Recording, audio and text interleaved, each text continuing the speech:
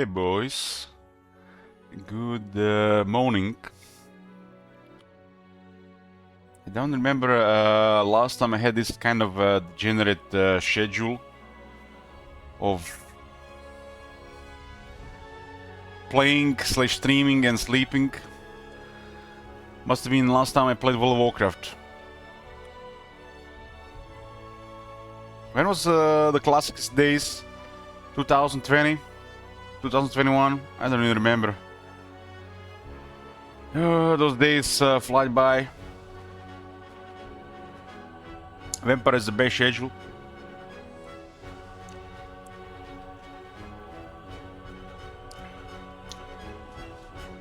It's good when you're exciting about what you're doing in life. When the time is just going so fast, we're basically just out of bed, back on track, and at the end of the day you just fall asleep. And before you know it, it's every day is like 10 hours later.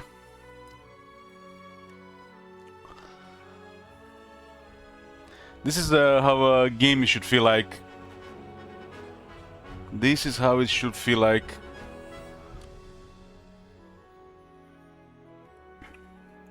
Last time we played one of these modded maps. It was the Unfair and Square, and the other one is called that I'm interested in. It's called the Wasteland of Doom. Wasteland of Doom.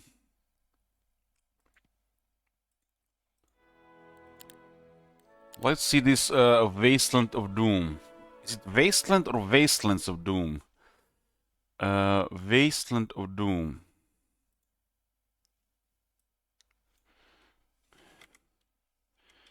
One second. Wasteland of Doom. Why am I having even changing title? I got Top Manager here. He's probably gonna put in some title.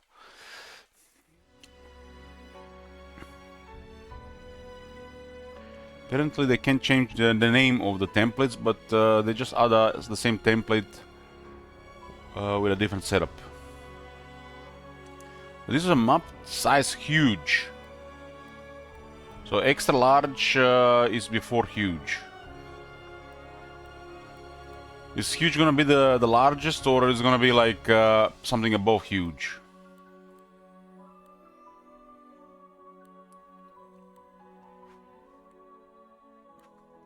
The map definitely felt really big. Really big.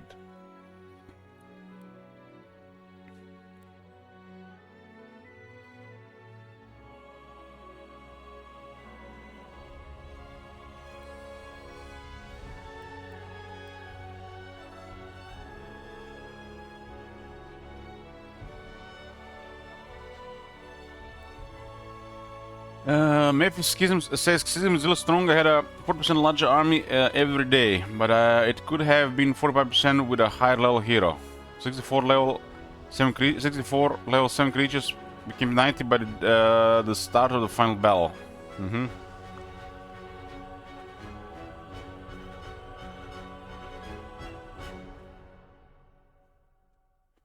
Corner Stab says, I hope they add smaller maps because of new game. I mean, the smaller maps do make sense.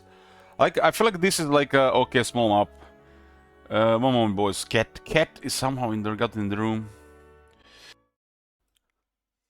Sorry for interruption. How's the game? Well, for a demo, it's pretty amazing. It's pretty amazing. It shows the great things to come. Oh my god. Hey, Summon Prime. Have you seen that shit? Holy shit.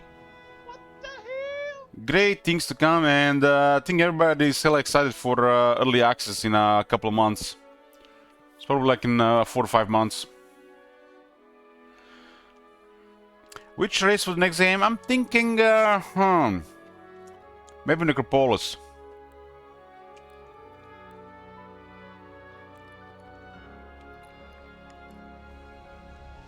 What?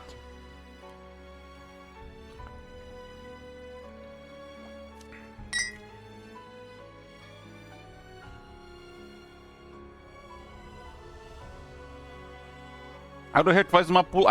Community has started making maps. Community started maps, and we might need to check some of the other ones as well. If you go here,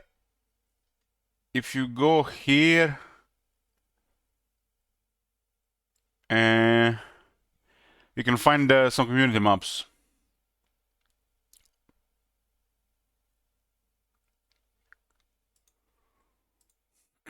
Hmm. So where is it? Where is it?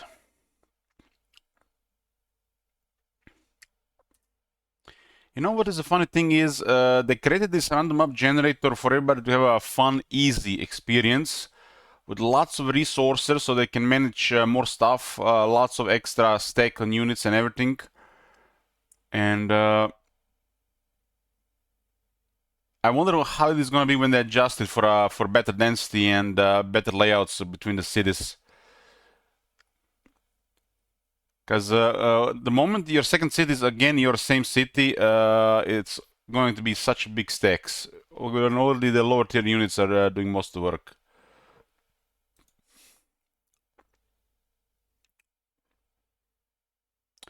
Is diplomacy here worth with necropolis since you can convert it to skeletons? I don't really recommend diplomacy unless you know what you're doing, because it's a really big hit on the economy. But it also depends on the map and your min maxing. But you do get some extra money for either having the smooth sailing or attempt to get some artifacts and/or diplomacy.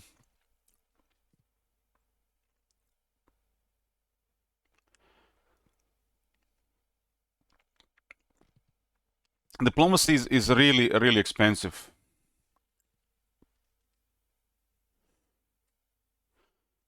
So you need lots of money to do it.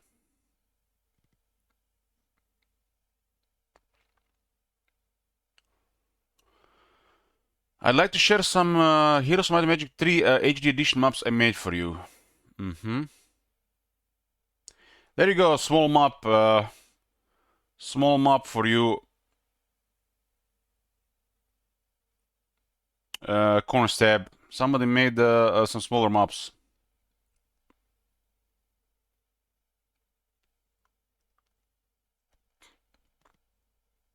How are this even gonna be working here?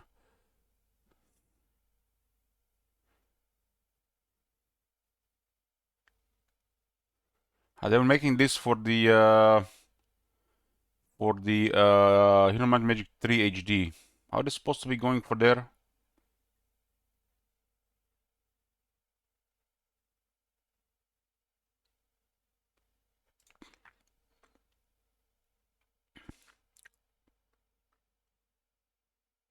They don't look like is this even working for the olden era? But it's the olden era. You see, Heroes Might and Magic olden era. So these are maybe just for the Heroes Might and Magic 3.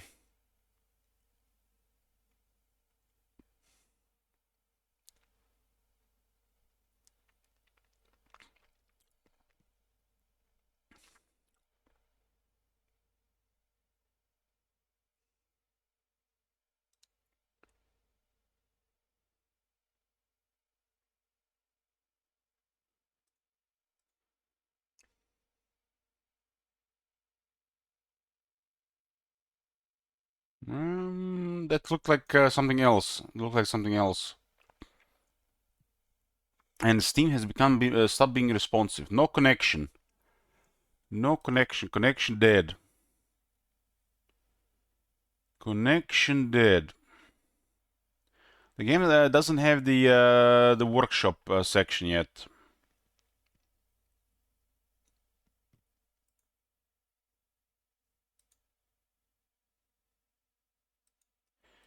So other than these three maps we got, it looks like that might be it. Those one were not for the olden era. Test. Can you hear me?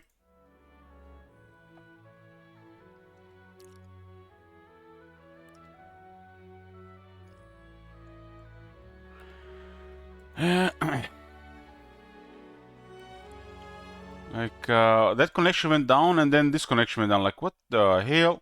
Oh, it's loading, it's loading. Yeah, the Steam doesn't want to open their stuff.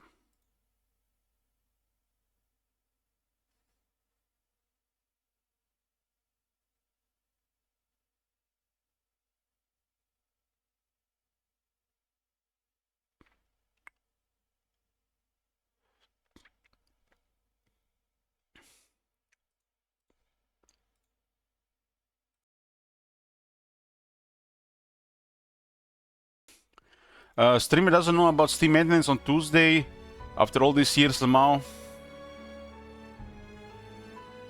What's Steam maintenance, man? I don't even know what day is today.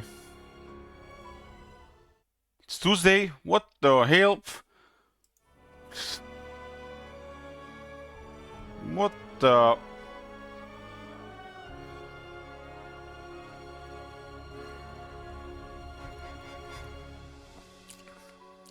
I thought it was, that was Wednesday.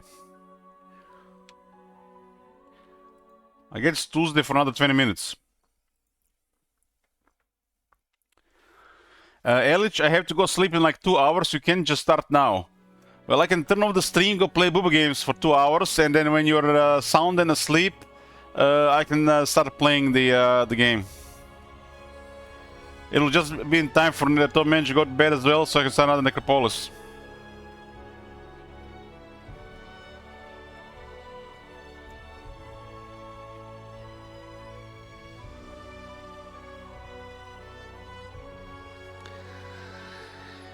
Hey, whatever is that Wasteland of Doom? I think this is the Wasteland of Doom.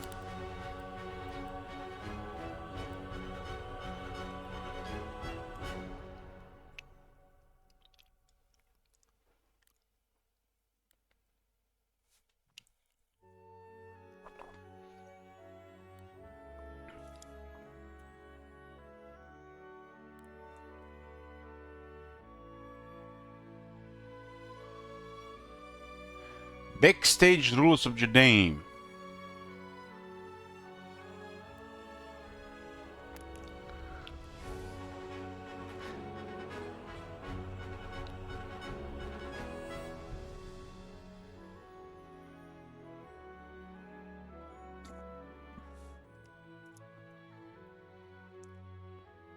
Let's go with Schism, second time. Second time. Played with Duvry, something. One attack, one defense, 3 spell power and 2 knowledge. En get it.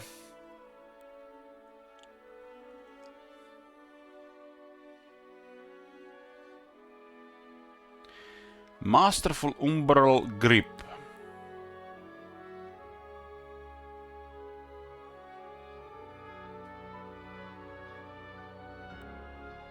Are we going hero spec for starting? What do you mean? I'm not sure. I'm checking what is even available.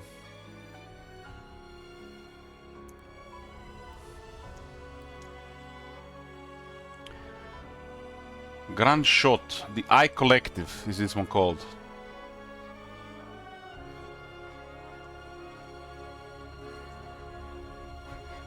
This heroic strike deals plus 40 damage, so it scales better with level, and even more with level. I wanna try the heroic strike specialists.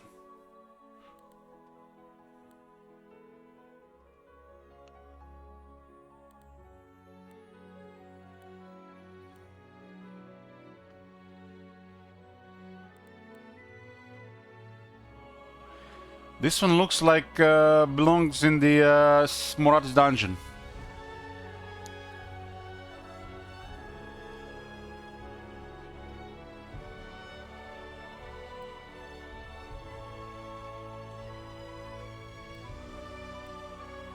This is interesting because you can roll four of these Concubi at the start of the game.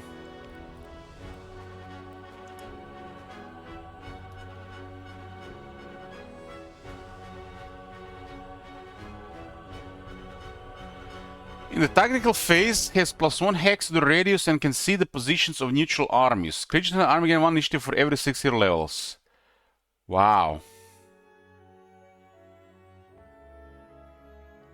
Wow.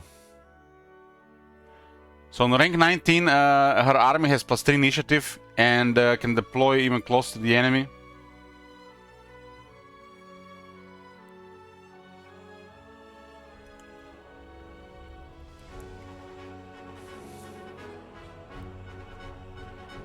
Let's go with Toolkit. See how this heroic strike specialists feel.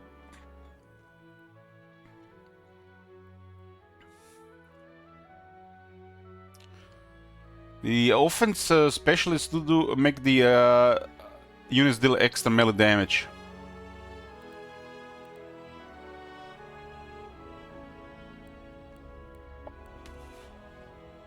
Toolkit it is.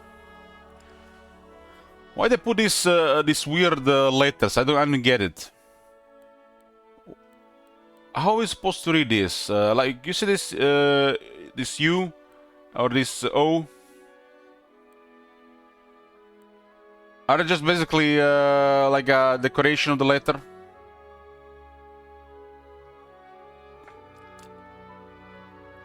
Also German letters. So this one is what Tilkit.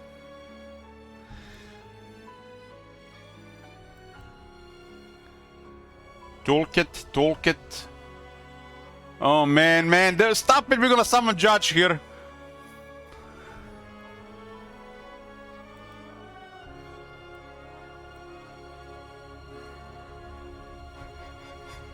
Dury. Toolkit.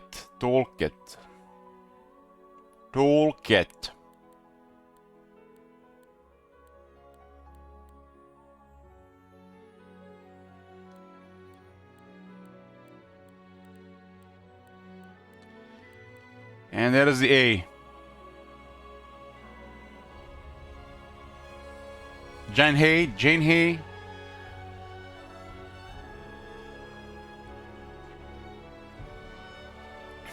Yeah, I played the Dover as my first. It looked very strong.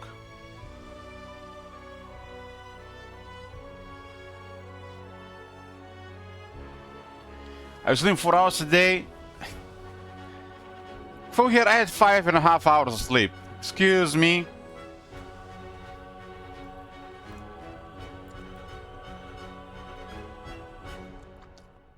Extra coffee will patch me in another 2 hours.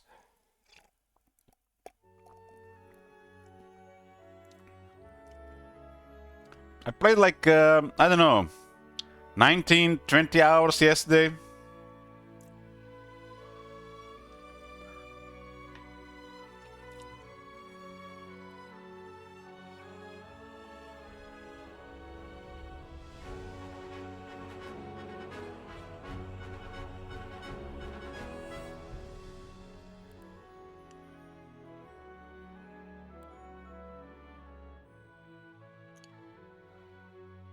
So you would say this, her name is Devry? Devry?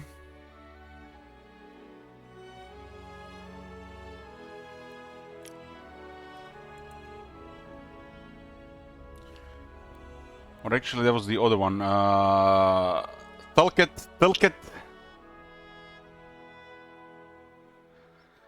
This one, Tilkit.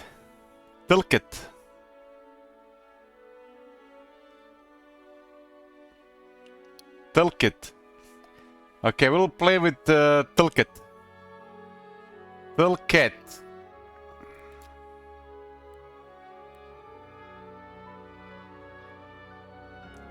His new name is Tim the Two-Man Tailor. Every time when I see this guy, I wanna read his name Token. I think this guy's just gonna be dubbed Token.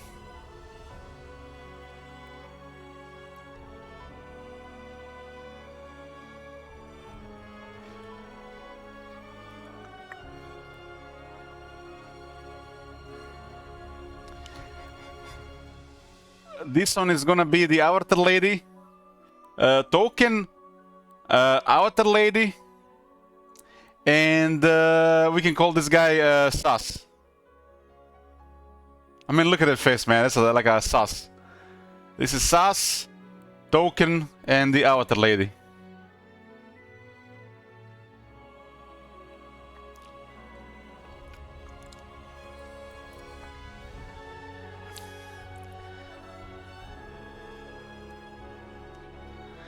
This is the guy. This guy has a face when it's basically. I imagine this. Just imagine like a shaved Khajiit from the Elder Scrolls. So it's like a cat giving you the sus face.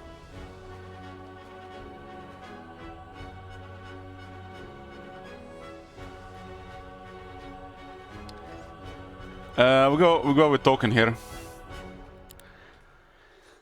Might be the best time to try the Heroic Strike Specialist, just to see. He sees the stars and they whisper back. Oh man, I wish the stars were whispering back to me. Must be fun when they're hearing voices.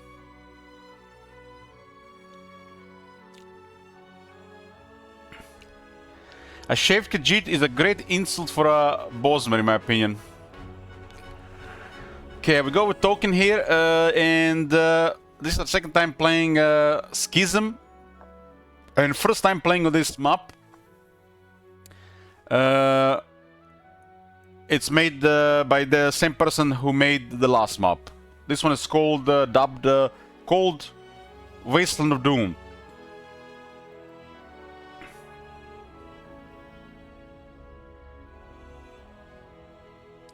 Go buy yourself 3 liters of Jack Daniels and you'll hear the voices. Why would you buy the 3-liter bottle of Jack Daniels? We buy just 4 liters of Jack Daniels instead. It's the same price. They charge at the big bottle like an extra bottle of 1-liter bottle. Start game.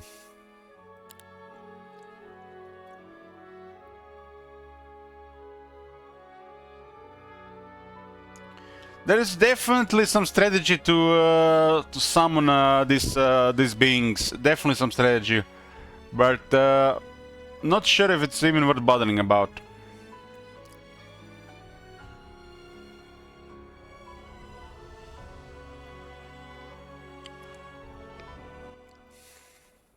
Okay.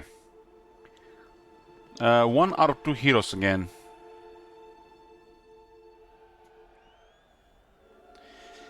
I don't know, man. I don't know. As a man of culture, Irish whiskey is always better than some American shit. How can you call bourbon or bourbon type whiskey shit? At least it's a natural process. Don't put some colorings and shit in there.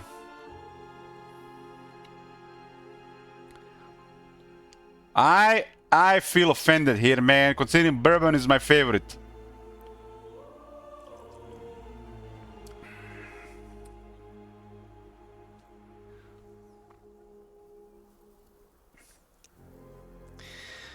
Okay, boys. Are you ready to join the cult?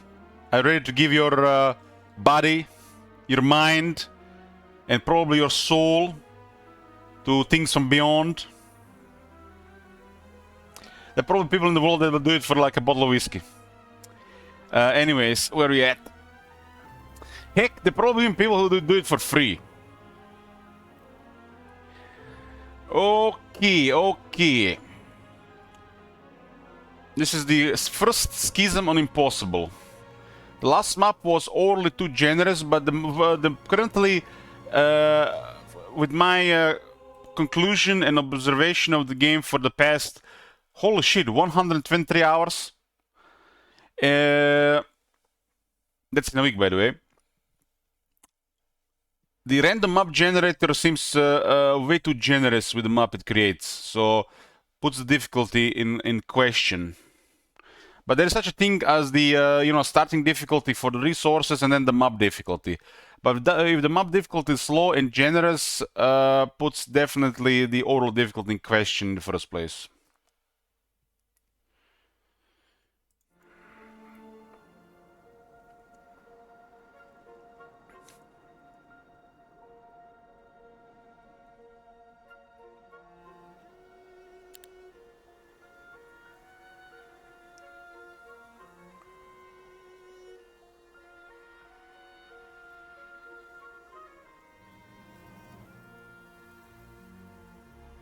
In theory, the best way to use the summoning rights is with units from the other factions. Do you get from their cities, or units that have been acquired via diplomacy or the map exploration.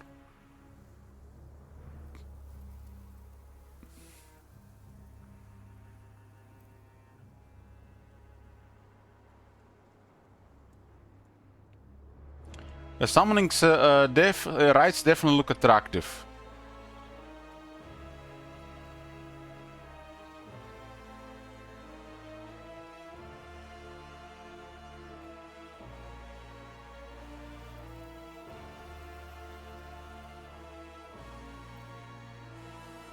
Does not affect undead embodiments and constructs.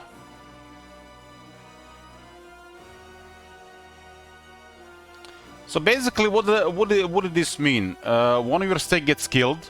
Let's say you lose the riders. You can use this ability to create a new stake from the rider's corpse. The stake is limited to half the health of what was killed, or the corpse, but capped to no more than the size of the summoner unit.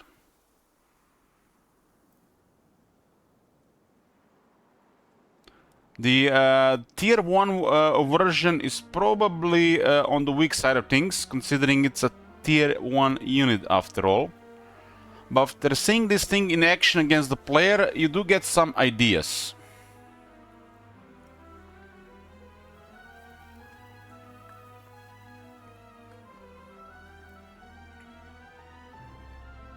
I've pretty much played like entire run of Schism, and I didn't even had the opportunity to use this. And I didn't even needed to use this. And the game just went fine with this faction.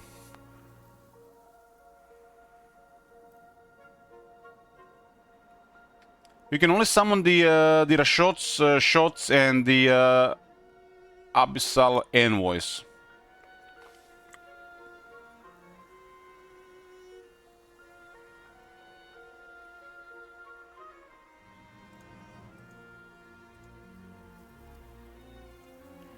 The Rashots have the summoning right. Grand Shots have the summoning right. And the Abyssal Envoys have the summoning right.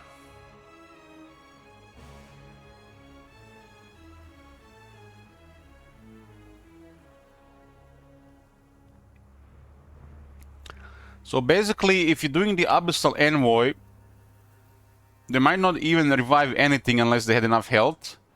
Or maybe it revives them at lower health. But the summons, I don't think they start with the lower health. They had to still complete one empty health to be summoned. So basically, to get one Abyssal Envoy, in theory, you need to lose 10 of these, huh? And 50 of this.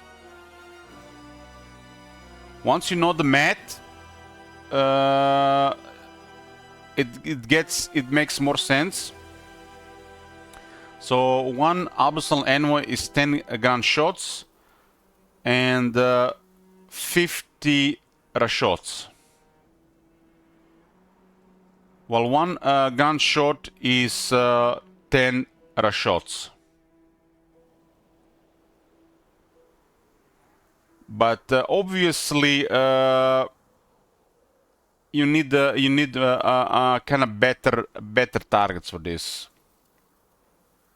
Better targets, and the Agashot Mata could be one of the first better targets.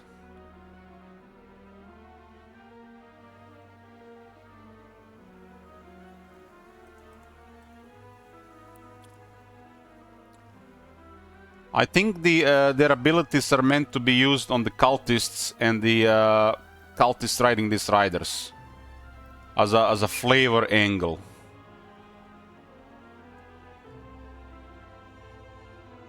And obviously even more so on the outside faction units, whoever is foolish enough to join their armies.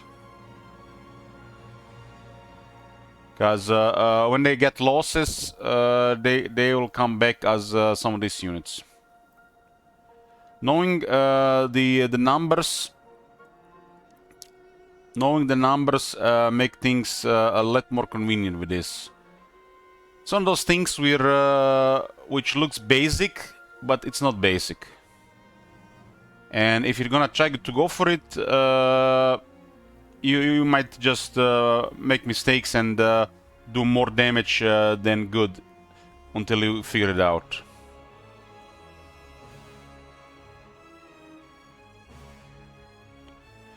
To me, this ability didn't seem like any good to use in the first round, considering this guy factions already has some other good abilities to use, like the cultist ability or the rider ability. And yes, the rights are restrictive. Only undead, embodiments, and constructs they cannot. It doesn't work on this. But it's kind of interesting that there are these restrictions regarding flavor and stuff, when clearly on some of the higher stuff, due to probably esports, you can cast Heavenly. Heaven does not affect the undead and bottomless constructs. And there are things that affect stuff anyways.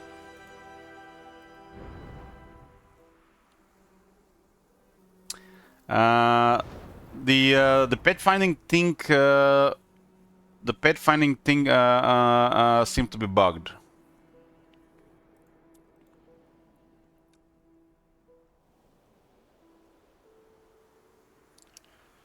The pet finding thing seemed to be bugged. I do need one more test regarding the pet finding stuff.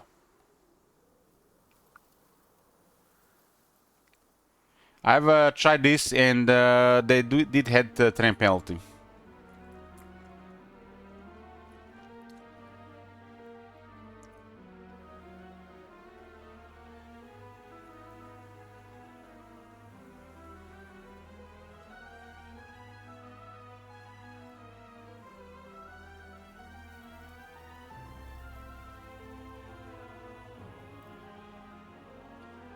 So the fastest unit is what, 6 or 7?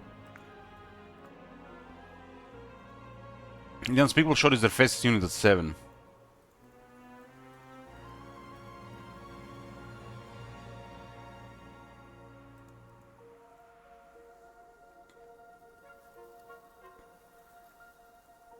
Cool, this look a little short, maybe because the other things are big. Maybe because other things are big.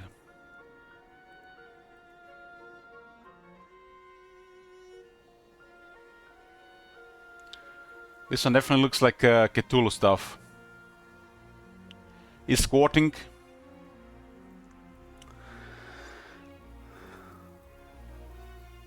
Damn, we don't start with the tower on this one. Damn! No, we don't start with the tier 2 on this one. Damn, this is definitely looking like a wasteland. I'm gonna have to use one of my only ore there. Then again, the resource outside. Okay. Our guy starts with the basic logistics, and he's a magic hero. Mages of the Schism believe the stars hold ancient magic. The light is scribed with spells. Tolkien alone can harness this power directly. After the rift opened, he felt an unshakable bond with the stars. Seeing them, always hearing their whispers. This connection fuels his magic, letting him read the stars for spells and summon their raw energy with ease. Perhaps within him burns a star of his own.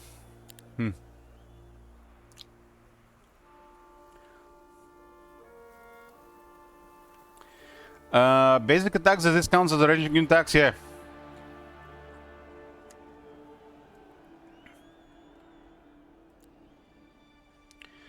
We got Colosseum right next to the city. And we got an Uncanny Right. Uncanny Right at least makes sense. Colosseum here, it feels like weird, but it tells a story. Maybe those knights want their bows freezing this place. Do subclass work in demo? Yeah, you can get these things. The Unstoppable, Unfathomable.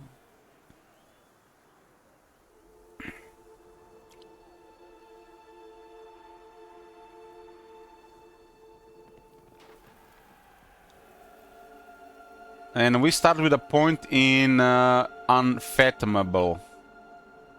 Logistic is part of it, so we are already 1 out of 5 for the Unfathomable. All enemies always deal minimum and take maximum damage.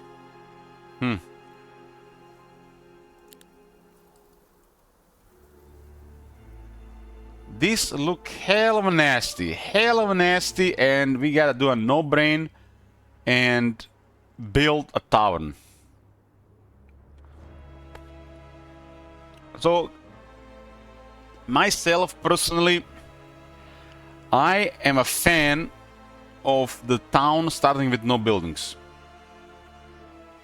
So, I would like to see sometimes play on a template or a setup where you don't start with anything and you have to build everything from ground up.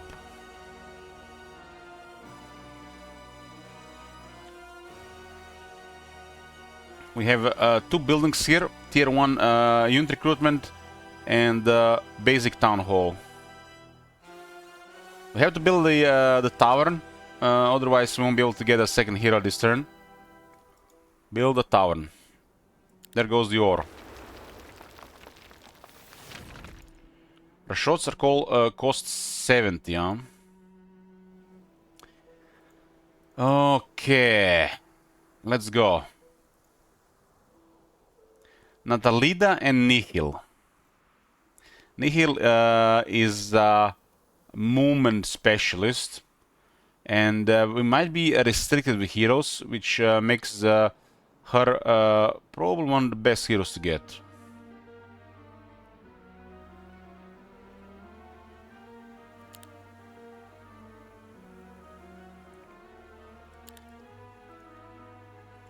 So we start with both logistics heroes of the Schism.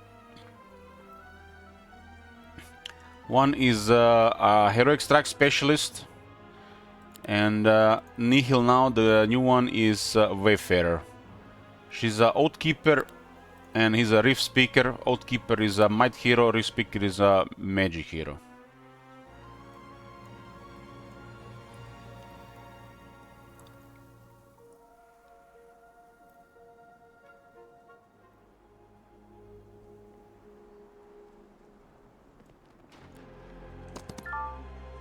For Mercury and 600 shekels. We got a windmill down there.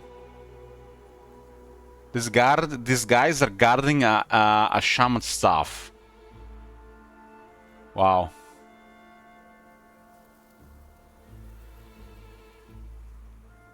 This might be the one game where we actually get the shamaniac soul. Wow, wow, wow. There's a horde of phantasm and undead pets here. Well, phantasm is easier to kill. Undead pets not so easy, unless we can shoot them or kill them with magic.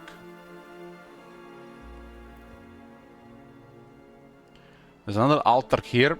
The altar is those primal snakes. So we got mercury ore and wood there. I need the 10 wood. So we start with 5, and we get another 5 there. The snow is the native terrain of this faction. So she immediately starts with 240 movement. Nice.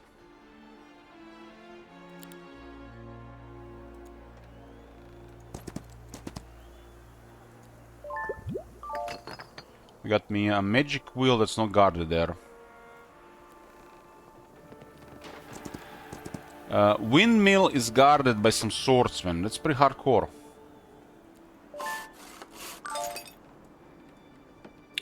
We got a pack of infernal troglodytes and lots of toxic troglodytes guarding a learning stone.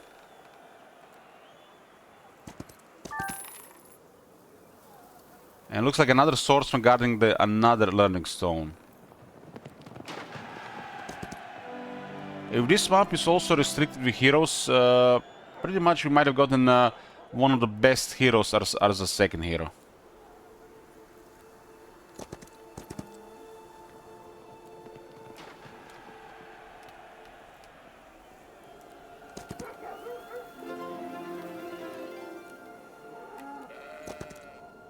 There's a red terrain here. It might be Sylvan. I don't know who owns the red terrain. Might be Sylvan. But it has not the highest penalty as the desert, so it might be a native to somebody. Look at this sneaky campfire behind there. You press Alt to highlight stuff that you can interact with. The zone of control or the engagement zones are with X. Okay, we got 13 wood and 5 ore. So we got 8 wood and 5 ore. And we got 9 mercury, damn. So we secured one part of the treasury. So the build order is a little bit slower here because not tavern.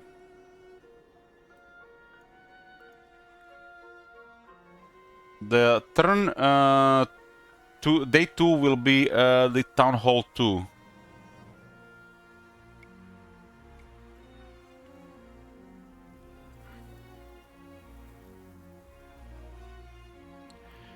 To get the lesser summoning right 2, we need 5 mercury and 10 dust. This is also really cheap gold-wise. Look at this, 250 gold.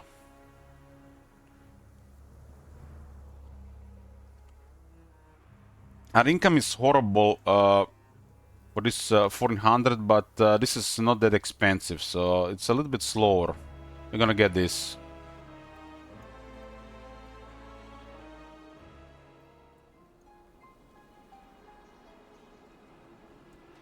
There's a windmill here with lots of swordsmen.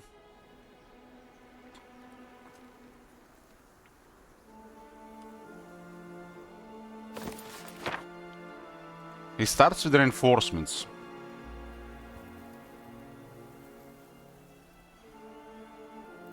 Did it say that when we were inspecting him that he had reinforcements as a starting spell? Last time when I played the Schism, there was no external dwellings. Honestly, stuff like that makes no sense considering the unique building of involuntary summons.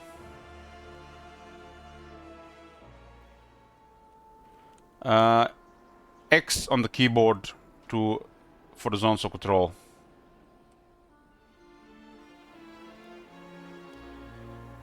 This seems to be a very small area, and I don't see ore mine or the sawmill yet.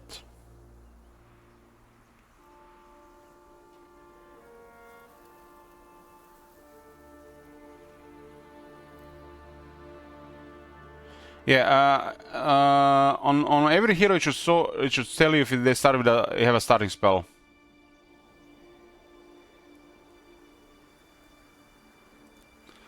This windmill and this learning stone should be unlocked.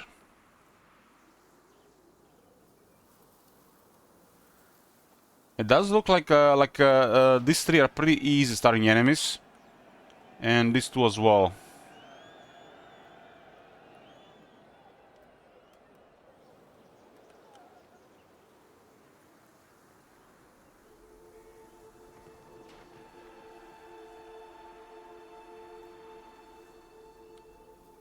This is a very small speck of nuts here.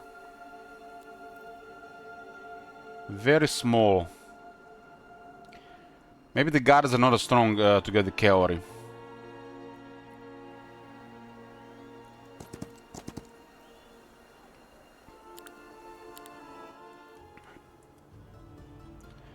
Our basic 3 units here. We got our tier 1, tier 2, and tier 3.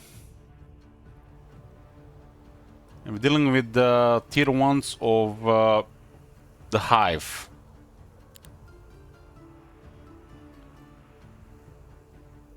They got the regular, the offensive and defensive one. So our hero has a heroic strike specialty, which means we do need the focus to use it. It would be nice that we can use this at the start of the fight, and we'll find a way to start with a focus charge. The best way is probably battlecraft. You do start with a focus charge with that.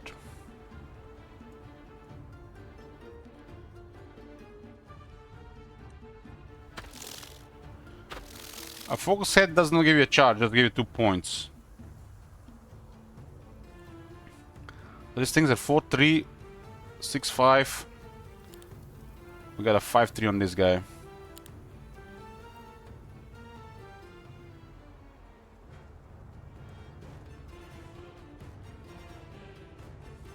What was the command to see more points in numbers? When you click on the to move, but you don't move, hold Alt.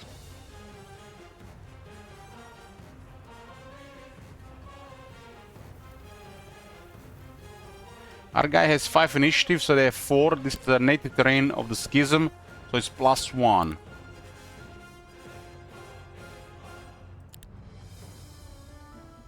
These things also have long reach, but they don't have the numbers.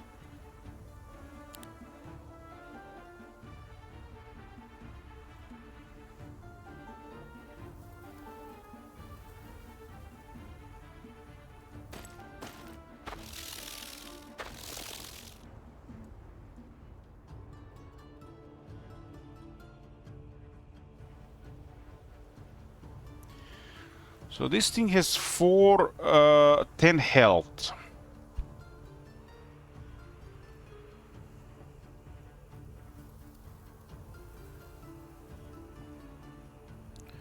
So 10 of these, let's say 10 of these get killed for whatever purpose. You get 5 back.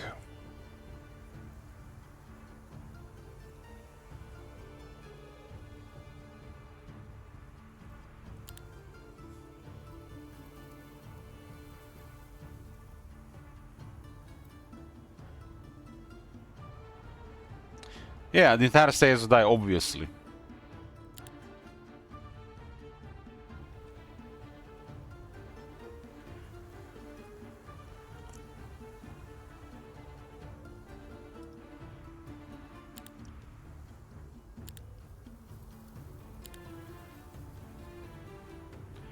Sometimes when you're making a move against the enemy that has the first move, sometimes morale is your thing, but this is too predictable for one morale.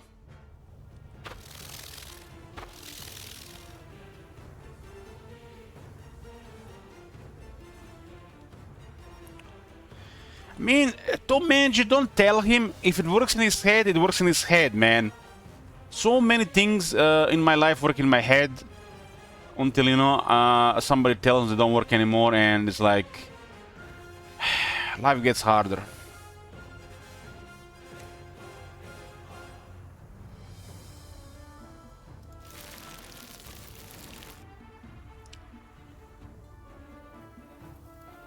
I guess going after the this one first makes the most sense. These guys have 9 attacks. For some reason, a tier 1 has a 9 attack.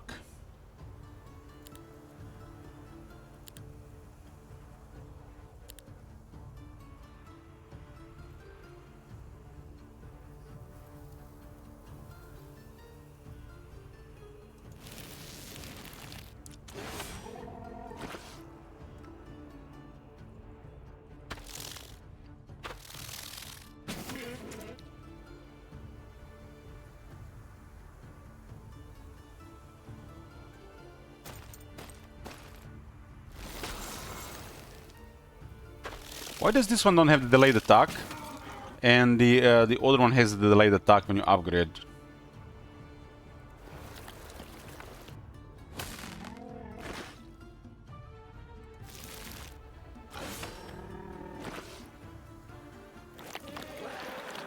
One rider went down.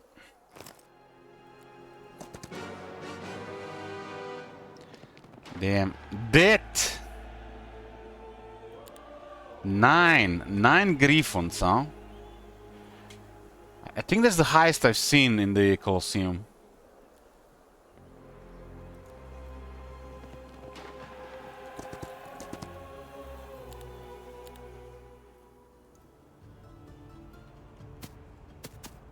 We got Communion, at least this one. Communion is a mechanic of the Schism, of the unique skill.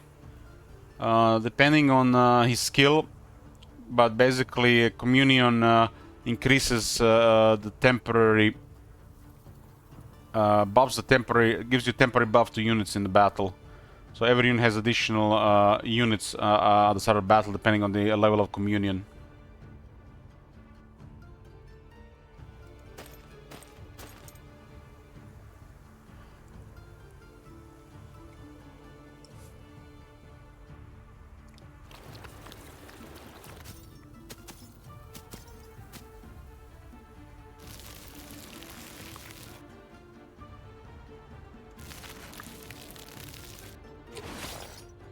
Which is good to mitigate losses and do more damage. Because temporary units get killed first. So, for example, that battle there, we had a 1 loss there, but we started Communion, but this battle, we have more health.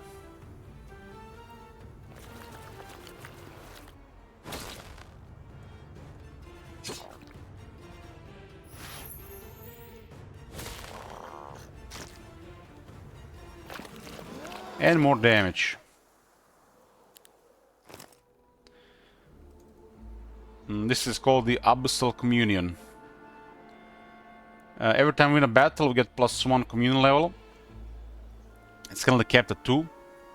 It'll increase with the skill level. And each level increases the number of friendly Schism units by 5% until the end of battle.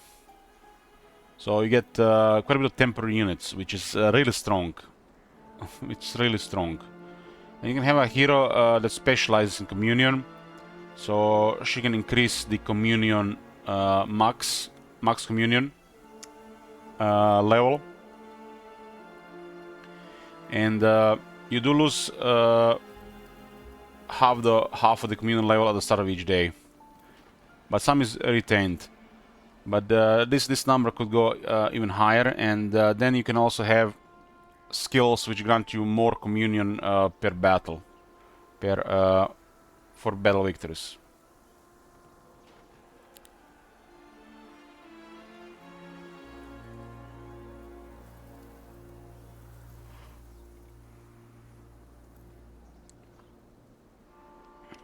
Now the question is that I've been wondering since the last game. Does the Communion level give you more for the Summoning Rite? That could be the key to actually get ahead with Summoning Rite. Naturally, they enter the battle with more, and then there's stock health was there more, but maybe the temporary health is not taken into account.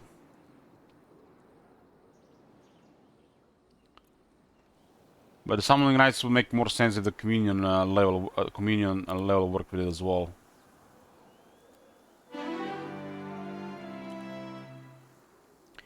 We got a level up here.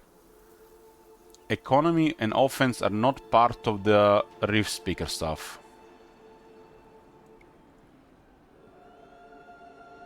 Offense is one of the best skills.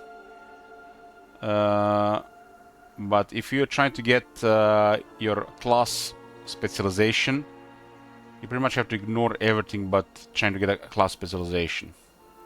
There's probably room for 1 or 2 skills, but it's gonna be less likely if you're trying to open non-class specialization skills.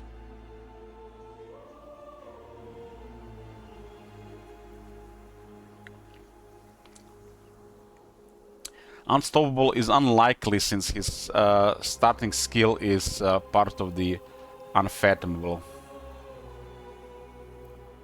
But even if you get like offense here, you still have 5 skills. And those 5s could be all in unstoppable, right? Copium.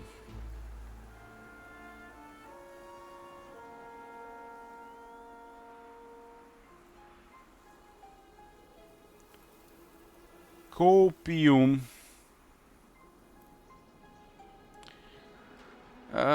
Man, I'm gonna go against my better judgment and gonna go with advanced logistics. Both of these are really good to take.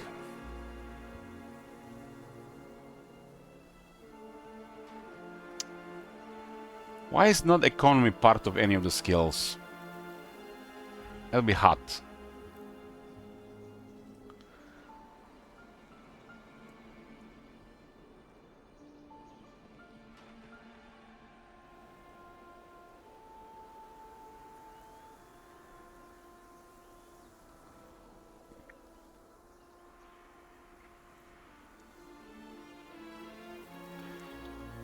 I think so too, Zapvik. I think so too. Because building your hero ahead of time with unlocking more basic skills has always been the best strategy for building up the hero to be the most, to get the most consistent, powerful hero. Everything else seems like a pipe dream. Building up skills, required skills ahead of time.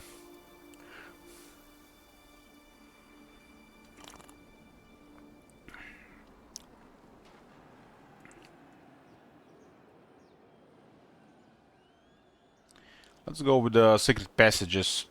We'll definitely be finding more terrain that's not native.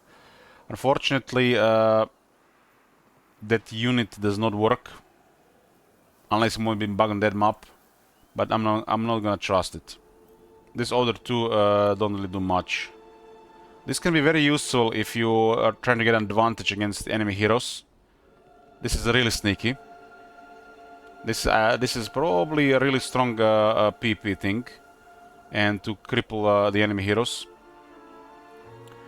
Well, I'm not using neutral global spells, because mostly because of house rules, so strong mounts not really a thing.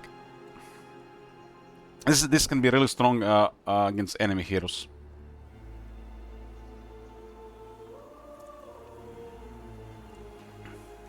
But we'll go with secret passages for map exploration. So we have easier time in other native terrain.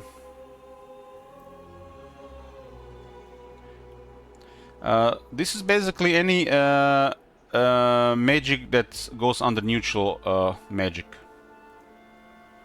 So any spells that are here. And the main spells there, other than unlocked by skills, are Second Wind, Shadow Flight, Gate of Light, Town Portal, and Dimension Door. They do have decent costs, so having stuff like logistics, the mounts thingy, if it's even doubled, it'll add up so much. You're just gonna be using those things all the time, even without like a very officially built hero for casting those spells.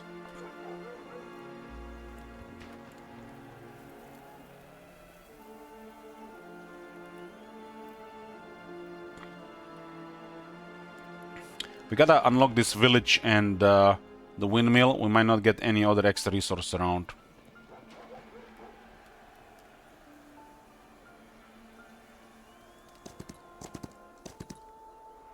"45 swordsmen."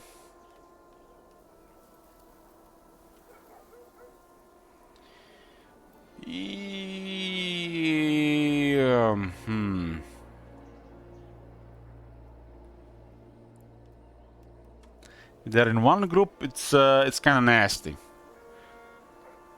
I'm actually gonna let flee these guys. I'm assuming they're gonna be in 2 groups. Let them run.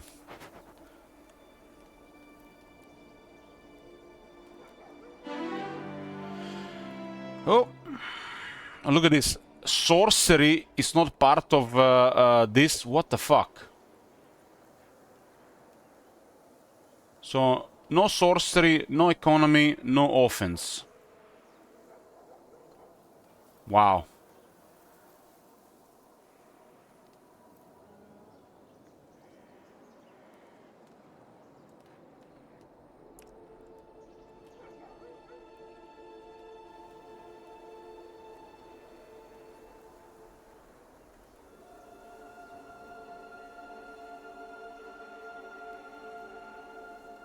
Well, might as well get me expert logistics, so we don't see logistics anymore here.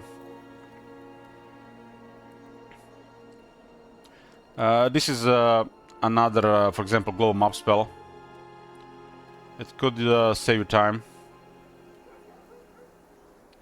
Especially if it's planned towards the end of the turn.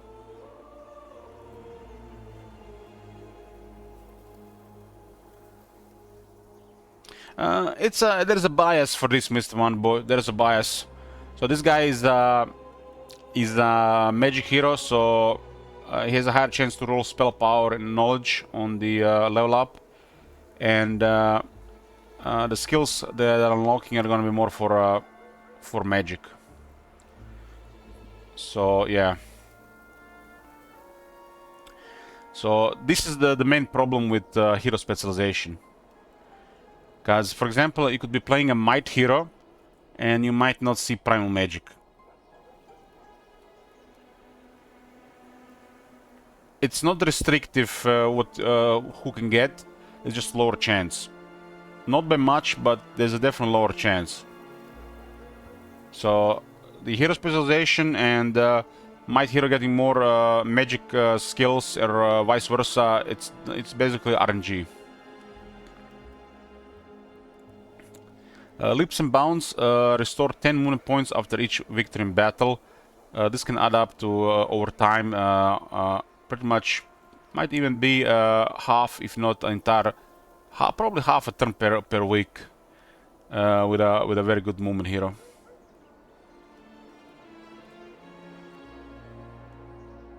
I don't really care about back to town personally. We have Unfathomable 1 out of 5.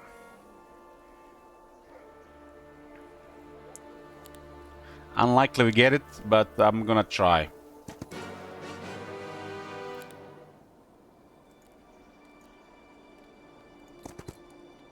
Okay, end of day 1. 299 law with 299 experience. So 1 experience equals 1 law point.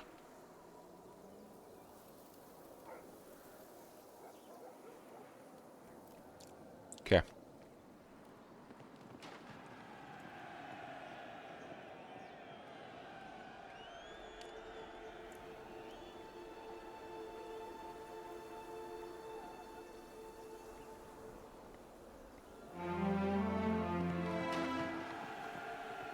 Day 2.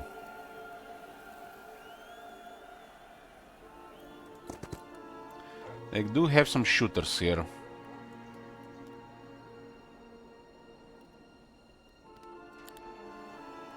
$199 experience.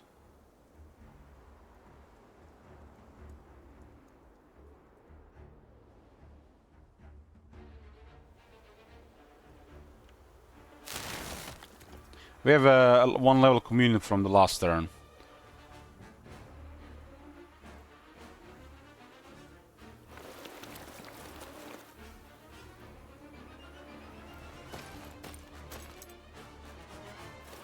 Might get morale here as well.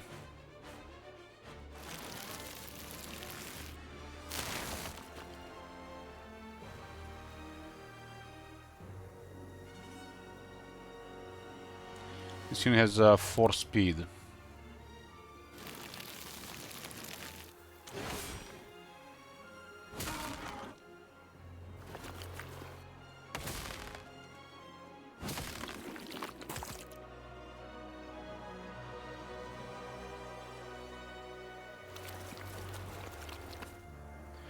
Okay, our first heroic strike with a heroic strike hero.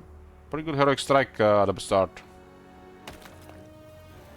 The heroic strike sound delay and animation is very lacking. There is no sound, and sometimes copies the sound so I used it previously, so it's probably gonna be polished. Oh my god! Have you seen that shit? Holy shit! What the hell? So you can see Communion is gonna minimize losses. And we are back to 2 Communion.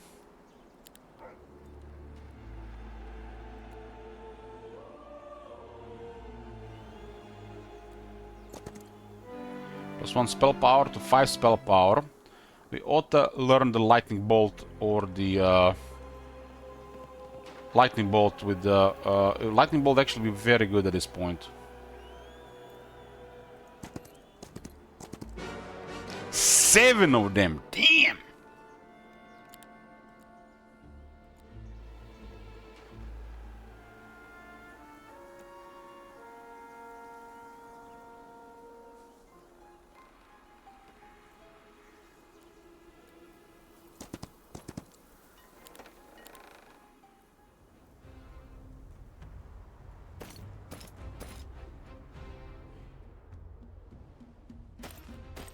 This guy does have a long reach attack.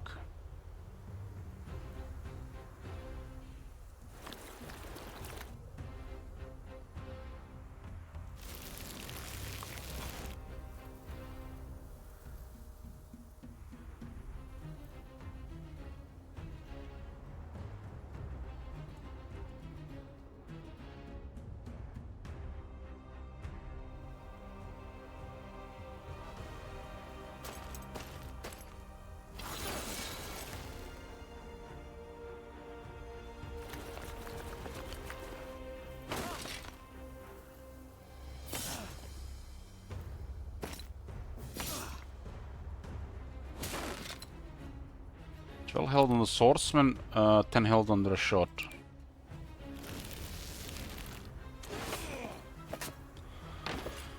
Number 2, I haven't really yet decided, but I'm going towards dungeon. For the same reason Necropolis, it's just like the whole team flavor of the dungeon is amazing. Their units are so much fun. 3 gems, nice. So I just need 3 crystals and we got the treasury. 7, damn.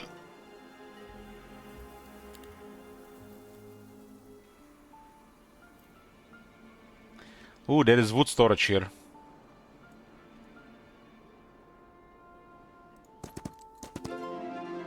$2,000 shekels. There's a rope for 1 defense there. I don't see sawmill or the ore mine. They might not be on this map, which would probably meaning the wasteland. Yeah, the aesthetic, that was the word I was looking for. Aesthetic flavor team, you know, that was the word.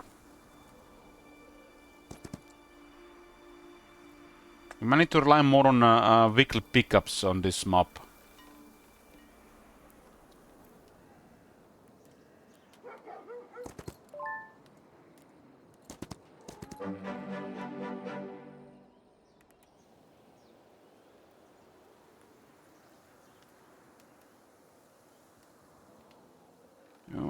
Okay.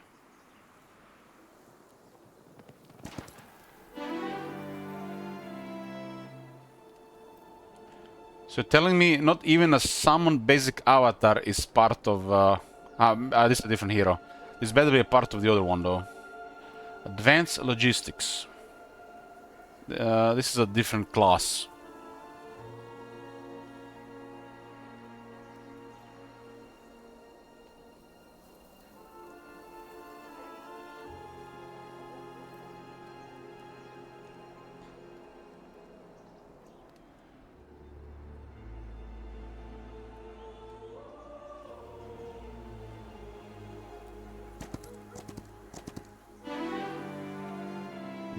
Basic recruitment.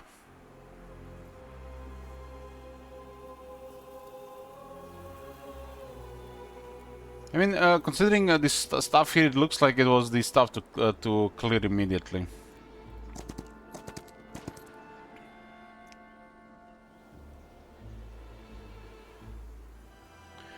Day 2, we get Abyssal Remnant 2. More gold and low points. That's 10 wood and 2500 gold.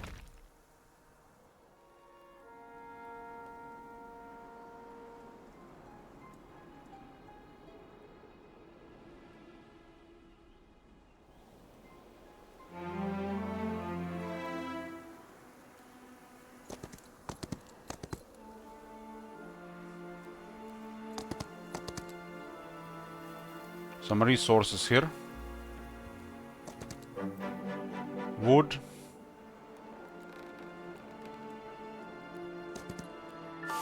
Wood.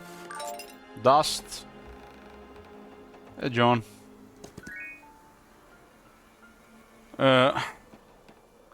Yoo-hoo!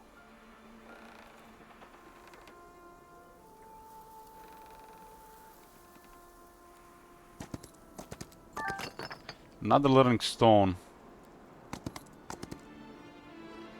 There is lots of guard captains here, and it's a snow area into Schism area into temple area.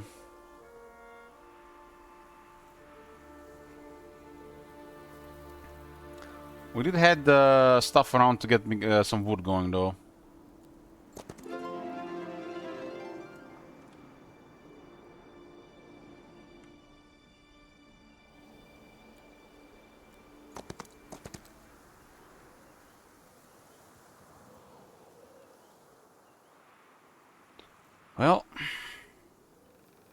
Well, hopefully this supply of this stuff doesn't go down.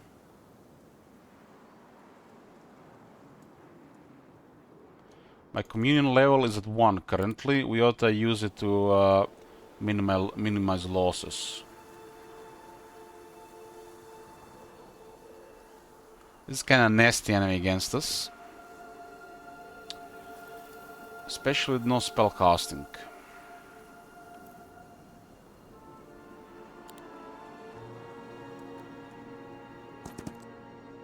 Let them run. They got decent stats and they got parry. We acquired our first artifact. It's rope belt. Because even the mightiest of the heroes have to start somewhere. It protects the important bits.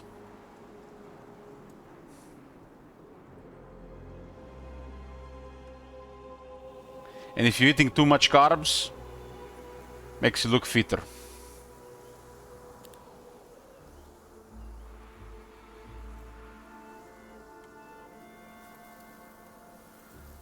There's a wood storage here, probably important to get as well. Defense to 3. They're not gonna be fleeing from us this time. This one is a shooter and this one is melee. They got pretty good stats for tier 1s. And they do counterattack before they attack. Before you hit them. We do have communion here though. I split these guys and hope we might get their counterattack out of the way.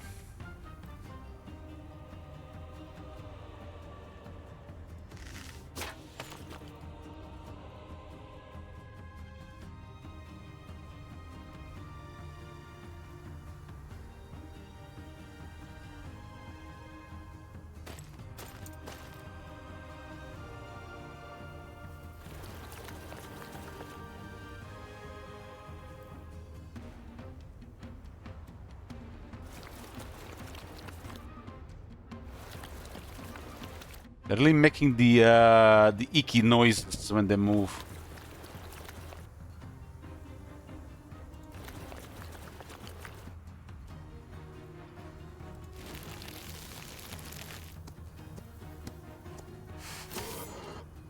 I didn't even see that tile there. They got morale as well. Oh man. Well. Wait here.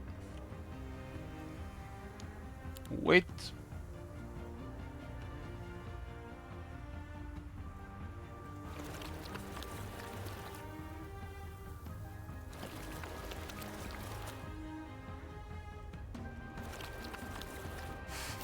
See how they attack, at counterattack before you hit them. It's called parry.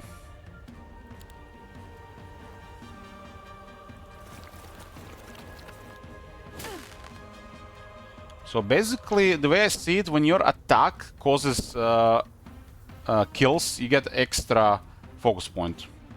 I wasn't sure if it was kills or destroying the stack, but I just noticed that it was when you do the kills. We'll use the heroic strike on the archer. It's actually not an archer, just a regular, but it's a range unit. And the upgrade one is called a phone archer.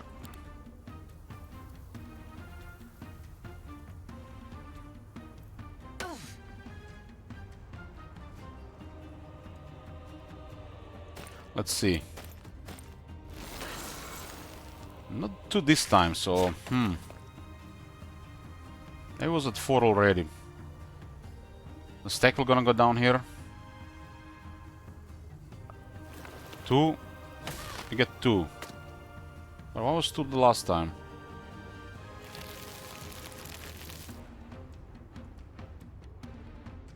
They have parry as well. We have okay initiative here and speed over them because it's our terrain. They have 5 initiative and we have 5 initiative, but we act first because we have higher speed.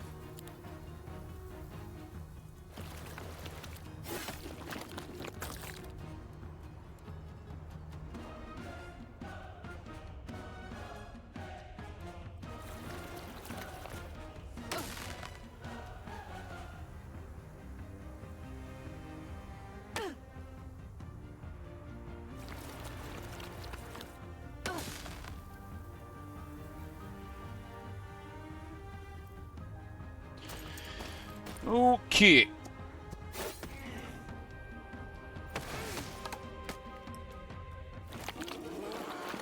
It's gonna be 438 laws all.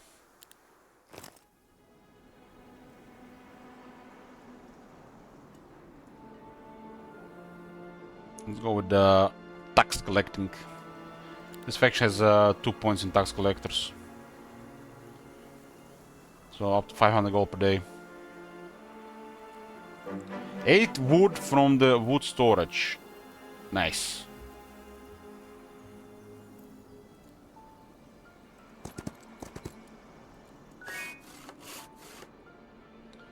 There's a trophy hunter's den, but the guards is a throng of locusts. That is nasty for our starting army. We would probably need at least the mage guild stuff, level 1 and 2. What would do with this?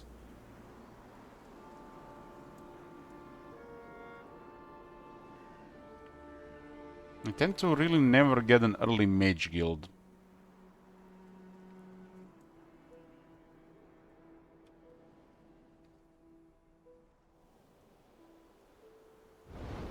Lightning bolt is 6 mana. Our guy starts with 5 spell power. 4 actually started with 3, but they got already 5, and it's 30 mana. And basically they generate 3 mana turn currently day, so 1 lightning bolt every 2 days.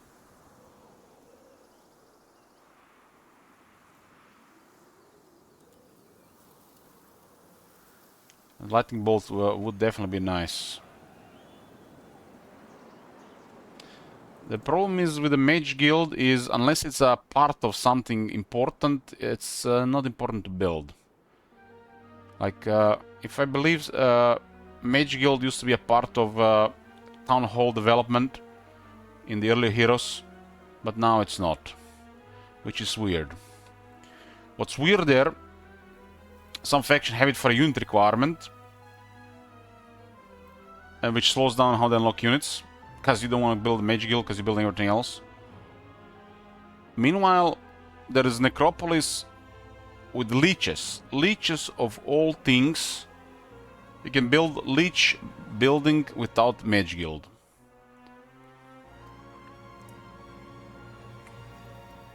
Getting a good amount of wood and ore even without the things. Leech. Leeches. The leech. The undead wizard. The undead sorcerers. Leeches.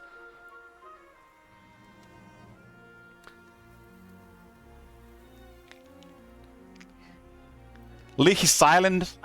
I'm speaking English here, not German.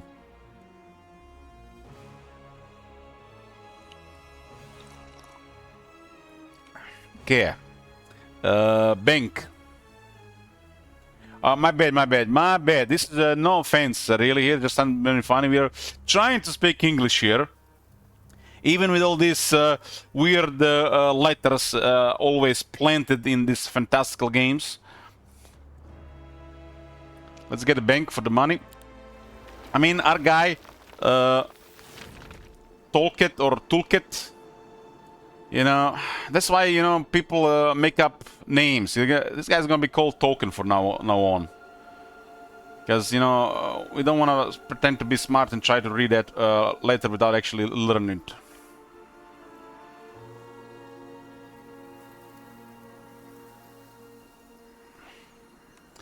Town Hall 3 better than bank? It's not, because bank is required for treasury, and you want to get treasury first.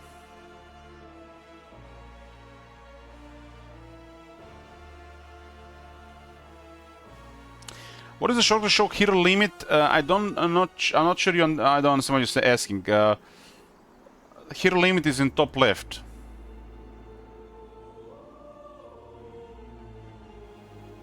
Do you mean something else?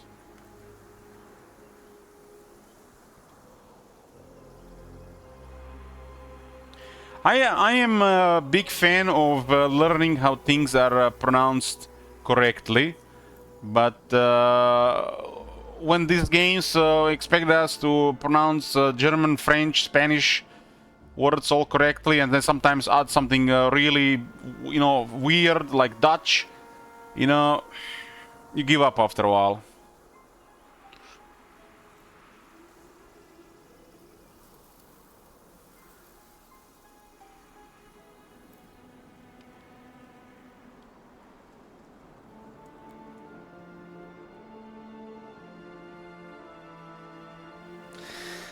Remember when I do, John. You know, when I played the World of Warcraft a couple of years ago with a guild, and you know how they pronounce my name?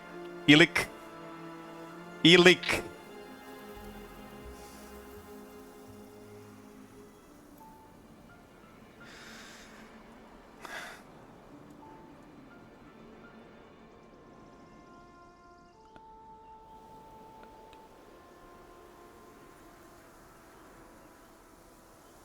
That's a great name, Ilik. My name is Elich. So there's no E. L, each.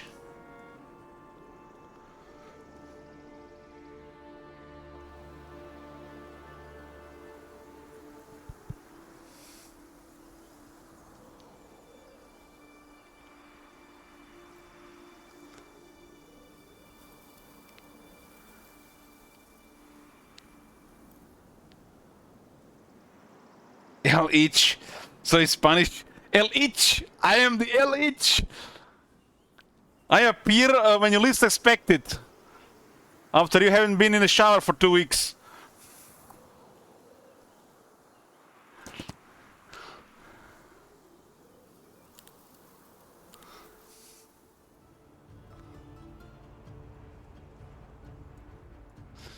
Okay, 40 nuts. We need to definitely shoot this one before they hit us once.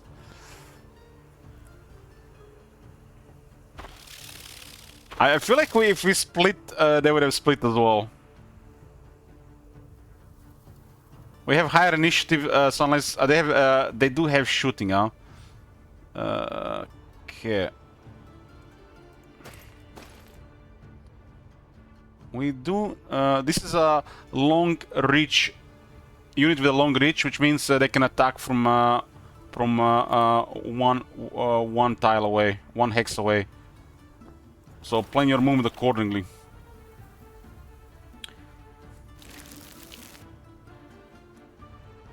I had a bit of initiative though, so this is the basic unit.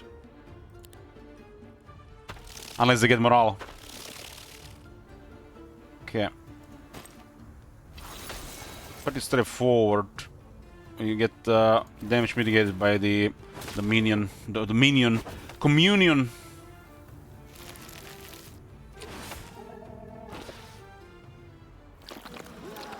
Level up.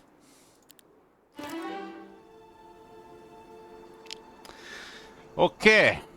Okay, so I have decided to try to get unfathomable, and this is why I love it expert logistics.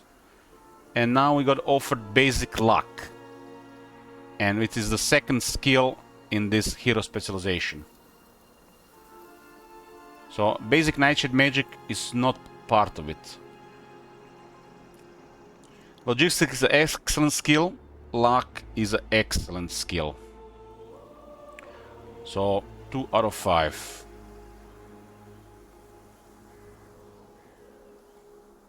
So we have still another 5 skills to get the remaining 3. And for this to increases the chances of actually unlocking your class specialization, you do need to ignore everything, no matter what skill are offered, and just try to get these skills. Otherwise, it's very likely that you're not going to get it.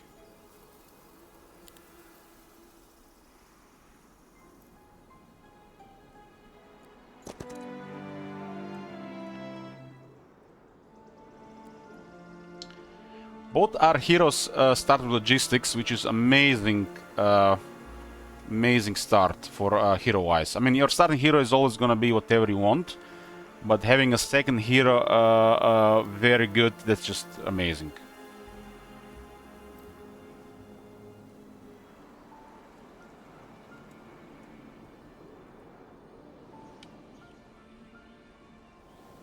These guys are guarding an endless bag. Huh. That's cool. I am missing crystals. Crystals for treasury.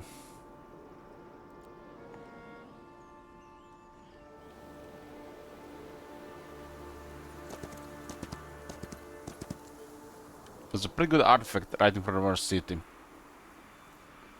We ought to definitely get all these windmills available, because we might need to get some resources from there. We do have a village, windmill,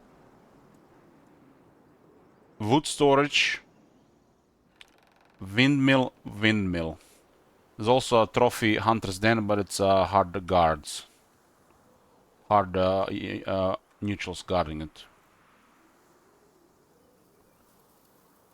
There's orcs. The weak locations are definitely much weaker when there is a hero limit. So it's up to you to decide if you're gonna go for them. But you know, early on when you need stuff, I feel like there's no alternative.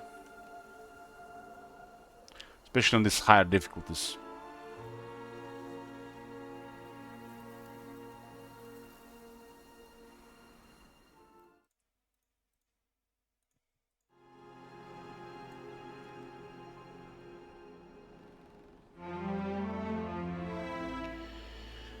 Day 4. It's not possible to get treasure on day 4 on this map.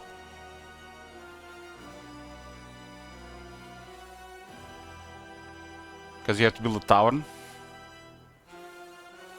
And it's not possible to build treasury on the next day unless you can get 3 crystals without the marketplace.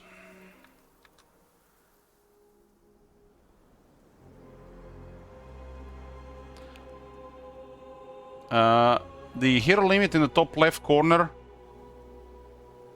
It's supposed to be there. It's supposed to be there.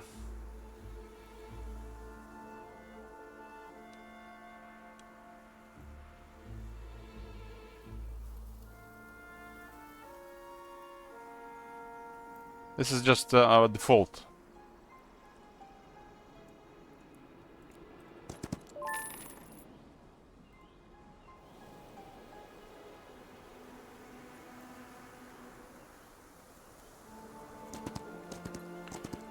No luck with crystals.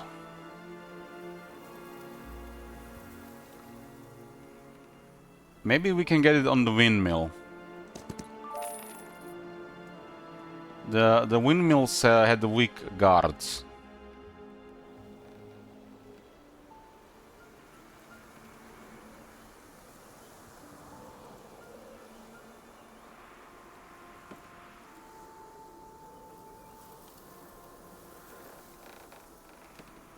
You can clearly see some of these enemies are actually weaker than usual and some are stronger than usual.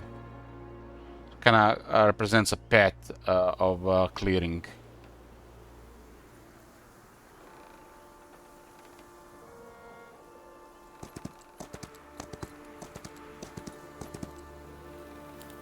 Let's get a communion up.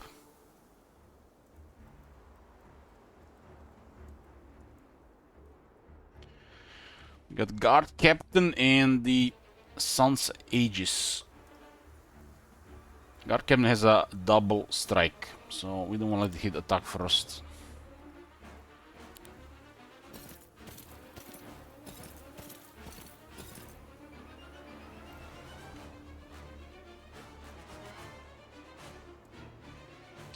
This guy has beat us on initiative. He has 7 initiative. This thing is 7 initiative is amazing, but there's only 3 speed.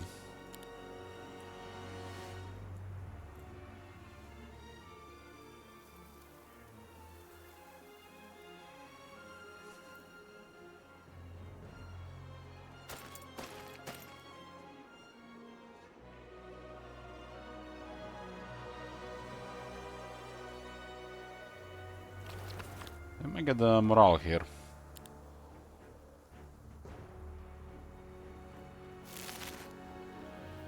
Wait, they're waiting as well. Attack here, then we get hit hard.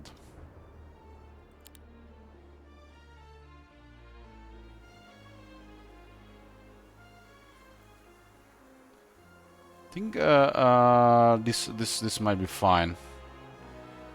They both go after him. Not so fine. We could have also tried to get morale, but yeah.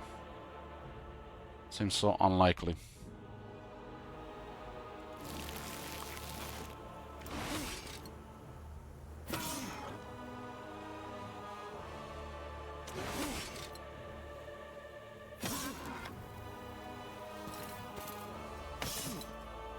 Communion is pretty good for this fight. Their units are too small in size.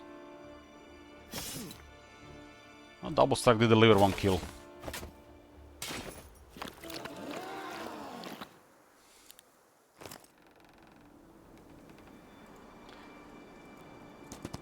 Nihil 1000 experience.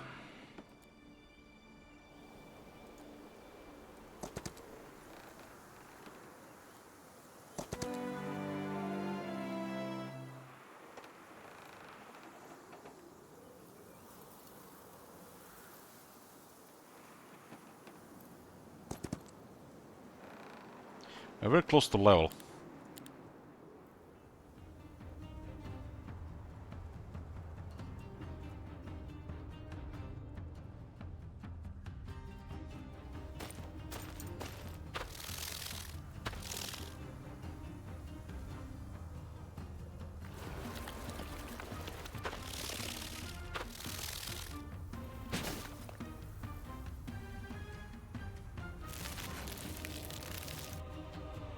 Glowing one is the higher damage, and the red one is tank.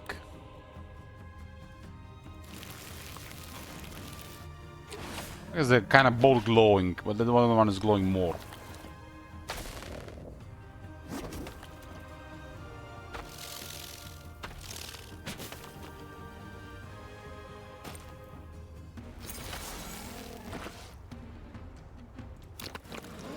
Level up. Ooh.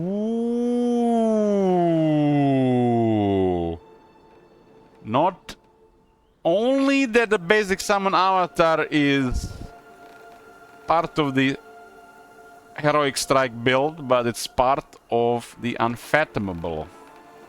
Makes token even better. And we got 3 out of 5, boys. If I picked that offense, we might have gotten shit.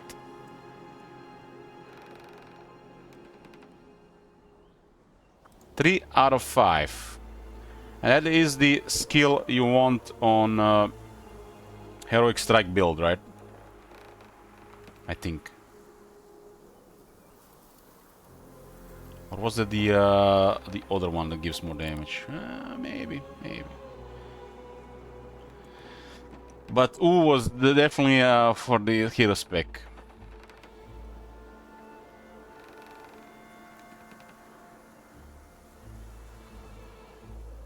We get this is a trunk of toxic troglodytes. 2 more wheel stones. Teasing me with 9 spell power available with additional knowledge in the area to 9 knowledge, 9 spell power and 5 knowledge on level 5. And I can't even cast a lightning bolt.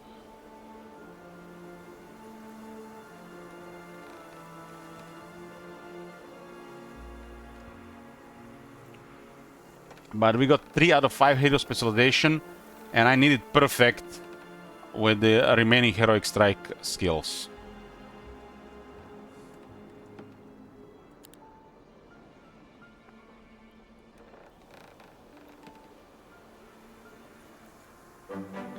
No luck with crystals here.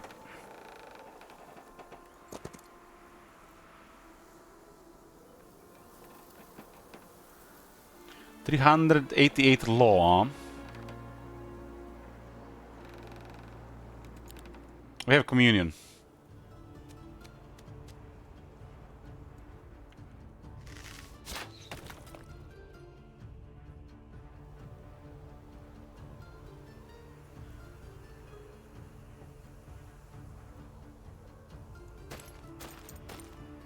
Should have played a little bit closer.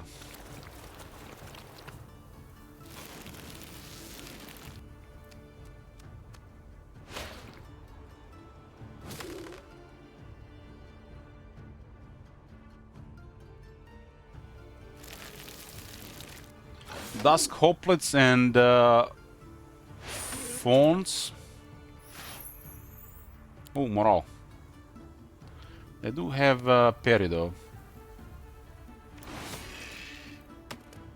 I'm not sure why this unit take 1 damage. It's kind of bugged from the looks to me. Heroic strike.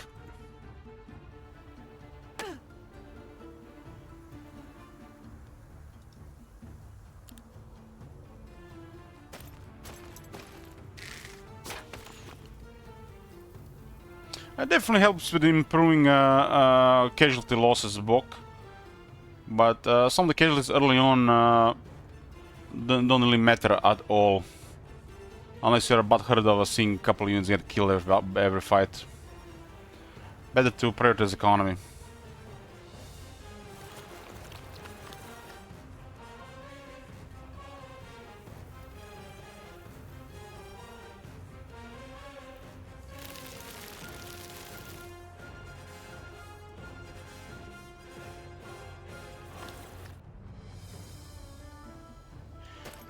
So far great, weird scenes, great. Been enjoying them.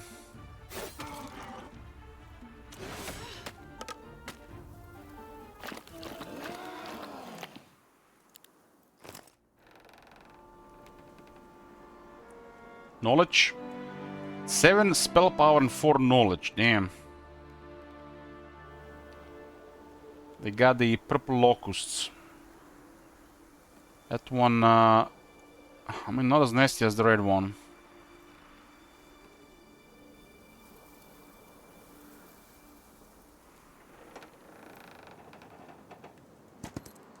I'm gonna get the Mage Guild.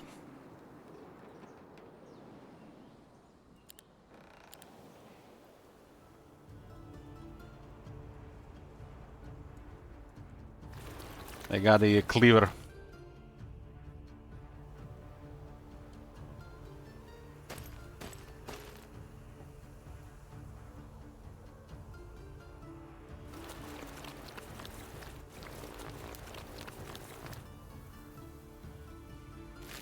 Queen does the lower casualties. Just have to go in their face.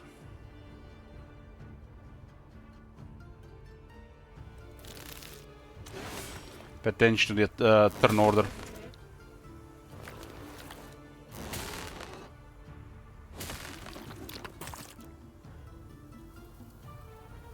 Wonder if there's a hotkey for a heroic strike. 1, 2, 3, 4, 5, 6, 7, 8, 9, 0 maybe.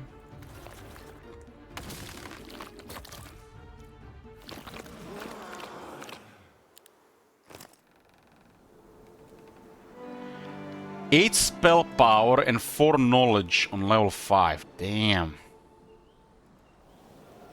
I'm gonna... yeah, I need the treasury. I need the treasury. It's minus. We'll try. It's gonna suck starting week 2 without cultists and riders.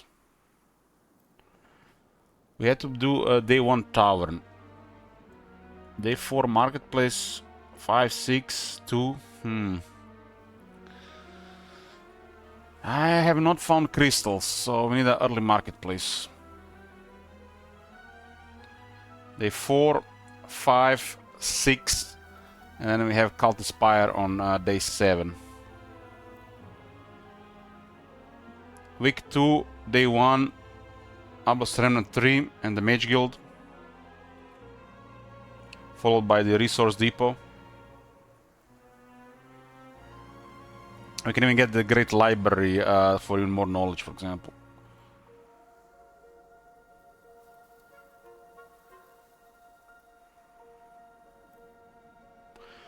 That might be the number next to the 1 for the Heroic Strike.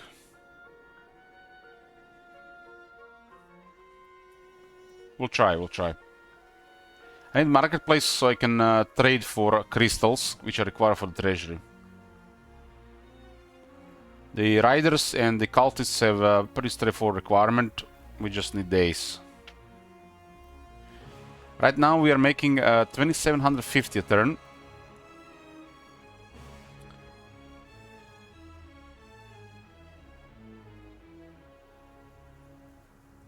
This is actually pretty good considering the other stuff. We're making 3000 right now, every day. And treasury alone is 3000. So treasury make as much money as the bank and the town hall 3.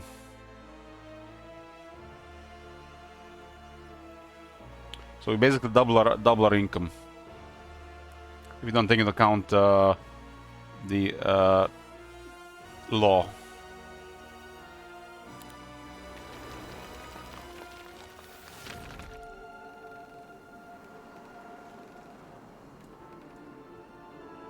So we'll have 1, 2, 3 windmills and 1 village. Should be some resources that we need for next week. And we also have wood storage. And there is a little bit more ore here. There's no ore mine or sawmill, but this so far has been working.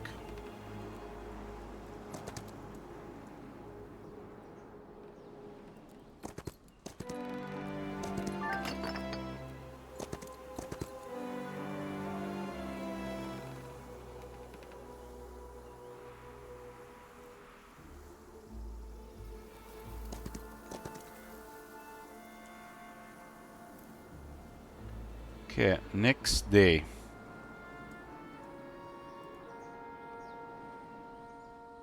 The crystals are gonna be expensive. Very expensive.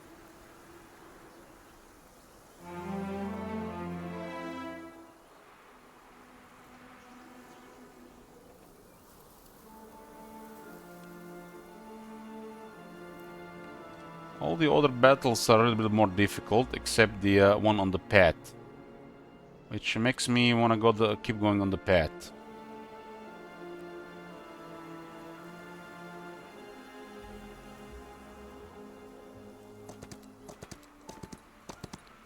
Path might lead directly into another city, who knows.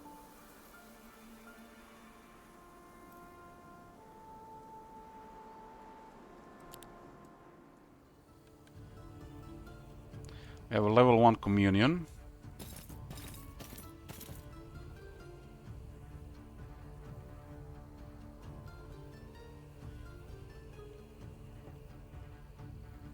This thing acts first, so it's gonna wait. Double striker. It's gonna wait. So this move, the next move, it's pretty much the same thing. Might get morale here.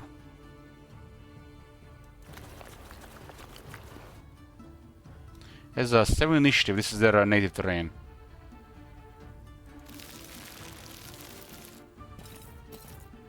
Actually, it was probably worse to wait. This was probably better to do like this.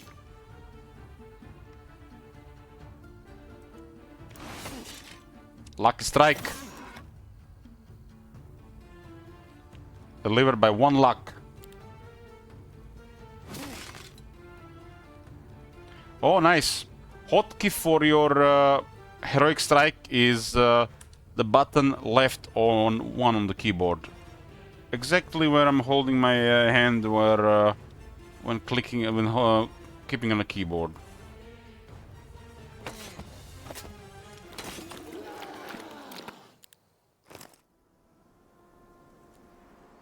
Damn, 9 spell power.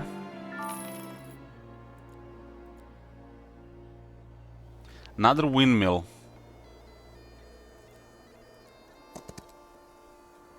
And a magic garden.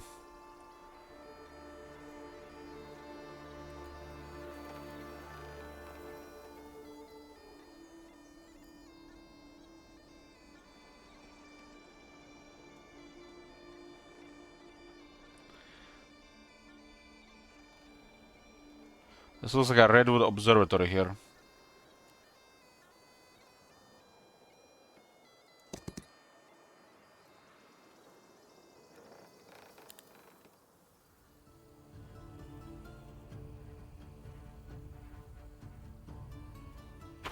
Okay. Does look like the resources are available.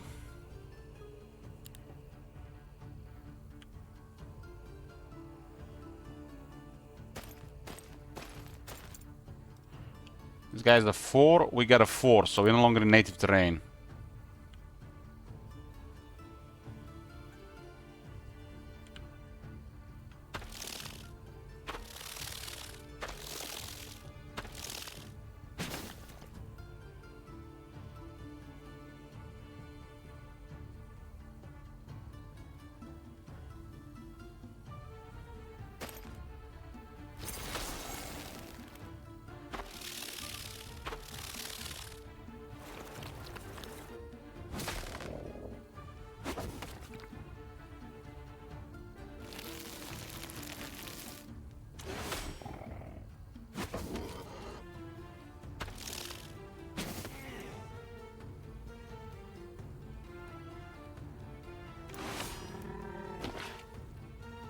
The Slug Rider.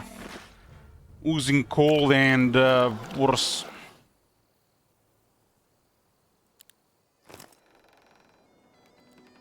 Penalties here. 14.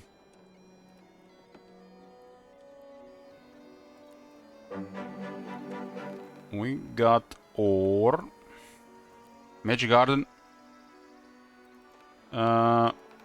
The plows through doesn't work.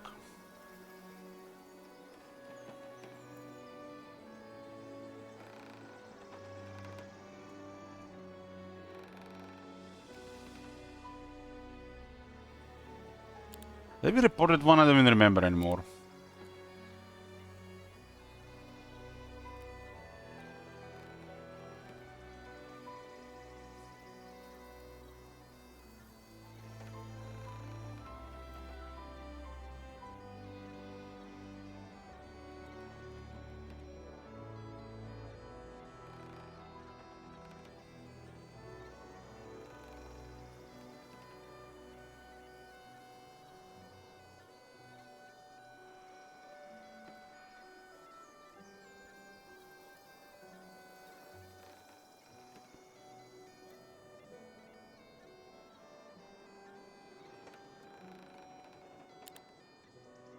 Okay.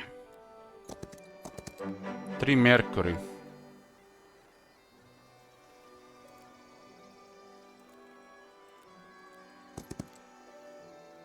There's looks like a temple here.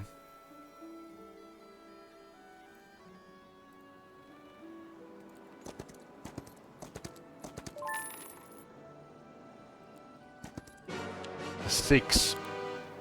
So 776. A lot of gold though.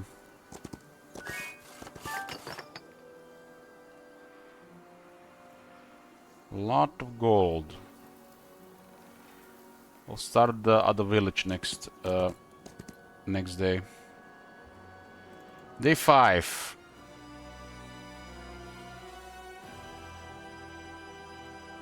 We go for the walls.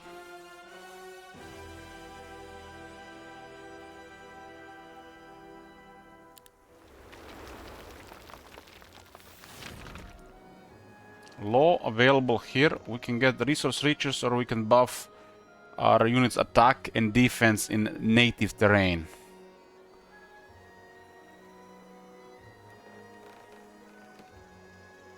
Ice storms on the last tier does lower the enemy speed initiative by 1. That's very nice.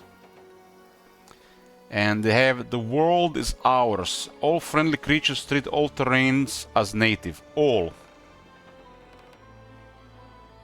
So really nice, especially with this on top.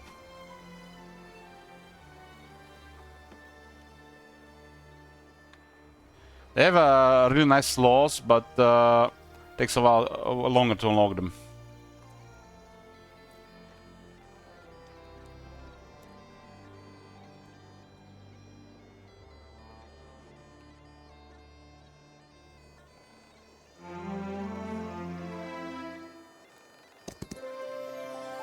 There's the observatory.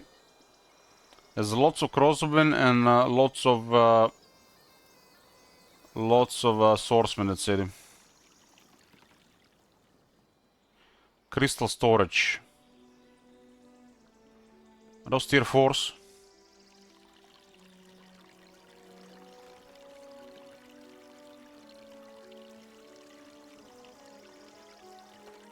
Does any creature in this faction have lurker in the name? No. Why you ask? Have you unlocked the last tier of laws before winning? I don't remember really. But it takes a long to unlock this faction's laws. They have a lot of laws, and unlike Dungeon for heroes and Necropolis for towns, they don't have bonus to law.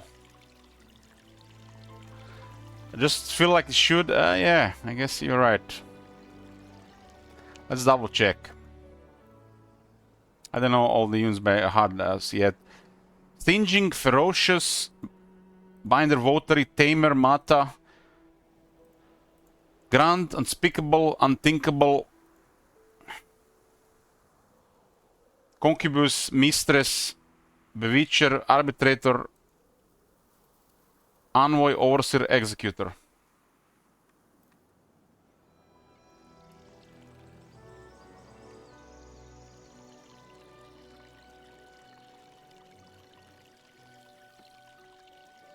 This doesn't seem like it's gonna be the higher end, but if it is, it's ugly.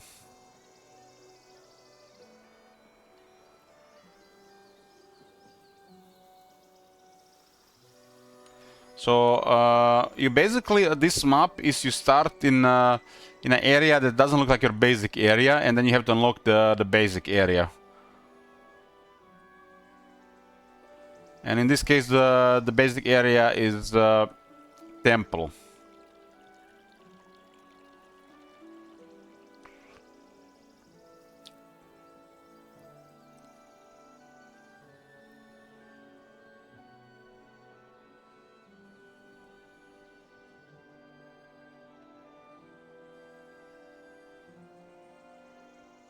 Nine spell power and 4 knowledge and no lightning bolt. Damn, that sucks.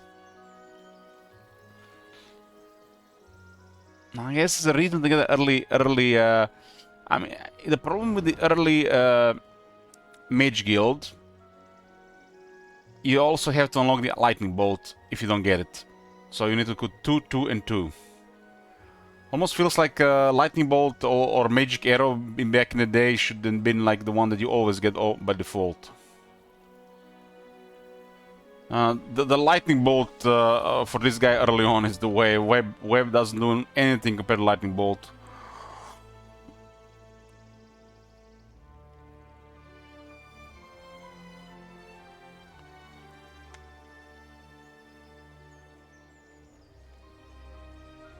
What if this is the high end? I feel like one of these days it's gonna sell lots and it's gonna be 48 or 49. Because this is the high end we lose, if it's the low end it's fine. What's the worst that can happen? We just lose the army, huh? And the rope. If you flee, you lose the artifacts. I don't understand why you lose artifacts when you flee. I flee from my neutrals, I kept my artifacts. I flee 2 times for the hero, I lost the artifacts. So hard to say. I guess so summon avatar is available. I totally forgot about that. Elich. Need another coffee. That's a low end.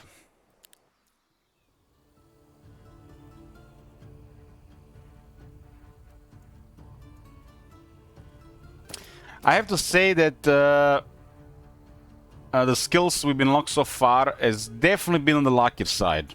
Don't expect to have such a progress to hero specialization, especially for this guy.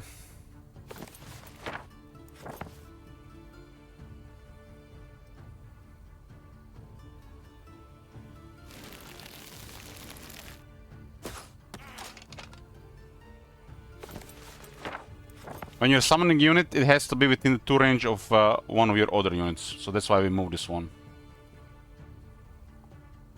This is Avatar Magic. The hero basically summons a pretty decent unit. Pretty decent unit. It has pretty high stats for the start of the game.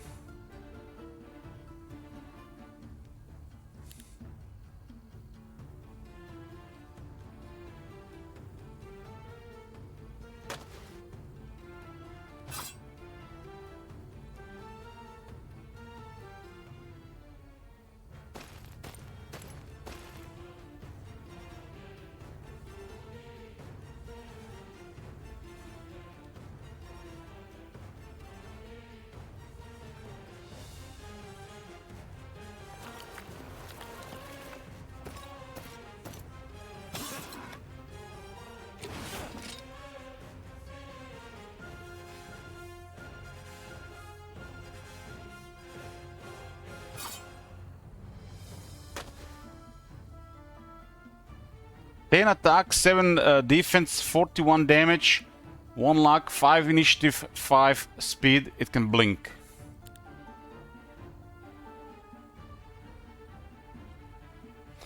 I've tried using the summoning rights on the summon units. It did not work. It will use the ability, but nothing would happen.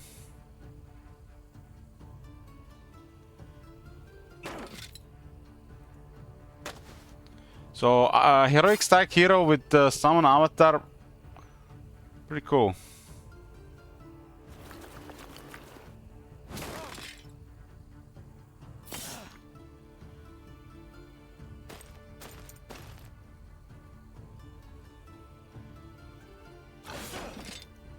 Yeah, I like the rider animation as well.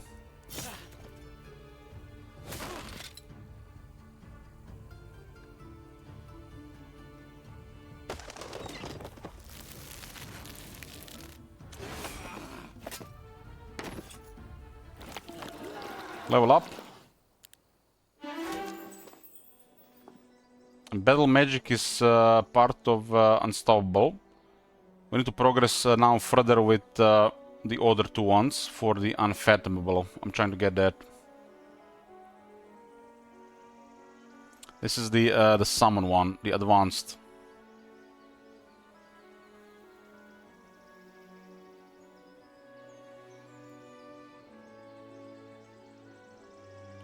Avatar speed initiative increases by 2, doubled if the hero knows insight. Isn't insight... That might be actually... which one of the skills have an expert skill for heroic strike?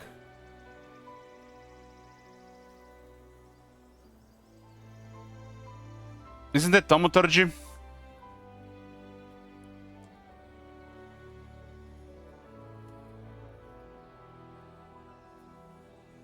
The last skill is either all level 1 spells or buffed heroic strike. Thaumaturgy will be great for this guy, but we are prioritizing the hero specialization. We have 3 out of 5 right now. Insight is the experience, and with leadership it can give you a lot of law. I think insight is a strong skill for Schism. But I don't know if it's a part of the hero specialization, so we can focus it. In any hand, we have to prioritize this. This is a no-brainer if you want to have any chance to get Unfathomable. Unfathomable. We can delay the summon avatar a bit, because I really like the avatar of celerity.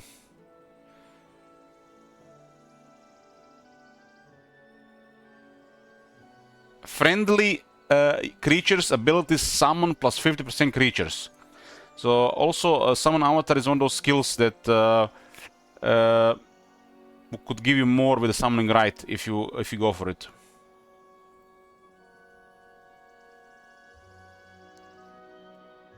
It's arcane, summon avatar, defense, luck, and logistics. We got 3. Defense and arcane. Damn, that's nice. That's nice. So we go avatar of toughness.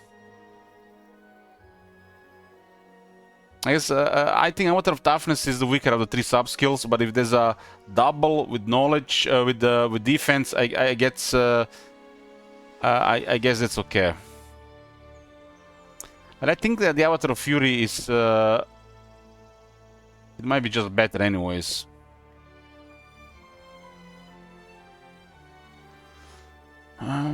Double for defense, huh?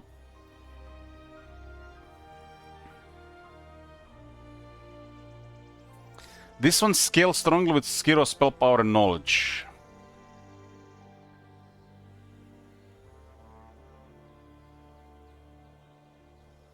This might not work with the summon. I think it's a summon.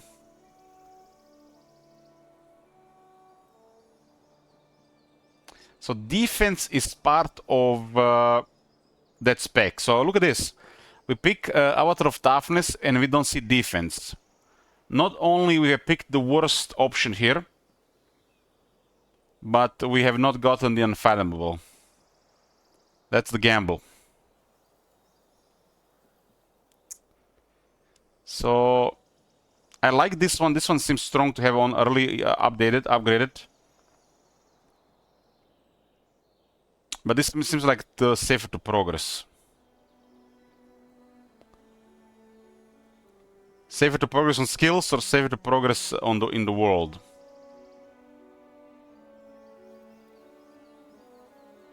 No mage guild, huh?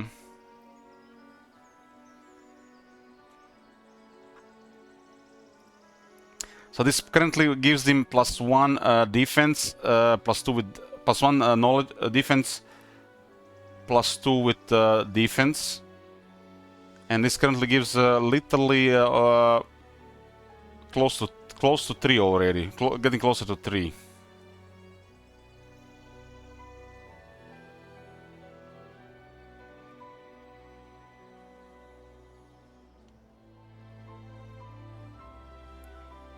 Defense also makes your units tougher, which makes the Avatar of Toughness worse.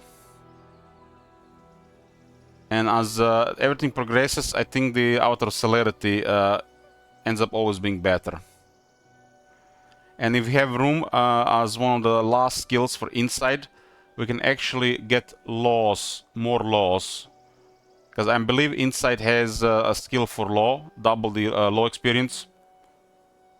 When the hero gains experience for combat, it's added to the law, and will get double that skill. This faction has probably the strongest laws, but also takes the longest to unlock. Because unlike Necropolis or the dungeon, they don't get the laws for more low experience.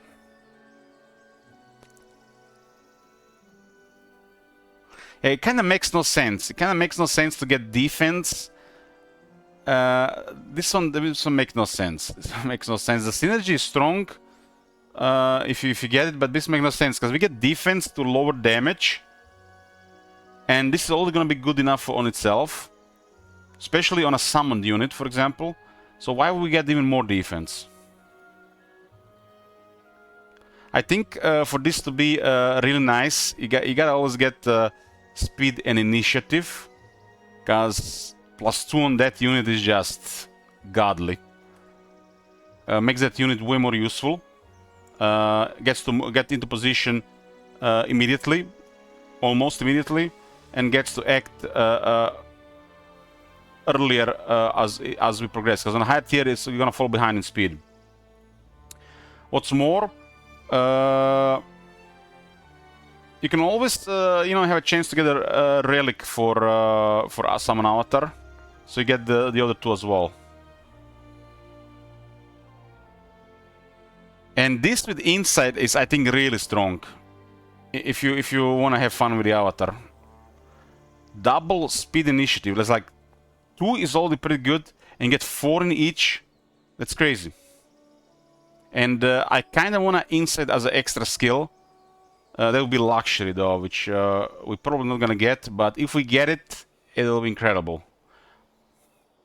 So I'm just gonna go with a safe bet and pick Avatar Celerity here, because it helps us really progress right now, and it's a good one here.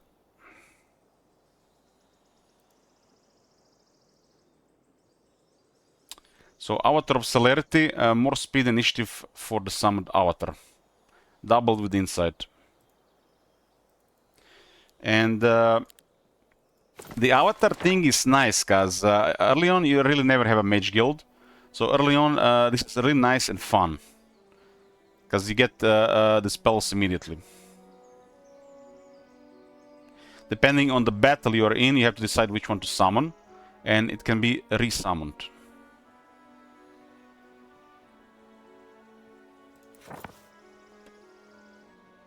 It is kind of expensive for that spell, mana-wise, early on, but at least you get to do something with knowledge. Do something with knowledge. Day 6. We haven't got crystals. We haven't got crystals. And I'm guessing, considering what we've seen so far, that both Sylvan and Hive will be the factions that have a crystal need. So they'll be crystal hungry. We need 3 crystals, which is expensive, and we gotta buy them. Oh wow! Let's actually this guy has marketplace. No marketplace. So it's the same build. Garrison, tier 1, and the town hall. We gotta get the treasury, and that's 6,000. 6,000 in gold. No, you get gold. You get gold. There's more stupid things to do with gold than with the other resources, and you're eventually gonna need all the resources. You're gonna use your gold.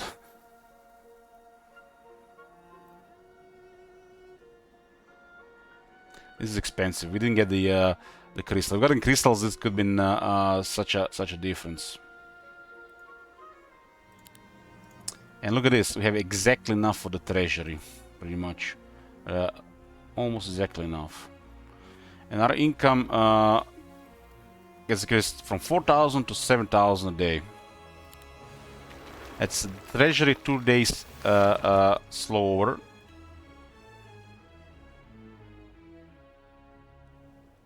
Also on Crystal Heroes 3, so Sylvans, I get on, but yeah, like there's no Crystal Hungry faction now, so the other ones will be Crystals.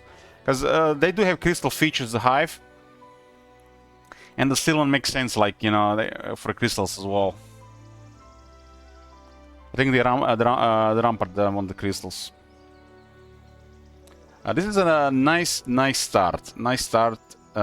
This one has been enjoyable so far. It's always fun to explore a new map. This is why these games, when you get random reload your map, it's like near endless replayability. Before we do continue though, I'm gonna get me a coffee, boys. So I'll see you in a bit. We are back, boys. Okay, treasury is up. This is a hero experience, which means kinda it's above to low, right? Because in battle, heroes will get more experience, you're gonna get more law. I have to test if this actually works like that. So it's kind of like more law.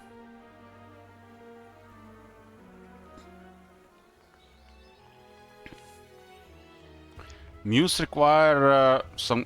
looks like we can get Muse this week.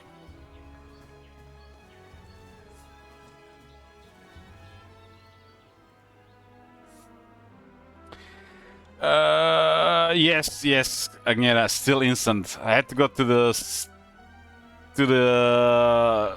city to buy the capsules for the coffee machine.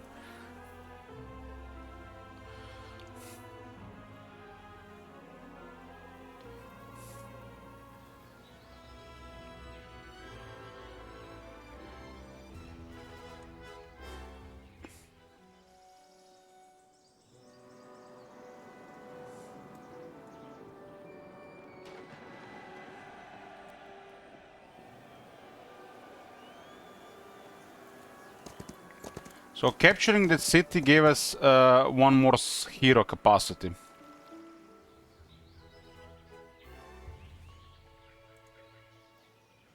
And we have Funerella and Natalida available, both Necromancer heroes.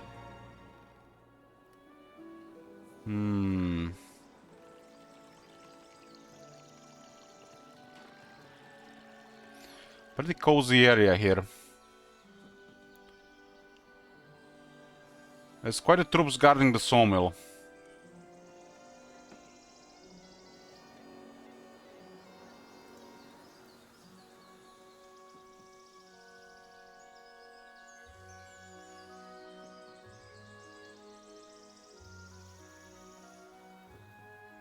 There might be enough gold available here.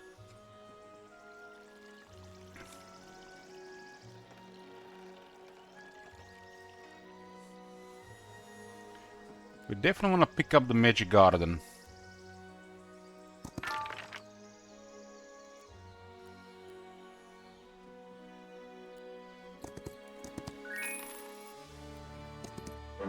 $1,000 gold. Here we go. Let's go. RNG average.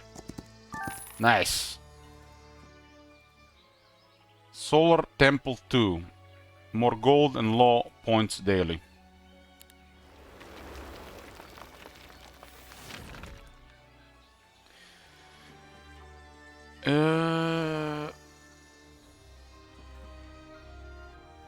So all tier 1s. This is working for all tier 1s. Damn. All tier 2, 3, 4, 5, 6, 7. So if heroes get more experience... If heroes gets more experience, you get more law. And they do have this thing here to produce more wooden ore. Man, the Schism laws are hot.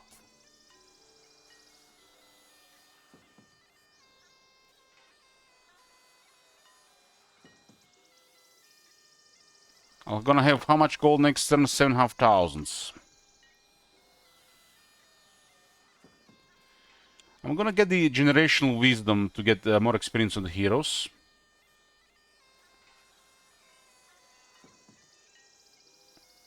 We're not currently on our native terrain here. This is also nice, but we don't have enough of those anymore.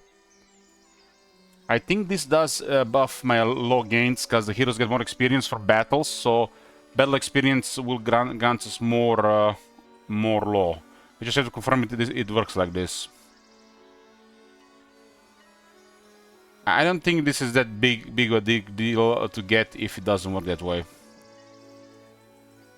There's some other stuff I wanna get, because this faction is really low hungry.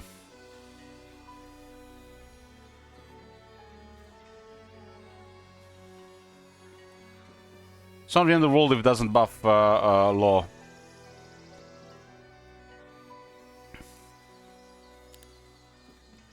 Ten more experience, and then gonna be 20% more experience.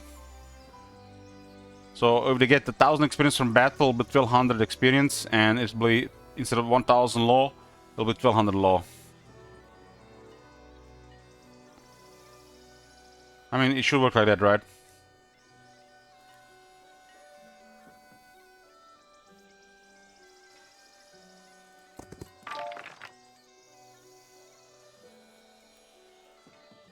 We gotta get some troops. Everything else seems here like higher on the casualty side. We do have the advanced avatar though. We can summon it once currently. We should go get the crystal storage with it.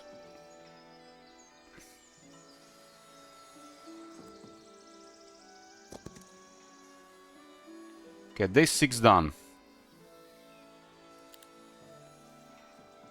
We got 2 towns and treasury is up.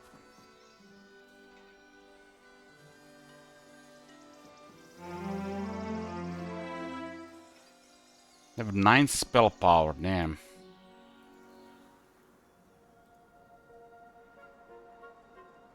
Let's get the cultists here.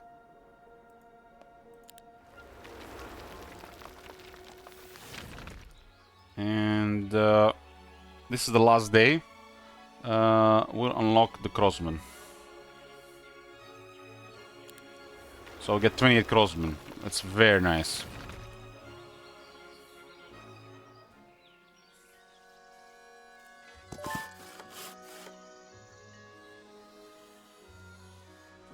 There's a windmill here, so the windmills don't have much guards. Oh, nice. Nice resources there.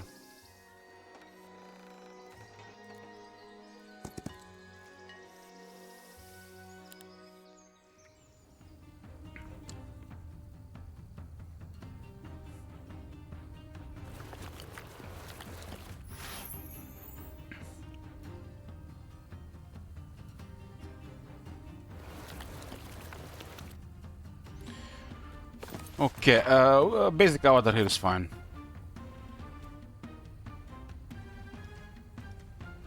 (41 damage, 10 attack, 8 defense. Now he has 7 and 7.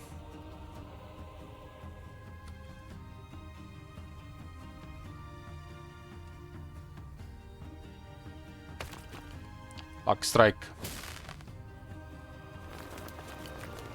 This is definitely better than lightning bolt right now.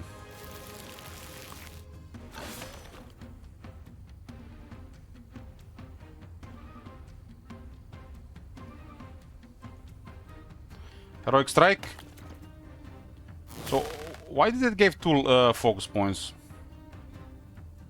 I guess you might need to get a certain amount of kills to get 2 focus points. Heroic strike.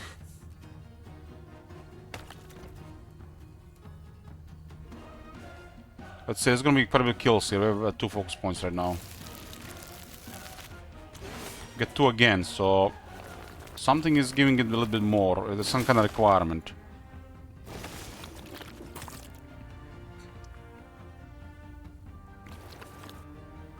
Go again.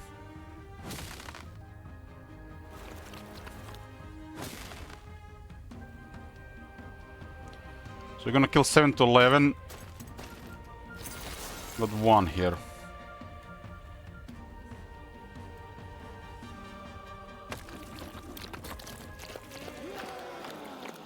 Wasn't paying attention how much low we had, but this is 487. Did it say 487 on the top left?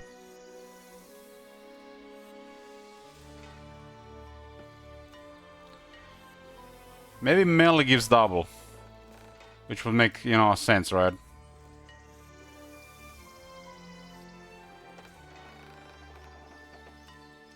+1 defense. Let's go get the windmill before the end of the week. 216.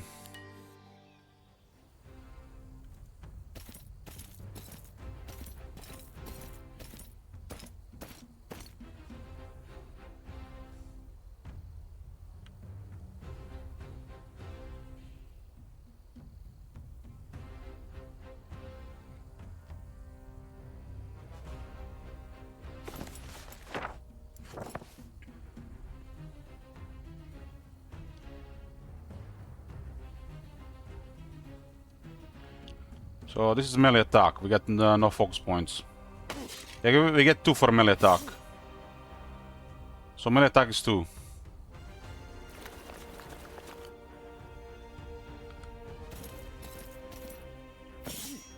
One for get hit.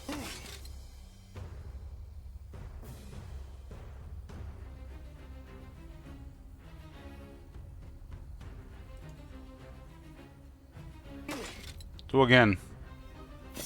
Get hit, one more.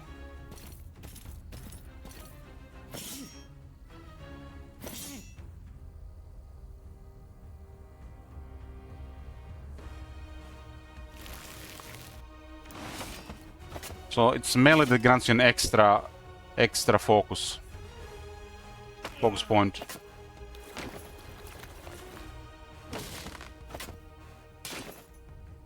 Okay, I guess it's balanced between the melee and range. Since range is just better than melee, I had to give some more incentive for melee.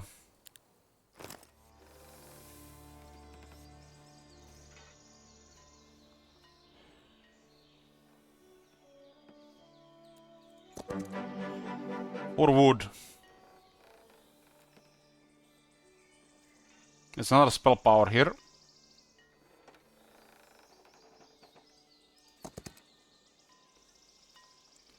$515. These are the tanky ones.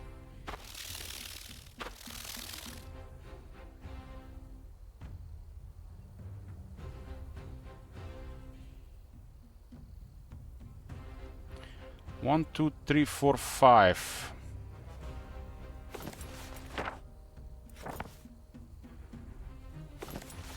Summon Avatar is really good at the start. Really good.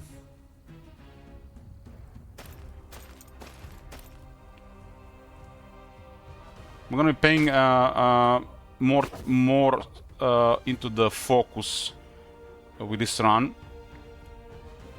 to get really the in-depth how it works, and because the heroic strike specialist does also benefit quite a bit from that.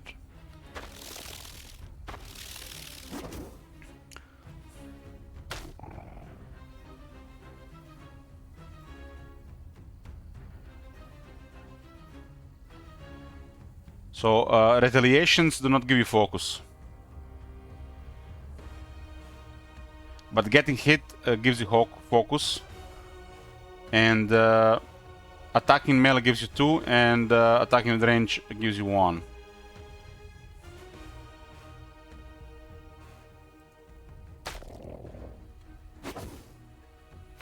The basic summon avatar is pretty nice on the early enemies.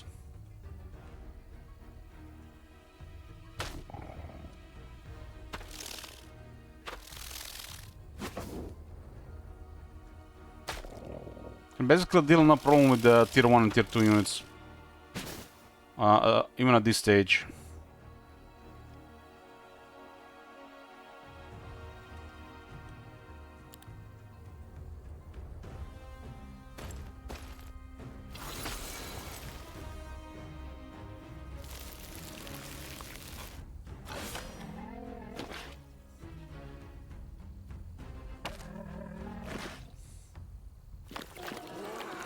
$515.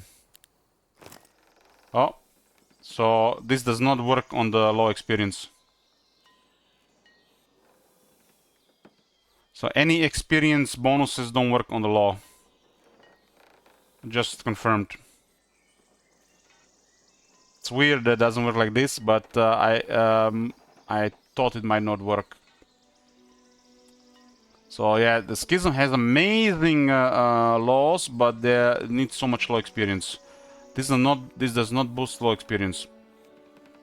You don't get any bonus to it.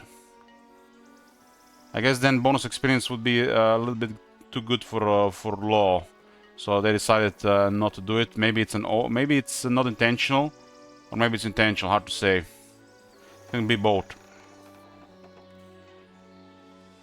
Which makes this law a little bit weaker for the Schism. Just a little bit. I don't think this law is a priority, since it does not work with law.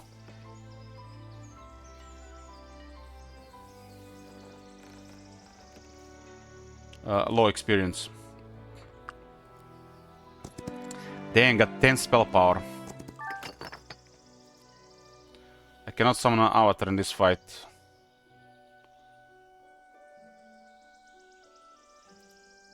Team 1 short law, they get growth and initiative. Pretty good once they start shooting.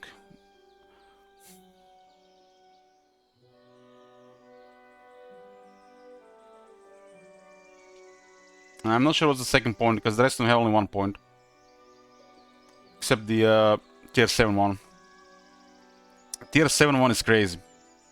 Crazy. Crazy. If you don't have Schism laws, the tier 7 does look a little bit underwhelming. But if you're Schism and you have of course, Schism laws, the tier 7 is very powerful. Possibly the most powerful tier 7 stats wise.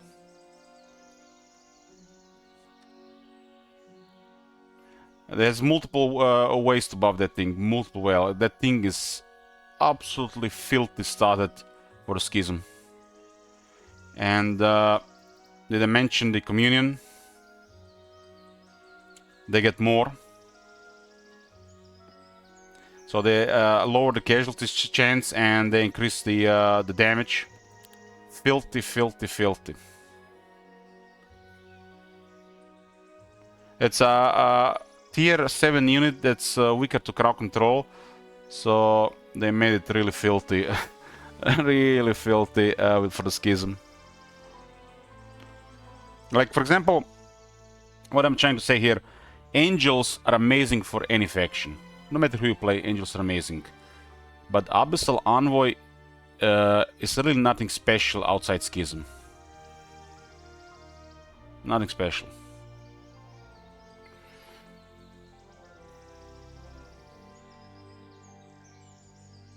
I have no mana to summon the Envoy again.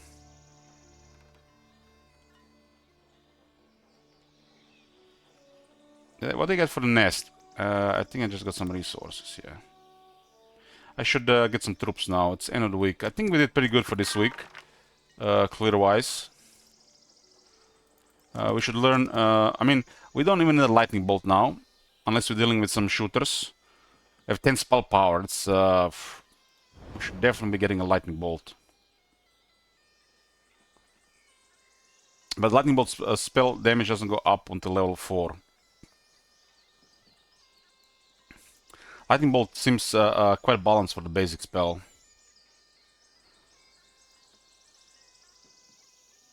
Ice bolt is incredible.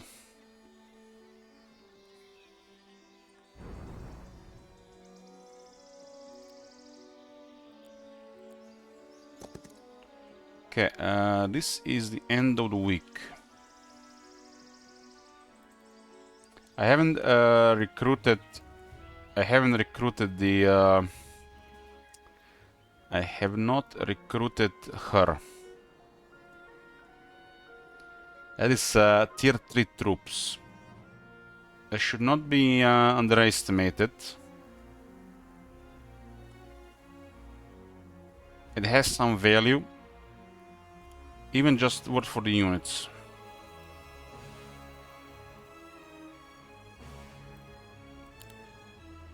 Etrica, 3 necromancers.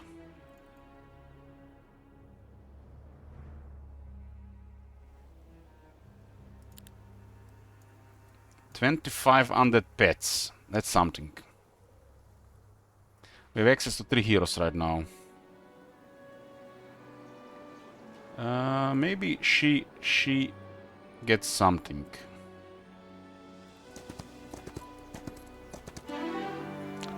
Advanced scouting.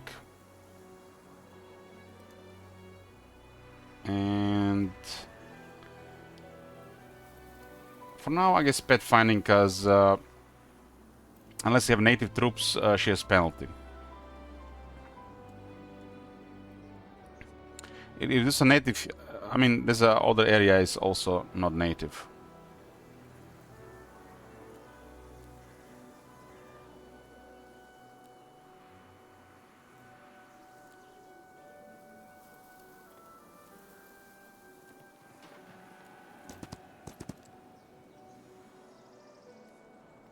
This is also a good test here. Native hero, native troops.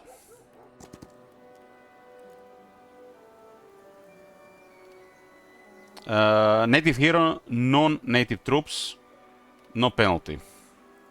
Non-native hero, native troops, no penalty. So there are two factors for this. Either the hero has to be native to the area, or the troops the hero is using have to be native to the area for no terrain penalty. Learned that yesterday. I thought it was just to the native hero.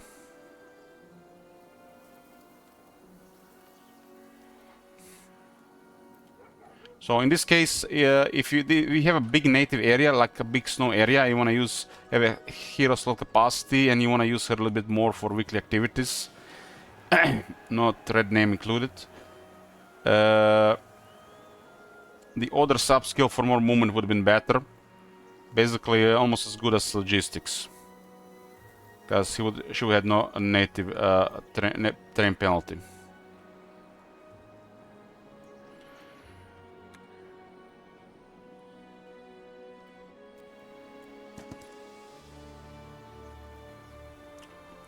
End of the week.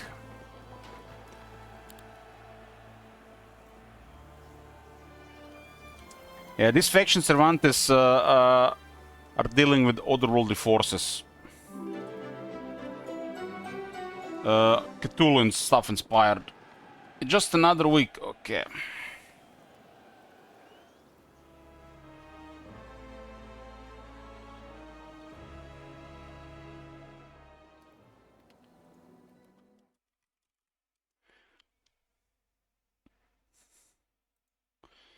So basically, the name of this faction, I think, implies that they might have split from this mega evil entity / organization, and they are trying to do things their way, for better or worse. Does not mean they are good or evil. That's the way I see it.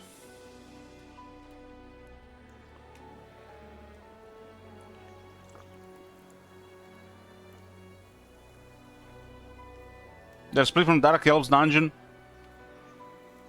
But basically, they are split action of the dungeon, or basically seem to be the rulers of this continent, and they are trying to do things their way.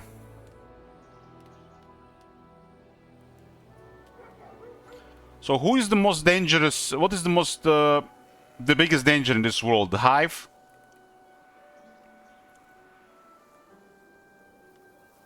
And these guys are playing with dangerous forces as well, trying to battling it.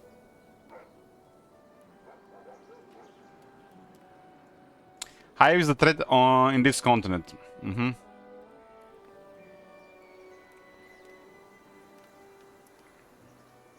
Okay.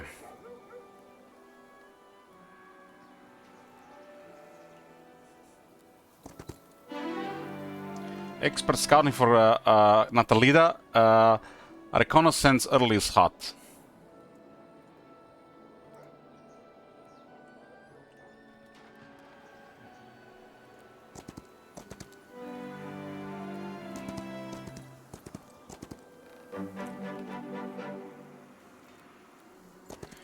Okay, fresh week. Who's available?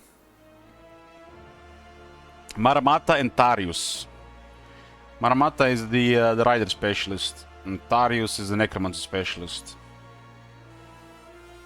Every week you get 2 heroes with lots of troops, and those are always worth recruiting, especially early on.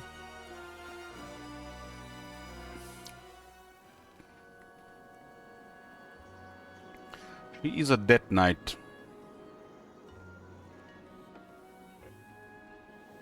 So the sub-skill for the extra movement would have been better if you use her, but she's gonna go away.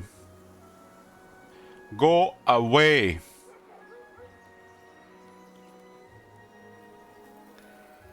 You know, things that, you know, say to Cervantes, and it doesn't work anymore. Wood. We never like wood in this stream.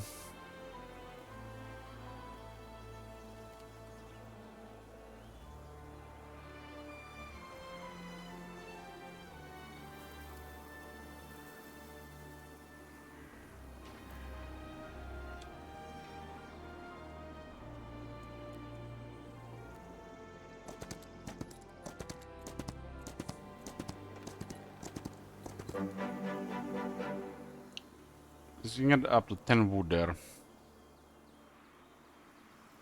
I actually did the necropolis run with Natalida.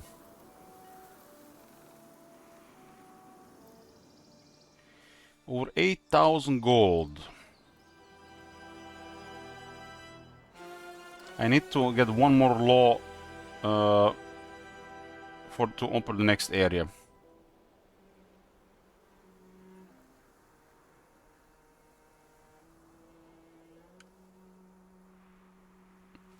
Your Schism heroes restore plus 10% mana each morning. Does this mean plus 10% on the base plus knowledge? So this does mean 5 plus 10% here. So we get 5.5.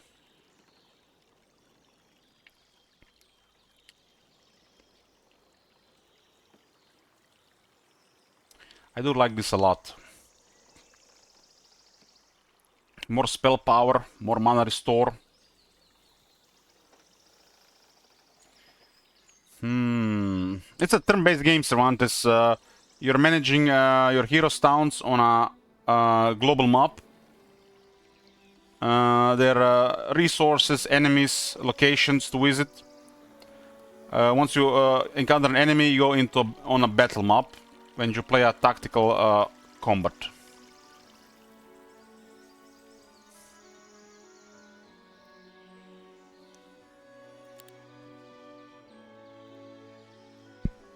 Okay, 3, 4. I have 3 here, but this is 2 and it says 6.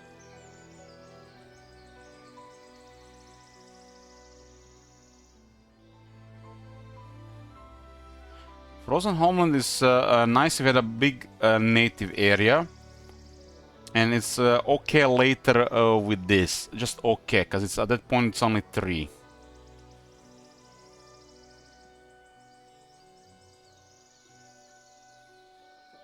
This is okay if you had access to more of these units, which we don't have a second Schism, so it's not as okay. Same for this one. Once the game is more balanced and there is less stacking, some of these things are not as amazing as they were, because we don't have access to more of these. But they do still help with the temple troops.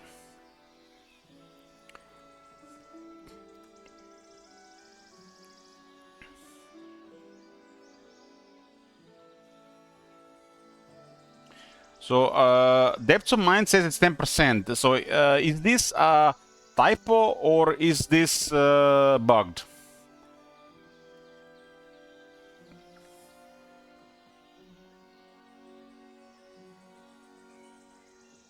Because unless we have at least 9 knowledge, we don't get the additional mana per turn with 1. I guess we can try it out. I tried this one out, and I don't think this is a good law. It doesn't affect experience to law from hero experience after combat.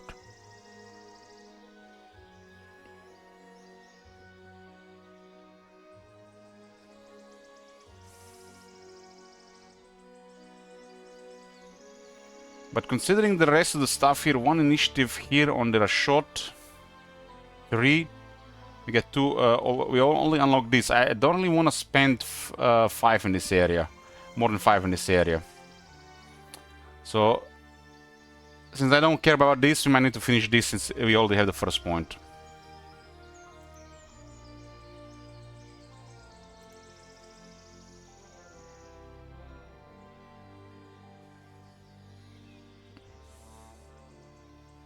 We're gonna investigate this.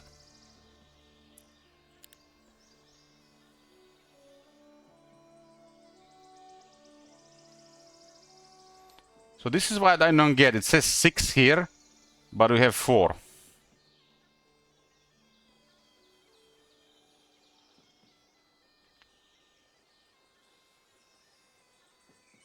Didn't say 5 required to the second one.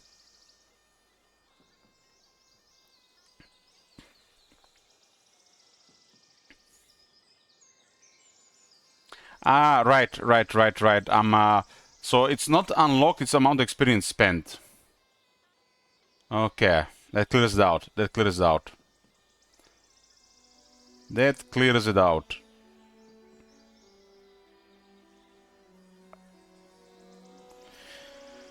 That's cleared. We're gonna see if this is 20%. I don't think I'm gonna be taking any of this, since I was testing the first point here.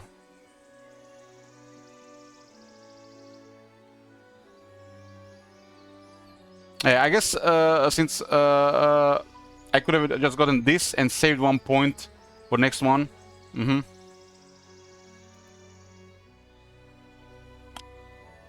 That would have been a little bit better. You're gonna get these preferences, how you lose the loss as you play more of the faction for sure.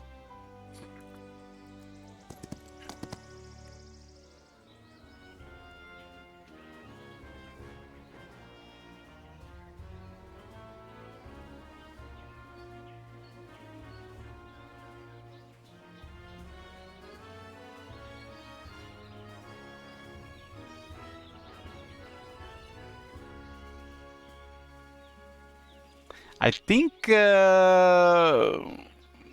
I'm gonna get Muse too.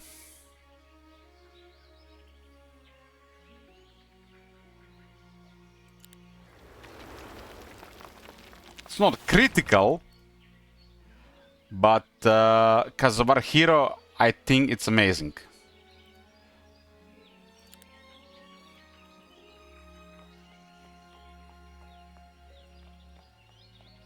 Our hero is a heroic strike specialist, and this is one of the best ways to get heroic strike focus points right now.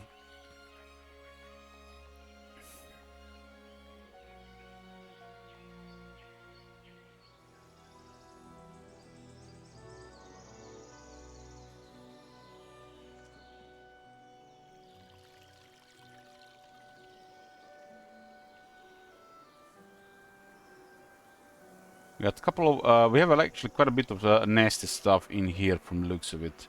More spell power, 2 more knowledge. Actually, 1 more knowledge.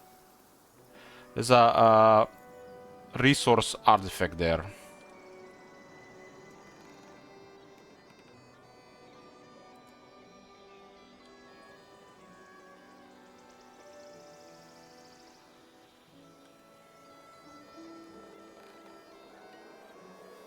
Kinda cool, we have a couple of boreal coals around. I do like this as well for some gold. This is also kinda dead end, but that's really not a dead end. But this is a weekly thing. And there seems to be just 1 pet here, and we're at the bottom of the map. Love this. Love this. Not the best guard, but we might... this area might get contested. We might have a bit more of a downtime on this map than the last one. On the last one, we actually got invaded by 2 stronger heroes in the middle of the second week. And it literally changed the course of the entire game that was being played there. Our starting city was literally at the crossroads of the portal hub for the area.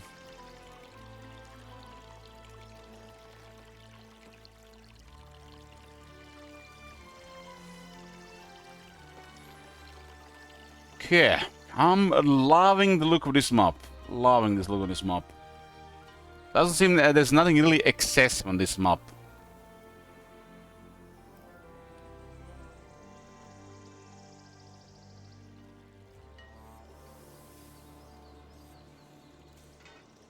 So I'm currently getting 5 mana per turn, so I can get a summon basic summon avatar once every 2 turns.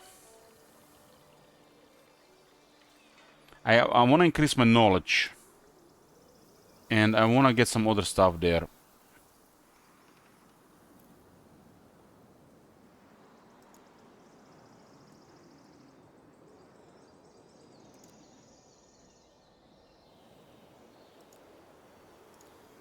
Someone is facing left, so we're just gonna go here.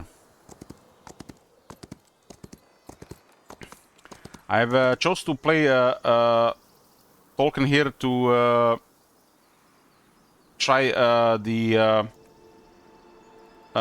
heroic strike specialty hero, which seems a lot of fun, especially to get the right gear. And so far we got 3 out of 5 towards one of his hero specialization, so it's this opening is a lot of fun.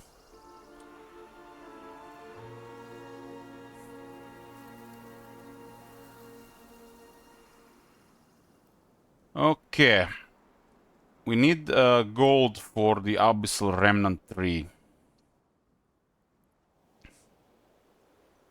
So I'm just gonna get a Mage Guild here. It's time.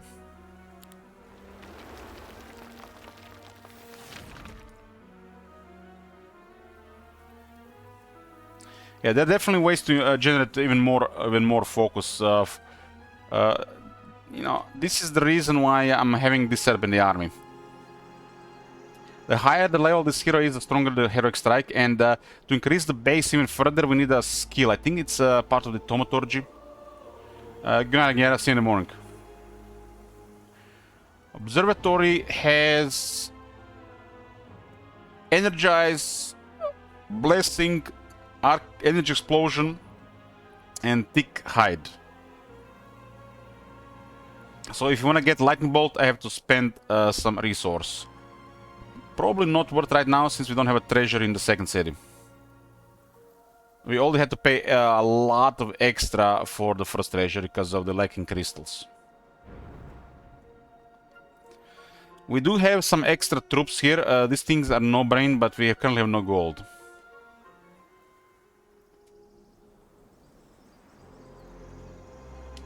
Let's get Token stronger and clear some of this stuff here.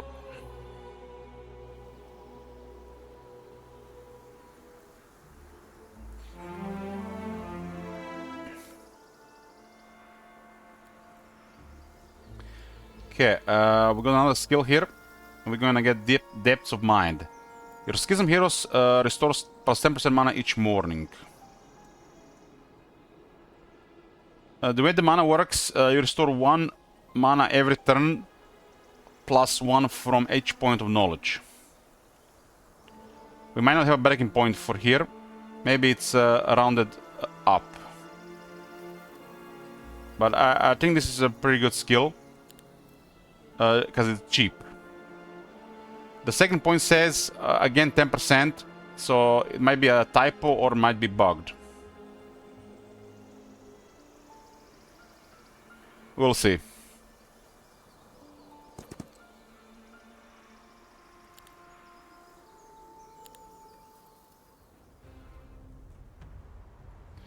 The phones shoot before me. So we gotta do this. We actually can do it that way. So we could have just let these guys flee.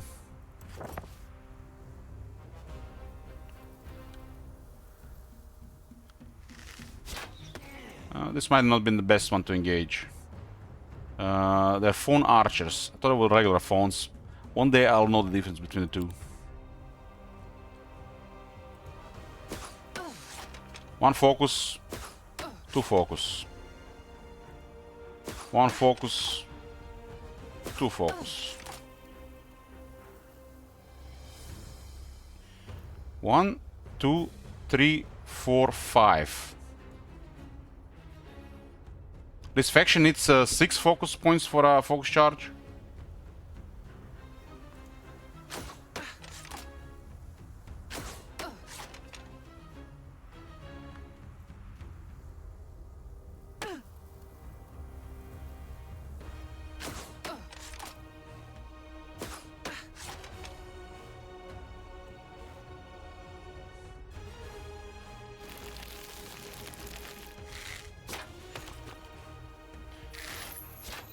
This guy definitely caused casualties here for next to nothing regarding the ward. But I'm mistaking them for phones.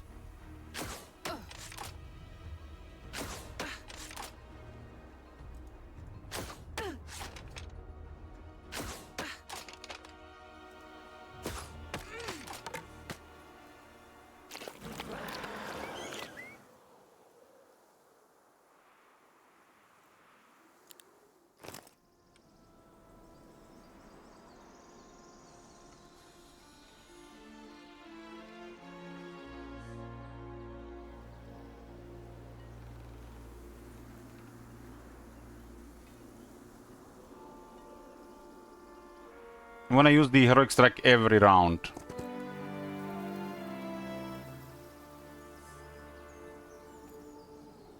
Hello. There's a okay artifact here. Some gnats.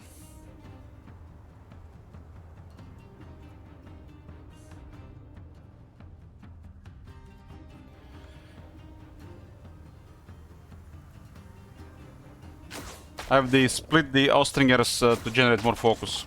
Every time a unit does a range attack, we get 1 focus charge. They shoot twice, so we get 2.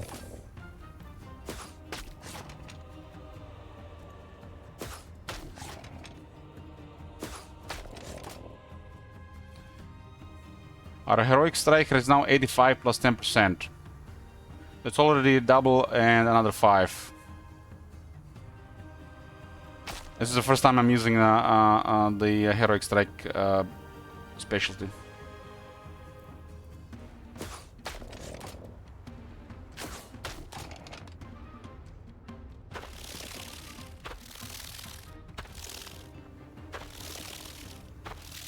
I was beaten the initiative on the other guys. So I'll get this to mitigate casualties a bit.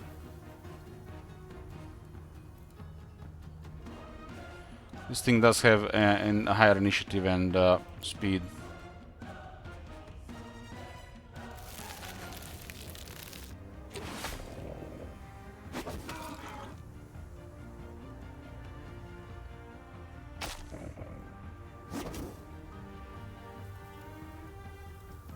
Yeah, this is the tier 1 hive units. The damage went up from 41 to 45.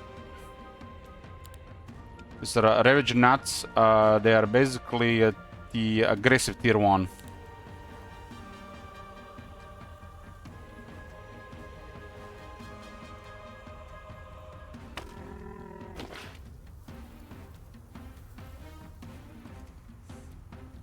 This thing blinks.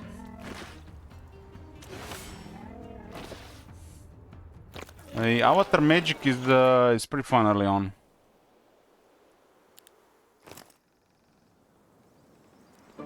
We got our second artifact. It's also a belt, but we can put it on our second hero. It will produce resources every turn, depending on the faction. For a faction, it will be +1 Mercury a turn.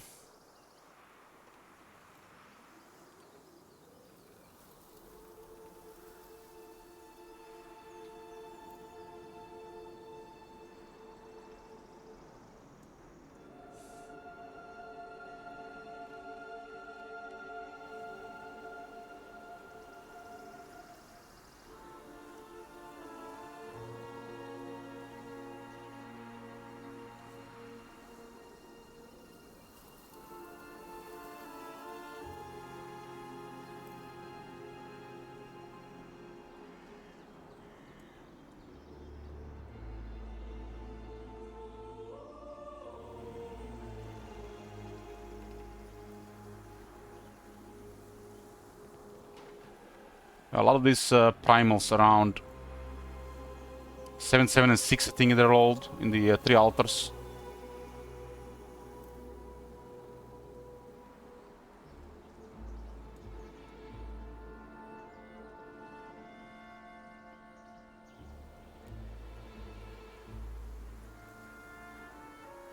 Let's see what is in this Iridescent Abbey.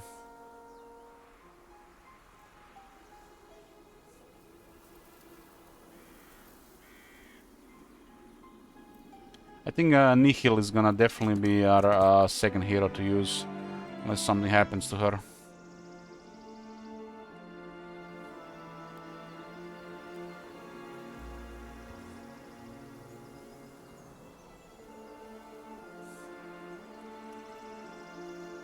A third type of unit, huh? We do have actually additional ones.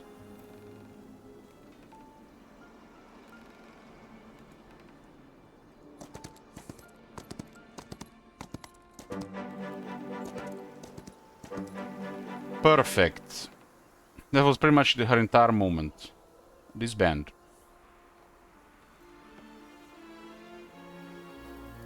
This is nice to explore a bit around, but the other units increase their power level.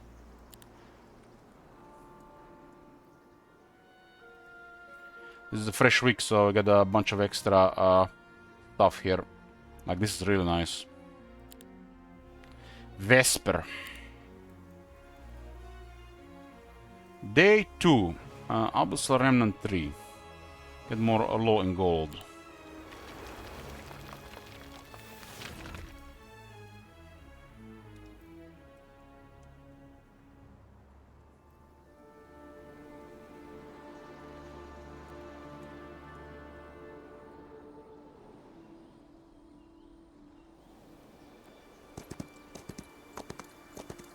Both Token and Nihil have logistics, and Nihil is a movement specialist. Oh my god. Have you seen that Which shit? means she has extra movement, Shit. What and the extra hell? movement as she gets higher level. 29 riders, Agashot riders, nice.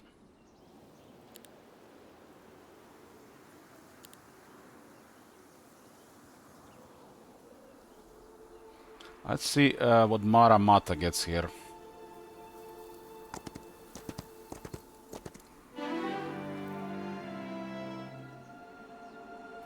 The maximum of communion level increases by 1. This is nice, but a late game nicer on this mob. Economy, yeah.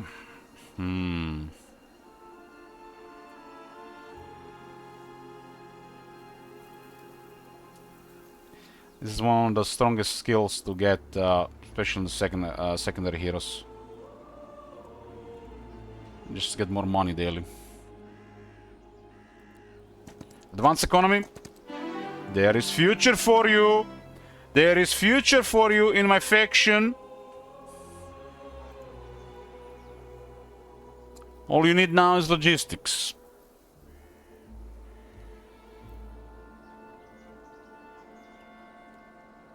I currently don't have the sawmill and the ore mine, and I haven't even built the walls. I think this is definitely by far better here. If I had the sawmill and the ore mine, I would have picked the tax collector. Our early game secured by acquiring a master builder.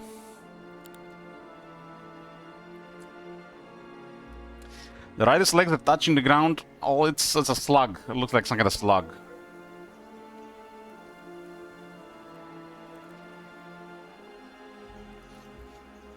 Future secured.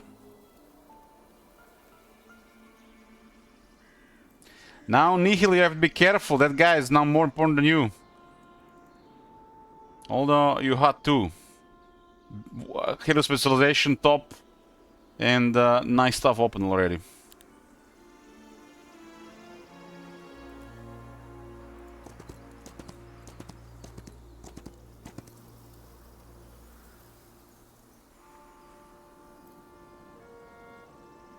I did Suffolk, yeah, I did. I got excited. I did. But we have Nihil to move things around as well.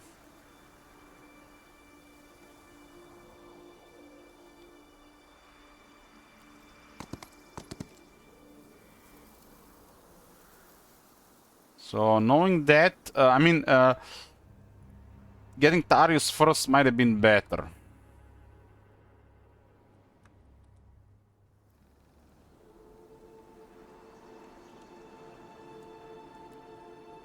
Let's go see what's this.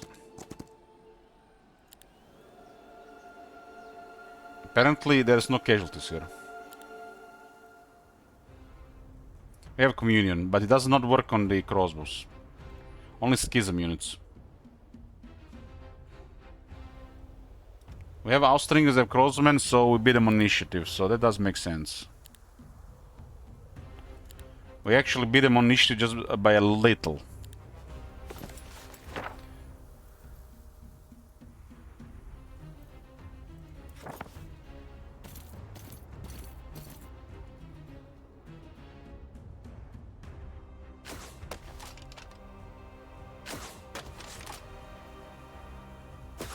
Mixing faction units in the army does remove the morale bonus. If you just have all the same unit factions, like all the either Temple or Schism, the troops get +1 morale. But the moment you mix them with another faction, you lose, you don't get that bonus morale. And if you get third type, you're actually gonna get -1 morale.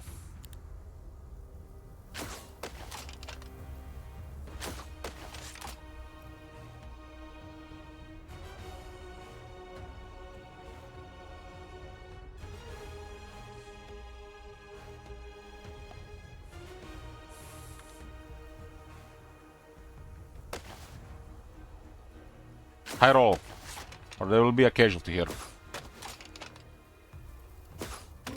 Oh, no casualty. Communion.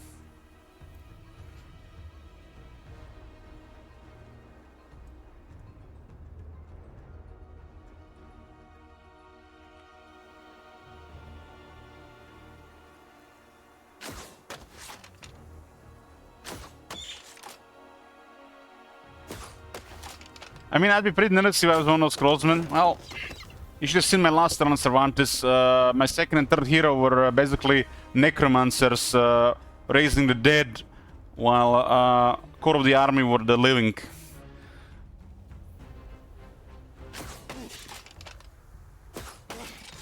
Lucky shot. Yeah, this heroic strike looks good damage-wise. But heroic specialist, unless they have that item that gives him additional heroic strike if they kill something, probably not gonna be as amazing.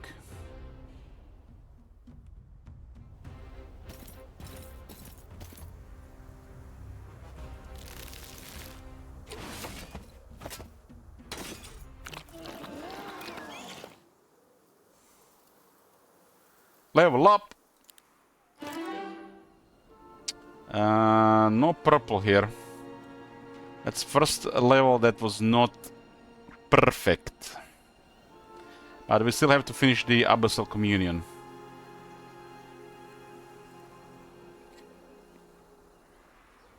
I'm going to go with Comprehensible Depths. Last time my starting hero was the Communion specialty. This one is not. This is a way to increase the Communion level. This gets better, but only in this snow area, and much later. So, we'll make sure we get the maximum Communion level up here. Currently on advance, it's 3. With advanced subskill, it'll be 4. If it's max at 4, which means we'll get +10% Schism troops as reinforcements, temporary reinforcements in every stack. That is strong. But for this to, you know, be nice, we have to make sure we have Schism, the troops in the army are Schism. And Communion level is always on the high end of things. I don't know if you have 3, and you don't have this, when you lose half, do you lose 2 or 1? I would guess you lose 2. Now max communion is 4. We still get only 1 per battle currently. Communion is a unique skill mechanic with the Schism faction. It only works on Schism units. And communion increases with victories. At the start of the day, it halves. You do lose half.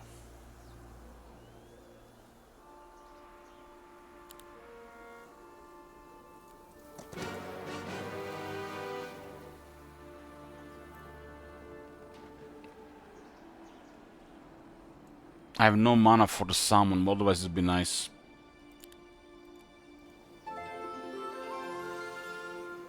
I do have 5 knowledge now, so we should be getting 7 mana per turn if it's rounded up. We should be.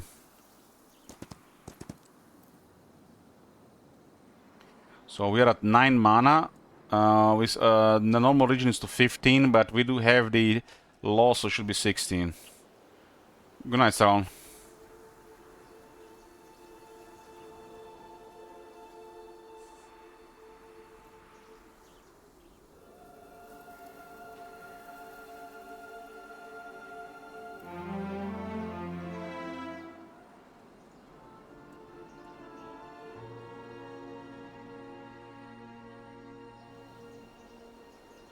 What?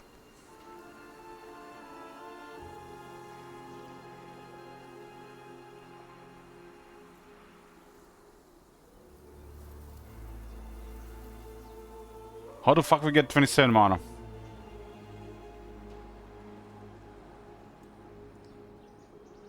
Even if it's base, it's still too high.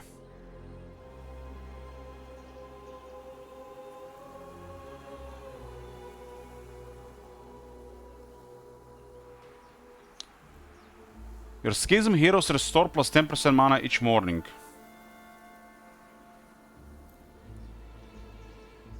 This is almost like it's the base mana and not buffs the mana regeneration, but it's still off.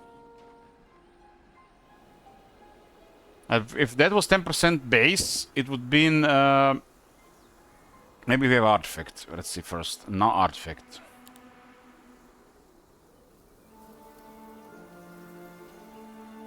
So we had 9 mana. We get +1 from mana regen and +5 from knowledge. At 6, we should have had 15. So how did we get additional 12?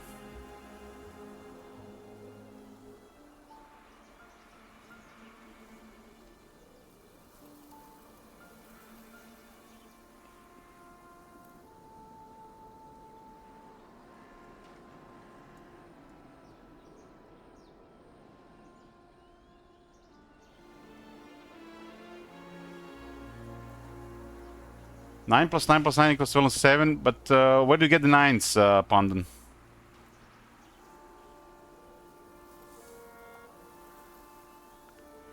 We only have 2 9s, not 3. Yeah, but you had 3 9s there, we have 2 9s.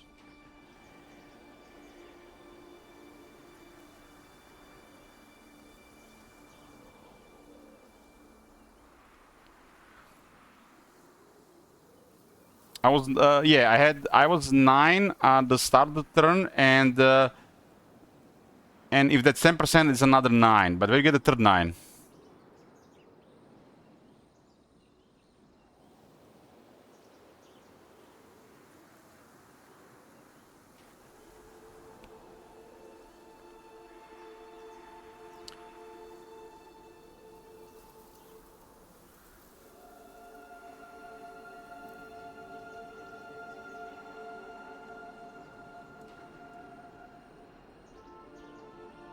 My natural region is supposed to be 6.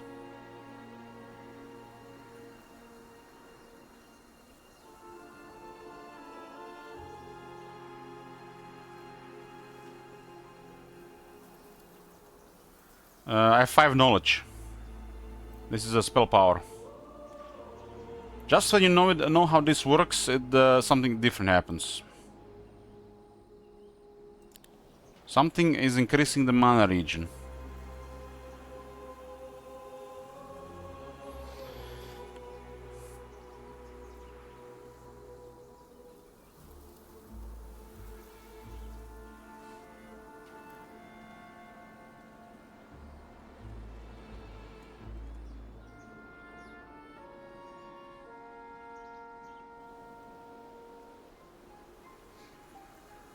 Very conflicting information, really.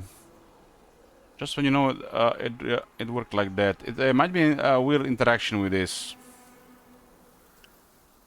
So if we use the formula from what it was before, 9 plus 6, 15. That's a 6, and if we got another 10%, that's 15. And 10% of 15 is almost 2. That would make it for exactly the amount of mana we gotten. So this could restore 10% mana and buff the mana region at the same time for another 10%.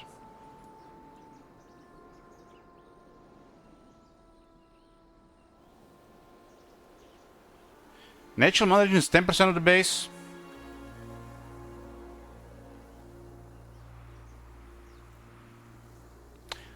So people told me that the mana regeneration is 1 mana plus 1 mana regen per knowledge. So you're saying mana regen is 10% base? Based on my total mana. I guess I just got wrong information.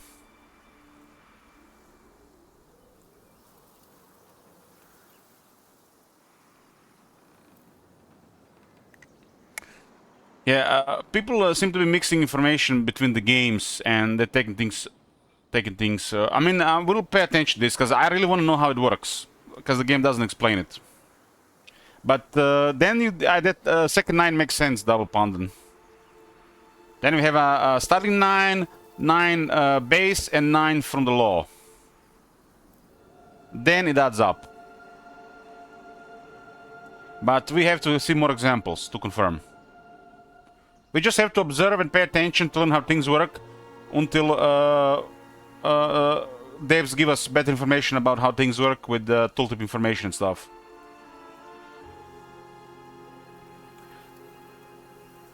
Well, we are definitely not going to be picking this until we see if we have the same outcome. But I want to confirm if this works or not. Okay. All good. These are important things to plan a couple of turns ahead when there is a struggle, right? And even if there is no struggle, I do love to know how things work. It's important to me.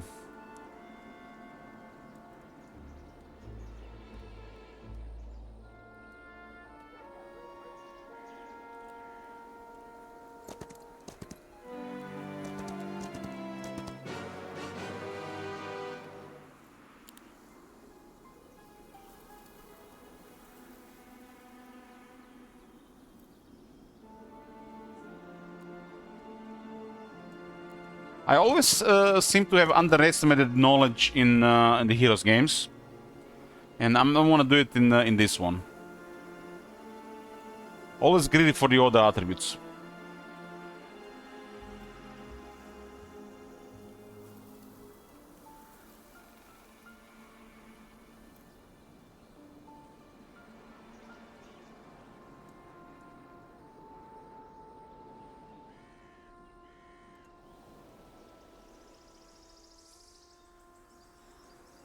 So I don't want to increase my knowledge this turn for science. And hopefully the level up doesn't give us more knowledge.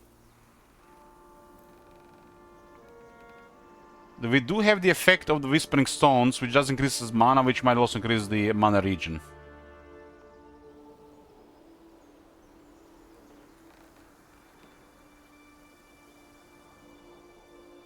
The spell power just makes the spell stronger. The knowledge gives you more mana to mana capacity and mana regeneration. But its mana capacity is probably tied to regeneration, so it doesn't affect regeneration other than mana capacity. We do have quite a bit of spell power already.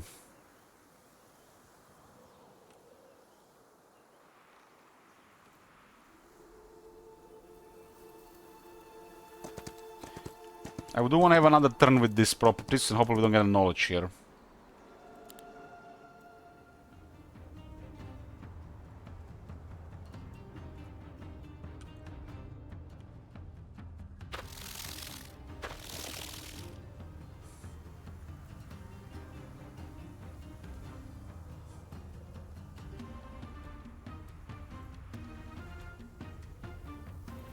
This is the aggressive one.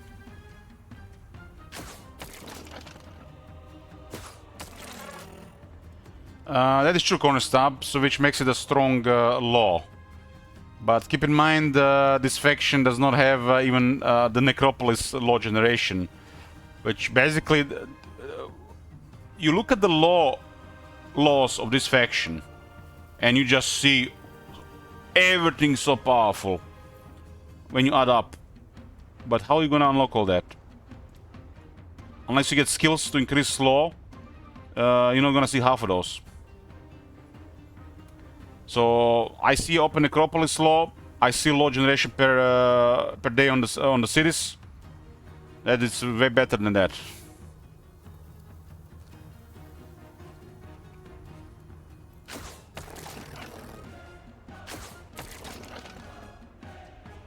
I think there's better min-maxing with the law on Schism, probably the best. While for the temple, they have strong laws, but they also don't, same as the Schism, don't get extra law stuff. So you want more law on the skill. Temple does favor leadership, so you can double it on a skill insight. While with the Schism, it's gonna be random if you're gonna get the nod. I think both Schism and Temple should have one of the main heroes with this skill.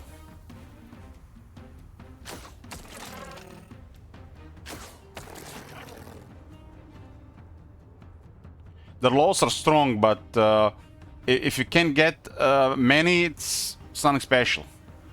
You need to generate more law.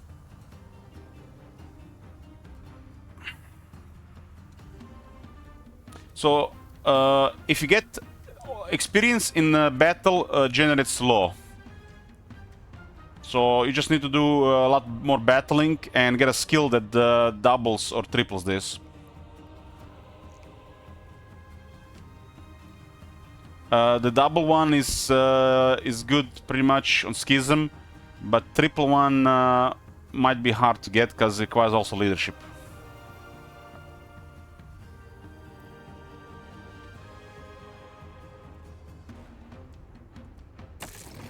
But yeah, I think it's really recommended to get that on the Temple and Schism, because the laws are strong.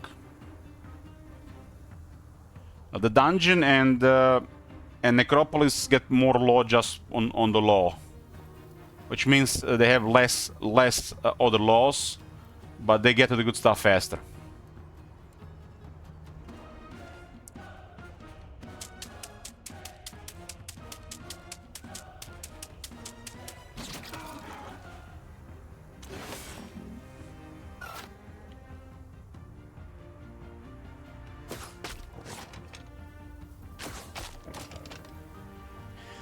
Why is this thing at the bottom 6 and not 5? Was it always 6? I thought it was 5. I'm starting to pay more attention to the focus points.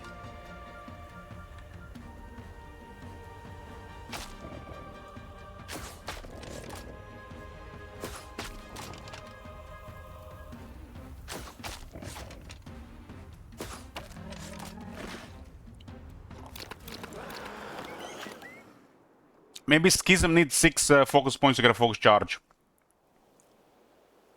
I don't know.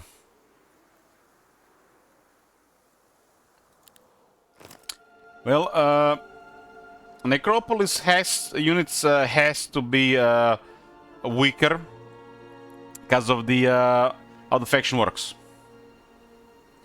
They favor numbers, because when the dead army marches, everything they kill, they just get bigger, right? If they're successful all the time, they get scary. So their units need to be more balanced. So this is why tier 1 and tier 2 of Necropolis are weak. But there is an upside. When Necromancy kicks in, you get more of them. And over time, they get really big numbers and they become strong units. But initially, they're weak. Skeletons and Whites are the weakest tier 1 and tier 2 initially. And later on, they're some of the strongest.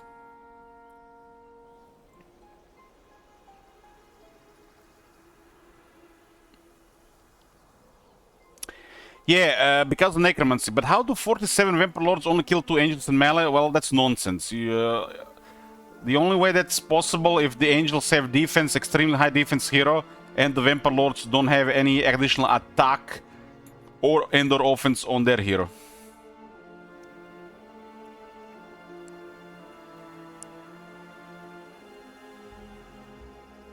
The voluntary summon works a little bit weird. It could be a feature, but it could be bugged.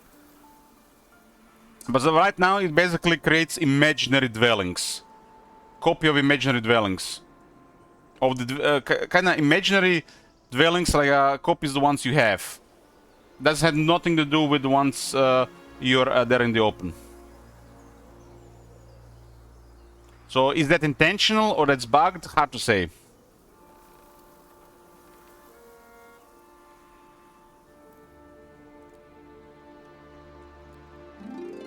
Six Mercury. Sometimes these things do give artifact. Got 11 spell power. Damn!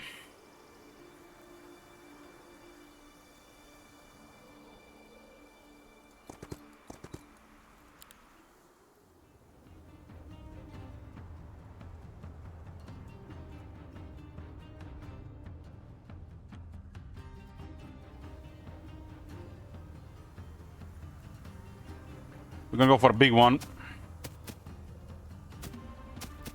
These are toxic troglodytes. They're higher on the offense, but they have the same toughness as the basic one.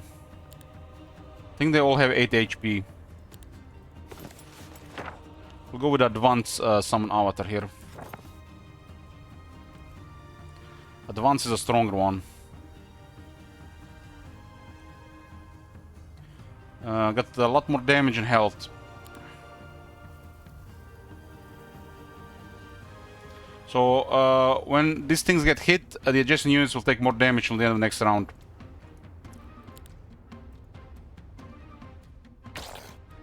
So they're radioactive. Oh yeah, that's definitely nasty with the number here.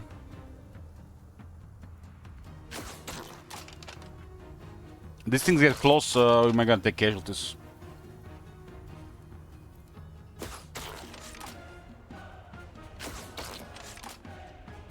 Okay, we go for Heroic Strike. Heroic Strike got the upgrade again. This Heroic Strike specialist kind of reminds me of the Ballista specialist from Heroes 3. Like Christian of the castle. As a new player back in the day, I love the Ballista specialist, or the Garrison, I think, for the stronghold. I do hope Ballista will make a comeback.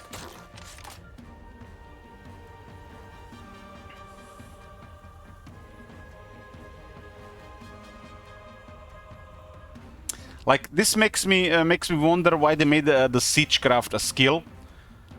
I think Siegecraft should really give you another unit in the battlefield. That's upgradable with stuff. Or maybe it should not even be a skill, it should just be a mechanic on the hero. Like the Ballista. Yeah, I totally see them reworking the Siegecraft. It makes no sense. I don't think it fits as a skill, and it should be available to everybody. invested with probably with money. Some factions should probably have more specialty towards it in some of their cities, for example.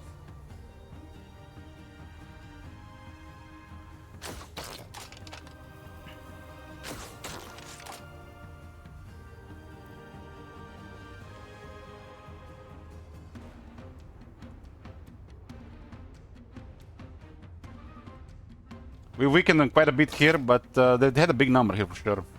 The Avatar is getting wrecked. It was a... I think there was a Trong.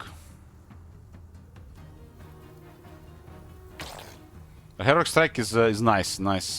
I enjoyed the strong Heroic Strike. With the Heroic Strike build, it's, I think I'm gonna find it fun. Curious to see how the other ones go as well. The important thing is to increase the base damage on Heroic Strike. And to get the artifact that grants you an additional Heroic Strike if the Heroic Strike killed something.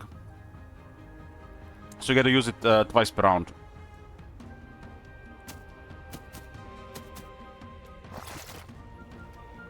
I'm glad they're focusing the Avatar here. It's definitely tanking good here.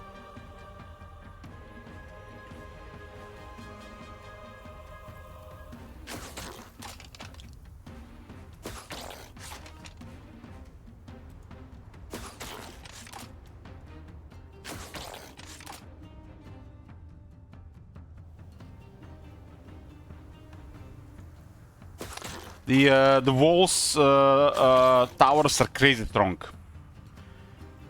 The walls 3, if they upgraded the towers for 100%, 30% more damage, and then either double shot or 300% damage tower, it's literally enough to destroy a regular hero in the first 3 weeks. Unless that hero has Stitchcraft. And if on the walls 1 they had the extra stack, the walls just outwin.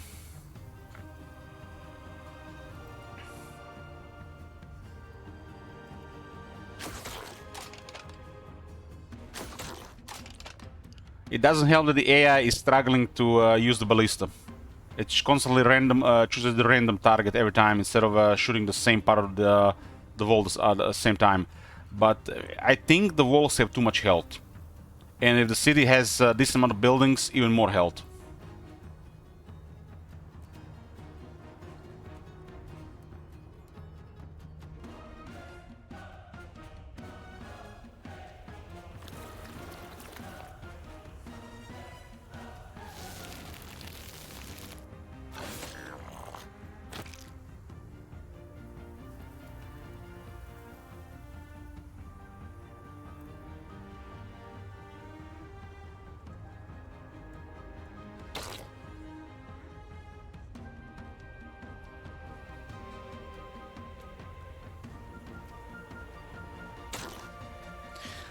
We also find since the blink exists.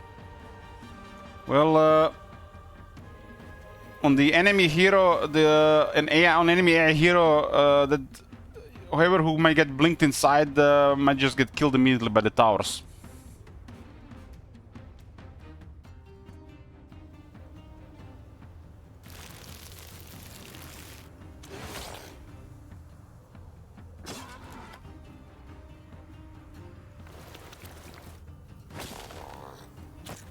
Avatar did survive in the end.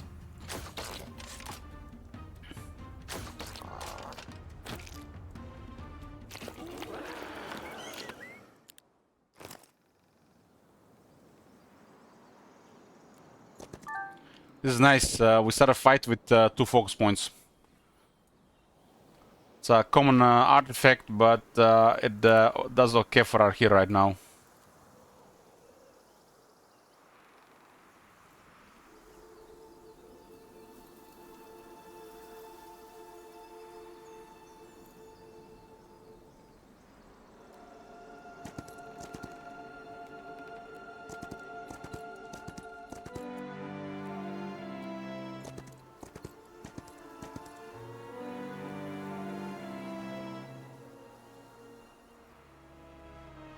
Yeah, resource depot.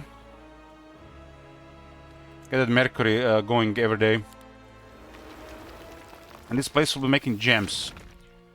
Get the bank.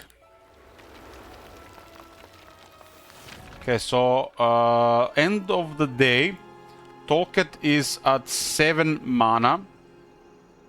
So he should have 25 at the start of the day.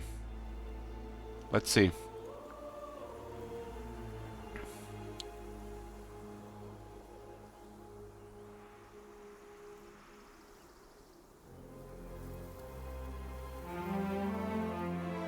So 10% is the base mana region, and this gets another 10%. I've been told it's based on the base and the knowledge, but might be been from another game.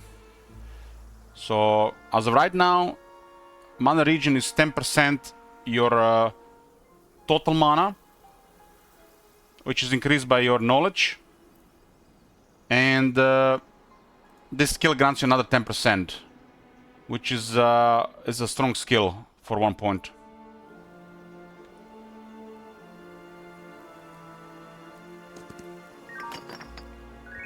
We got a enchanted scroll, Inner Light.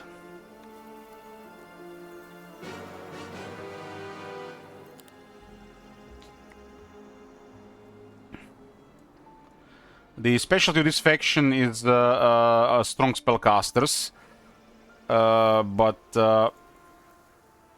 it's a little bit odd. They don't have magic level 5, but this could be the downside, which I find fine, but it's odd still.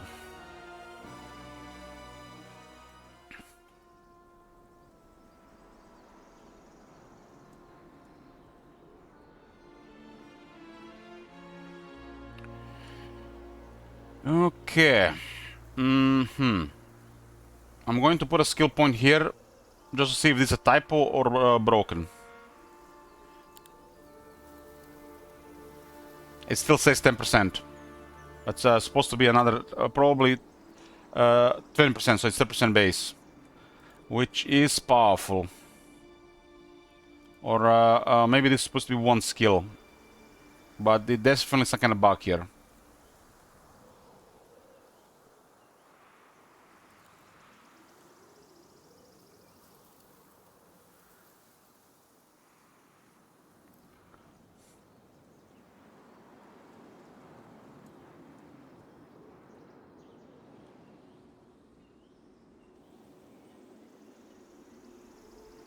So we almost have enough mana region to get advanced summon avatar every day. But it's thanks to the Whispering Stones currently.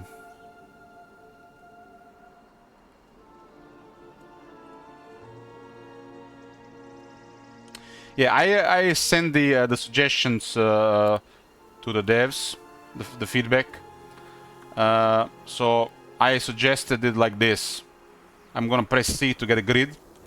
So when you select a hero, the edge of this thing should have a really small green check mark or a red cross. So I select, for example, token. There should be a green check mark here, here, here, here, but there should be a red cross here because I have not been there. So you can read the map visually. And the same red check mark or the green cross, red cross or green check mark should be on the weekly resource locations.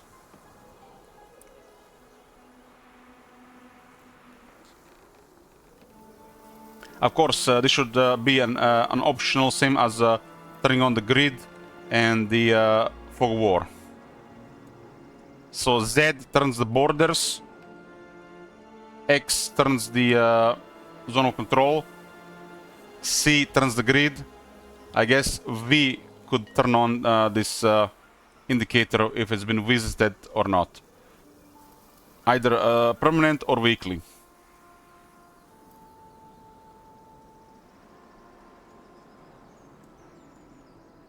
I mean, I think that's a must. That's a must.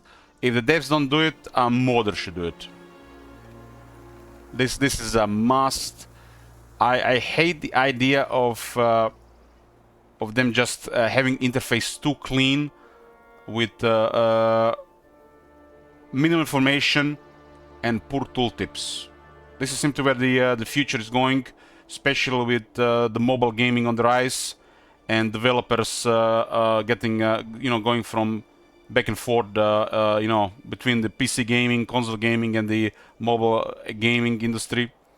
So somewhere it happened where they want a clean, minimal UI, which is nice in some games, but when you're playing a strategy game where information is important, it does not fit. And even when they want to make it like this for presentation, so it looks pretty nice, there is settings, and let us turn on this information if we wanted to.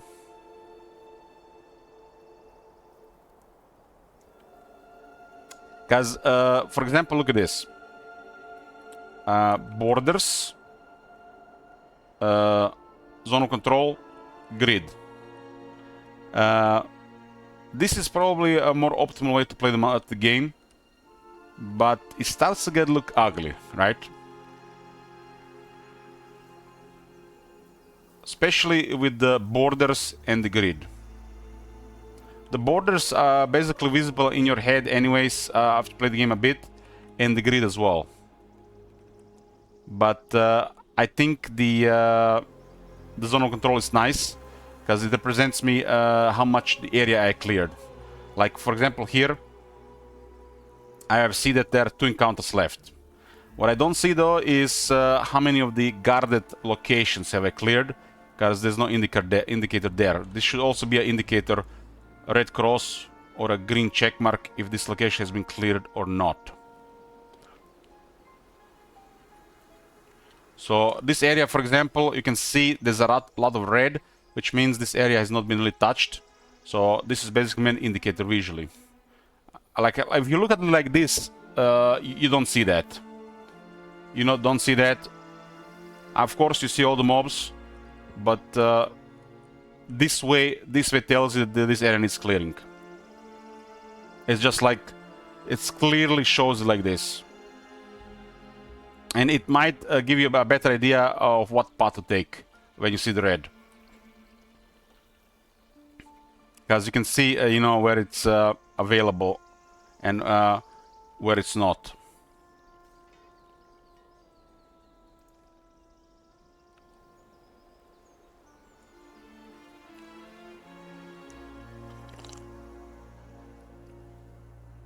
This is snow. What's the initiative on this thing? I get some Dread Knights there. Those guys have 5 initiative. And the basic units do struggle with upgrade when you have upgrade units because of the initiative, but these guys will do some damage. I have 25 mana. 16 each. The problem is once they engage us, they're really much harder to kill in melee because they have 30% damage reduction. Would help if I had an Ice Bolt though. Ice Bolt is a kind of big deal. How many monitors were here anyways? 24. Okay. This is really nasty because it says impossible battle. How many is in that trunk? 110 or 200? There's a big gap between the low trunk and a high trunk. So if it's just 100, might be fine. But if it's 200, you're dead.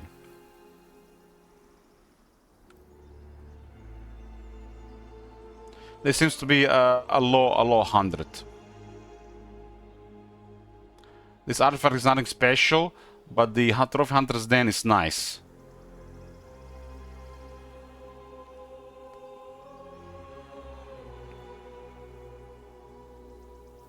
I think we should clear this because I don't want to miss this another week. Yeah, there is a definitely way to get this information if you're not confident to do it like that. We are about to get enough troops to deal with those locusts. The economy here is sorted. So now what we want here is unlock some units and hopefully upgrade both walls.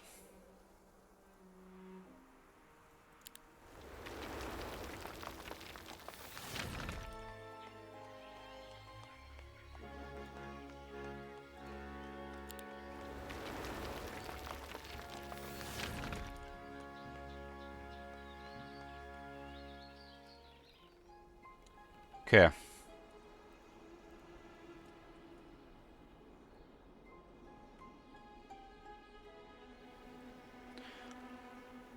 We have the Mage Guild. But we can enter the city, like in one movement. One movement to restore all our mana.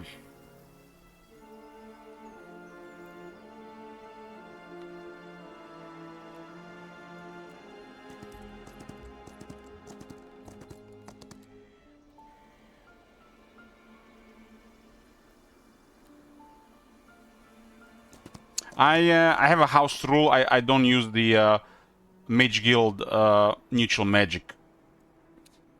It just super trivializes the game. The AI currently is not coded or scripted to use these magics as well, so you're playing a different game. So that's one of the house rules I'm having. So no second wind, no shed of light, no gate of light, no town portal, and no dimension door. If you're using this magic, you're playing a different game than the AI. It just makes the game completely trivial because the AI is currently needs help, and some house rules does help with that. Knowing how to use these spells. It's one of the most powerful thing in the heroes. Nothing comes even close.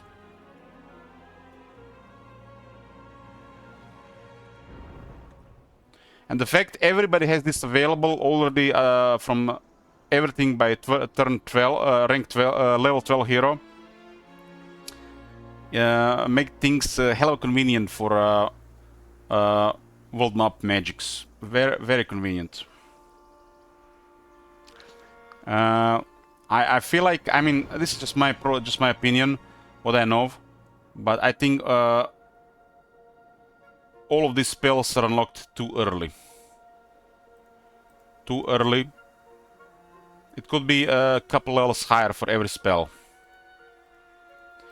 On top of that, I think some of these spells should cost a lot more mana. Just how I feel.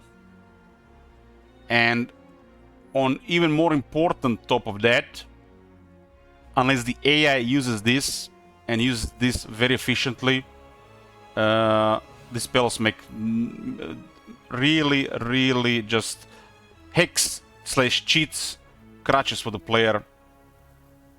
Just the way I see it. When you're doing a single player. So until the AI can do this effectively or at all, and this thing's a little bit more balanced, me personally, I am probably not going to use it at all. And I do enjoy the game way more without it. That's just my personal preference. I strongly feel that the AI is this version of AI is limited in some regards, but this might be just wishful thinking, because a lot of the AI behavior feels like what I experienced in Heroes 5. But in Heroes 5, the maps were much better, so it was less noticeable. Speaking of the maps, this is always going to be work in progress and preference from player to player. Everybody wants to craft their experience, but this one is easy to fix. The AI is always more complex, you know, because it's more time consuming. It's not impossible. It's just time consuming, and the devs always have their own vision of the game, and they want to make it easier for them. So they just do just enough regarding that part of the game. But considering this is a turn-based game, the AI should be flawless. It's 2025. It's a turn-based game. Turn-based game. There is no excuse for the AI to be not to be flawless. Especially when you're playing on impossible and apocalyptic difficulty.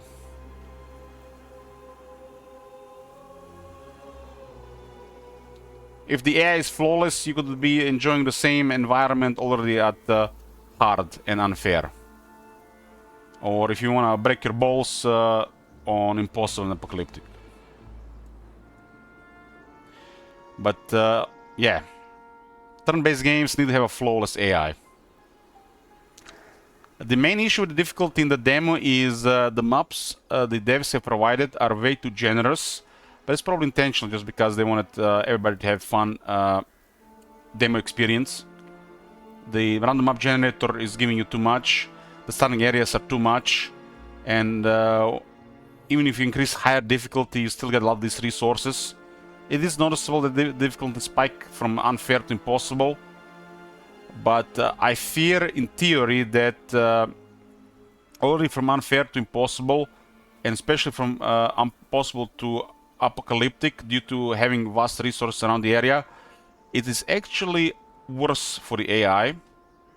The AI tends to ignore a lot of stuff around, and they do tend to attack a lot.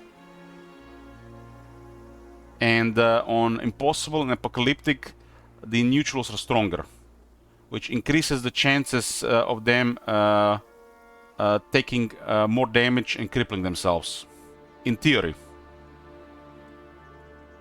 But that being said, apocalyptic and impossible are definitely gonna be more challenging, because you have to manage stuff better. I think unfair is too easy, because the build order is pretty straightforward and the resources are plentiful. Well, it gets a little bit more difficult than impossible, and it's a welcome addition after playing the game mostly on unfair until you know, now. At least we play like 5-6 impossible now. I feel like, you know, I want to try the apocalyptic.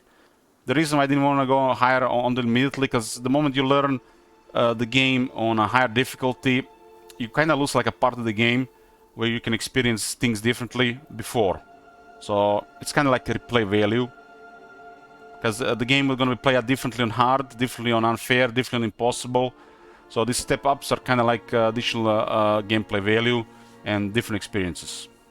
So just going up one at a time and seeing, you know, how the game plays differently, it's a fun experience for me personally.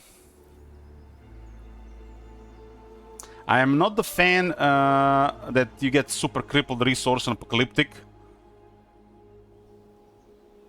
but it's the part of that high difficulty, so you can say you're playing apocalyptic.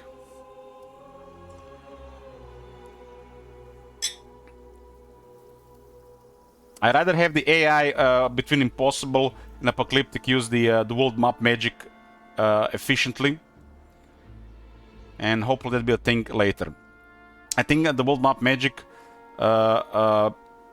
should be used by the AI well and occasionally on impossible, but on apocalyptic they should be cutthroat, merciless with it, and not just the player getting crippled by the resources.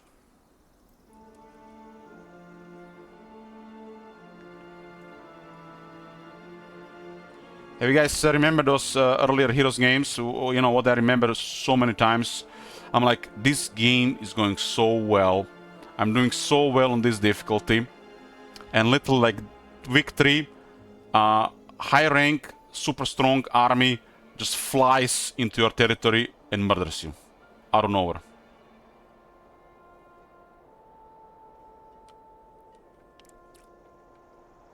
That happened to me so many times.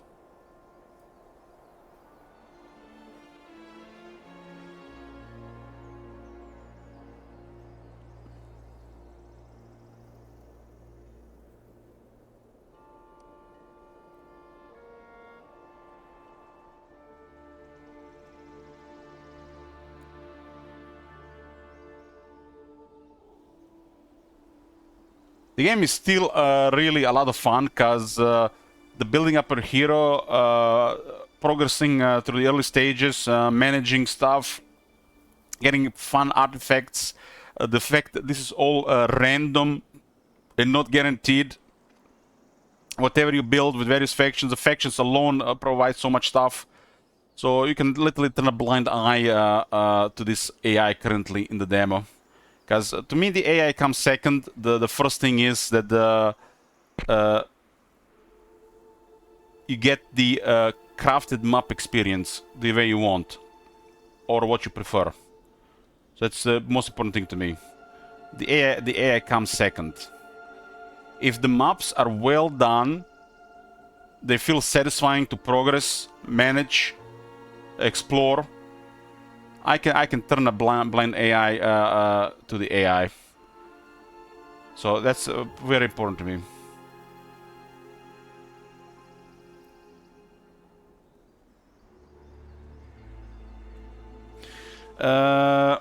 The opponent says week 3 day 4 for me today on Apocalyptic. The AI just came with a fully upgraded stake, including tier 7 with literally double the size of my army, even though I had a good start. LOL.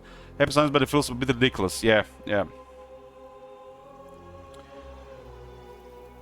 That initial contact with high difficulty AI can still feel really brutal. This, from what the players have reported, tends to happen on fair and square map.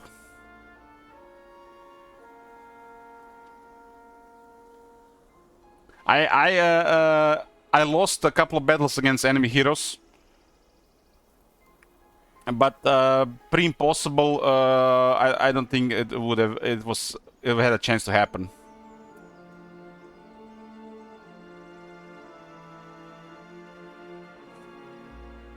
Like those two wizards I've been dealing with in the last yesterday in the last game. Those two guys were really powerful. Like my army was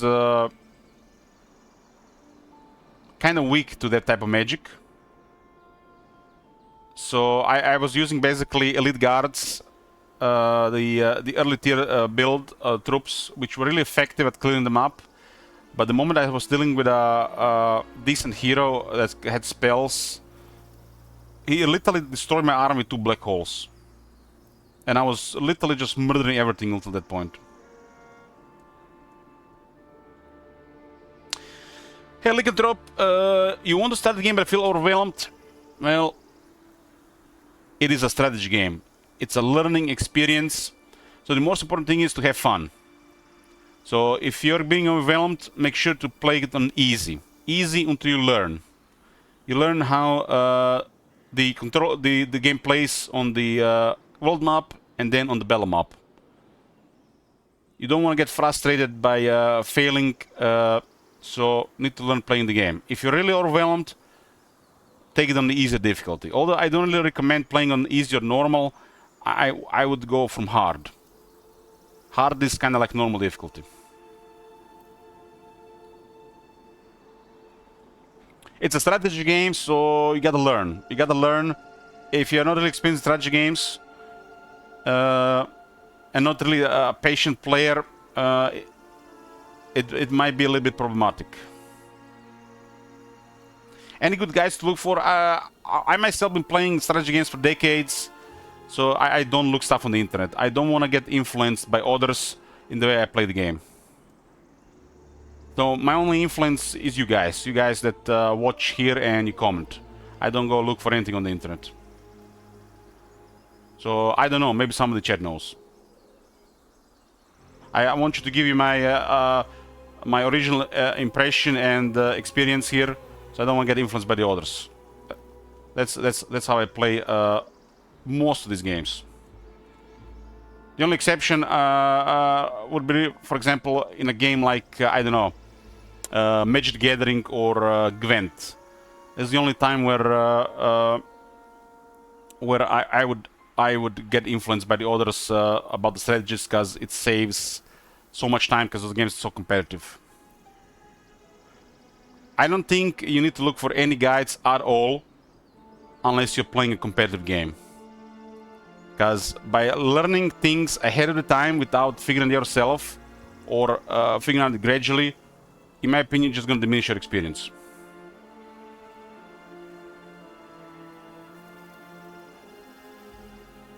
So I just recommend to just play the game, and if you really enjoy it, you're going to learn things. You don't have to learn everything on day 1, day 2, day 3, or day 10.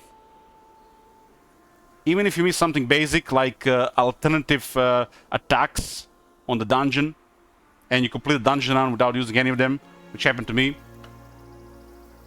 So important to have fun, and as you learn more things, you open new strategies, new ways to play, and the game gets even more fun.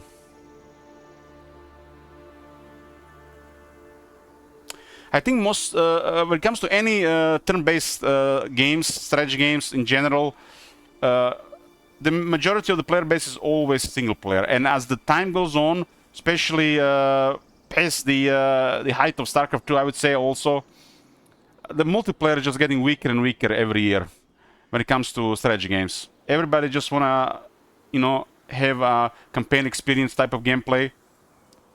The multiplayer communities exist, but they are such a vast minority compared to other games, and inside their own game compared to the single player community. The people that are active in the community usually are the competitive ones and they play the game in multiplayer, but there are literally hundreds of thousands of people that don't even use the internet and they play these games. So even the Reddit and the Steam and the internet is just a tiny minority of the game. Most people just buy the game and they just play it and don't even interact with any online community. Twitch, YouTube, Steam, Reddit, nothing. So I would say a vast majority of the players in all these type of games is single player.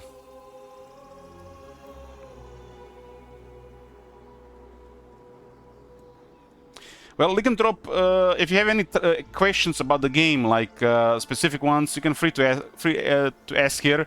But just by playing the game, going through like the tutorial, first 2 missions, you do learn the basics. You just have to pay a little attention. And if you have any questions regarding more in-depth stuff, you can always ask later. As you're very new, a lot of this information is not necessary. So you just learn stuff to play the game. Once you get the basic done, then you want to learn stuff like build order, what skills you like, what skills are good, when to get you know, some things in the game, when to get the mage guild, when to get certain units unlocked, how many heroes to get, what skills to get on them. You know, get the basics sorted first.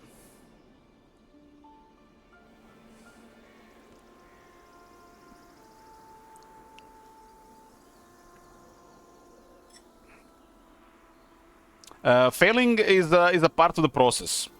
Like, you're not gonna get better and successful in anything you do in life unless you fail a couple of times.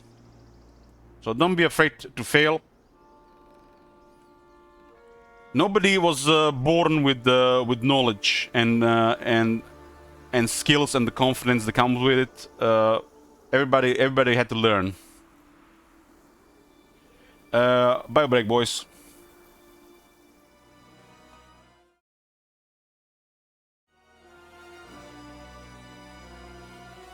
Maybe they sold their souls to Slanesh or Zinch. Maybe they got this forbidden knowledge. We're back, boys.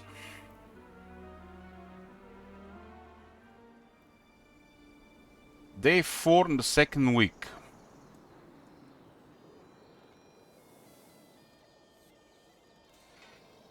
Nihil probably gonna be main hero material. She does have a very strong hero specialization.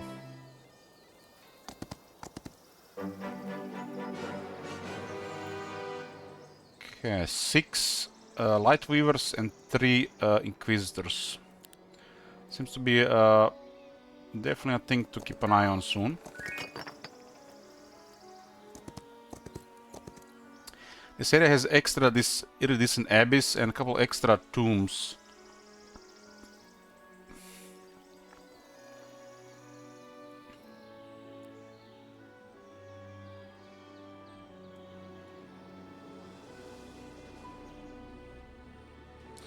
Maramata has economies, so he's a keeper. We got a master builder, produce more resources daily.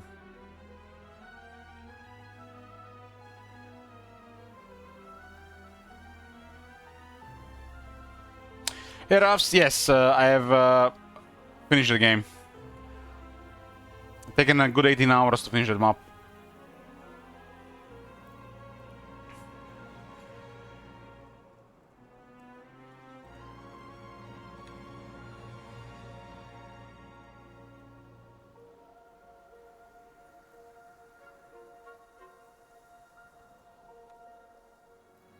Okay, we'll get the rest of the troops next turn. What is this? +1. 25. Let's see if this is gonna work.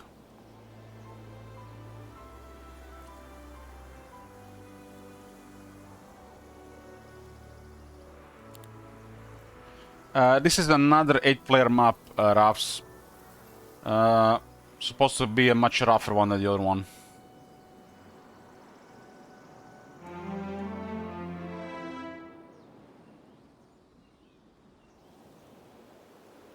So, level 2 in Depths of the Mind does not work. It's bugged.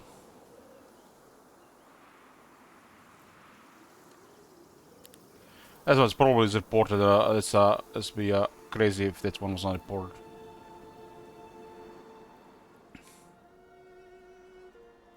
Okay, we got a good amount of stuff now, and we can go with further now. There's a concubine available. Day 5. We have another unit to unlock. The shots are require the Mage Guild 2, which is pretty restrictive for a tier 4 unit. So we'll get the concubine.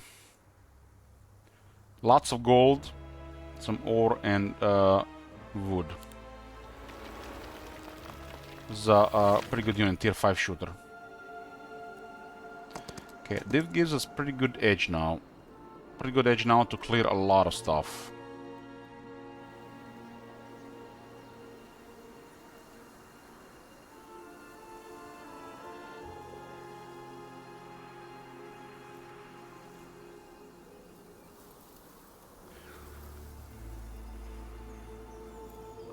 We'll go start with those locusts down there.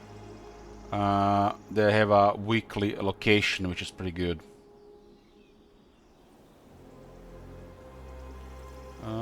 We don't have to pick up anything here. We'll send somebody else, so we just clear this.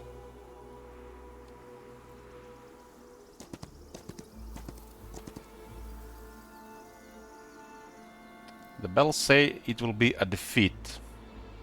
And what it says, that easy battle?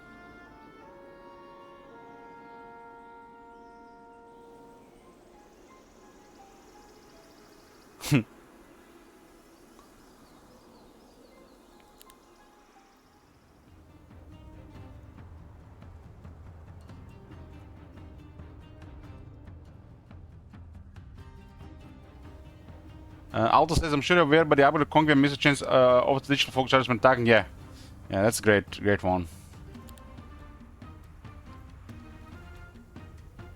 No, it's kind of bizarre, you know. I don't even like seeing those things.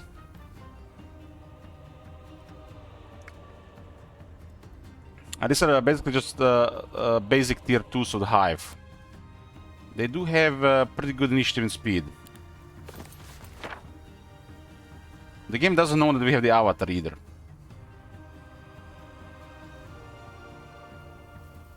Haven't been the Mage Guild.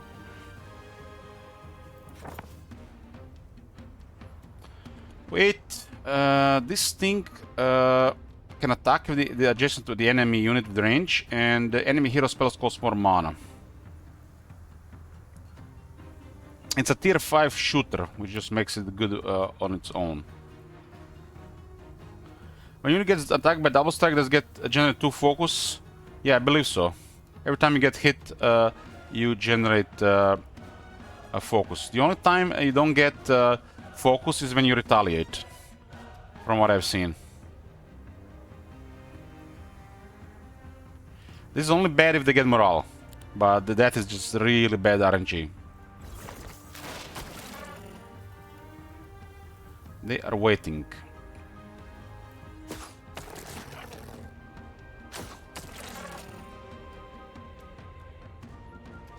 So Lycanthrope, the health bar is the current entity, a single in the stack health. So they have 54 locusts, and the one that's closest to die has 1 health. The next one has 12 health. So to kill one, you need to deal 1 damage. So they're gonna go to 53. Health bar represents a single entity, the number, the stack.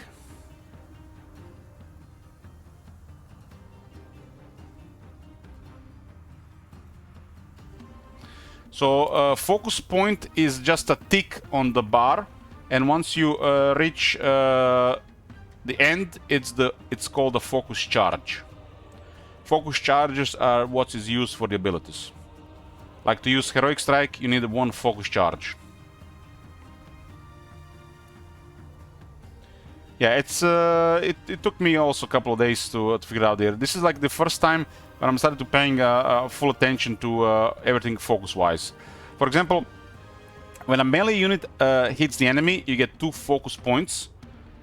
When a ranged unit hits the enemy, you get 1 focus point. Every time you get hit, you also get 1 focus point.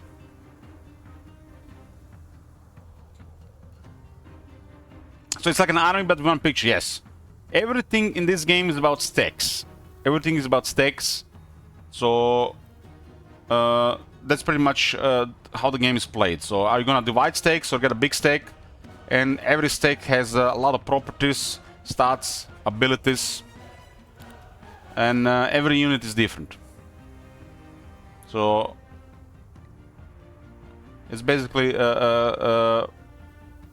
how the whole game is designed about around the stacks.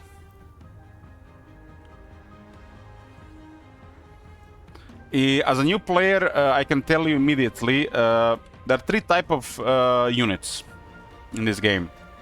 There is a melee unit that has a melee attack. When they attack, they're gonna get counterattacked. There is a long reach unit. They basically attack from 1 hex distance. They do not get retaliated. And then there is the ranged units. Keep in mind, both long reach and the ranged units do have the melee attack, alternative attack option. But unless they have an ability, passive duelist, they do lower damage with melee attacks. And out of these 3 types of units, the strongest ones, how the game is played, are the range units. Because the range units put a pressure on the enemy has to reach you, and using the range units effectively, you minimize losses, and you cause your hero to progress and your armies to snowball, as in they're clearing the enemy with almost no losses or no losses, and they're just getting stronger from week to week. So you have to learn how to do battles effectively. You have to know about the initiative and the speed, what each unit does. When you enter the battlefield, the most important thing to look at the battlefield is who are the enemy and what they do. These are basically melee units. They're low tier, only a tier 2. But when they get close, they're nasty because they are big in number. So the most important thing is to not kill them before they get close. And to know how to do this, you need to know how much they can move. That is their speed. You can see if you mouse over where they can move in yellow. And how fast they act in each round. We're currently in round 1. And how fast unit acts in a round is initiative start. Initiative is a very important stat, how the game will play out. And in what order to use your units, spells, abilities. But the most important thing in the battle is to win. And to win you need stronger units, and to get stronger units over time you need to minimize losses. And we are going back to the beginning. Range units are the strongest because they're the ones that prevent this losses accumulation over time. This does not mean the other units are weaker or unusable. They just have a different role. They are used differently, and they might require a different build setup to use. So don't build up your ranged your armies just for range, as in your hero will have lower defense, higher attack, will have no defense skill or other stuff, and then expect your melee units to do as good a job as the range units. They need a little bit more. And when it comes to initiative, when your unit waits, it goes to the back of the round, and if he is the highest initiative, he'll act last, which means the enemies have to complete their turns first. So waiting is one of the most important things to know when to do and how to do it. So when the enemy moves towards you, your high initiative units wreck them, either shooting last or attacking last. So the next round, since they have initiative, they are most likely to go first again, and you also build up your advantage like this. So your shooters with high initiative target the threats, units that are gonna get you fastest, or the enemy range units that they can shoot you from afar. And then your higher initiative close combat units want to pretty much just one shot whatever gets close to minimize losses.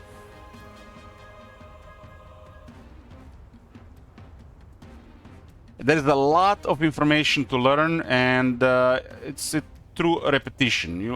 Everybody is making mistakes, doing the wrong order of things, not seeing the better strategy or tactics until the move has been executed. There's a lot of options when it comes to spell casting as well. At some point it will be rather overwhelming for a lot of people. So best to think to the simple things that work, like lower enemy speed or some direct damage, until you get to better at the basic part of the game before you can move to the advanced part of the game. And right now my army is a combination of Schism and Temple, since we have those two towns, and I've upgraded my crossbowmen early, which is not the usual thing I do. So they get the double shot. They attack twice from a distance, and every time they hit an enemy we get a focus point. So this was basically a decision because of our hero specialty, which I will not do otherwise. So we get to shoot the enemy more, we could build up more focus charges, and we could use our hero stronger heroic strike. So depending what hero you have, what he specializes in, your decisions, how you progress in the game, build the game, will be different. The game is not going to be played the same every time. Even if you play with the same hero, you might unlock different skills. You might face different units in the beginning.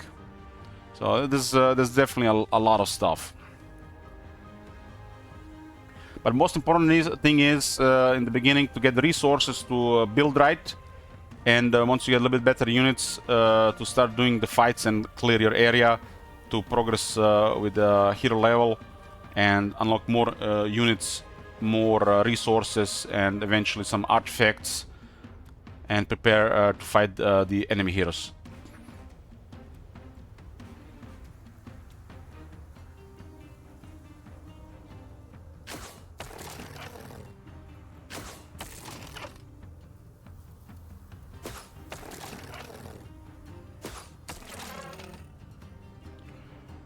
Okay. We can actually use Glance of the Abyss.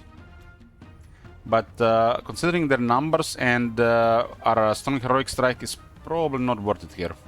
Our hero has good heroic strike, he's a specialized in this. There's still a lot of locusts, so they're gonna cause some damage. We're just gonna weaken them so they don't cause too much.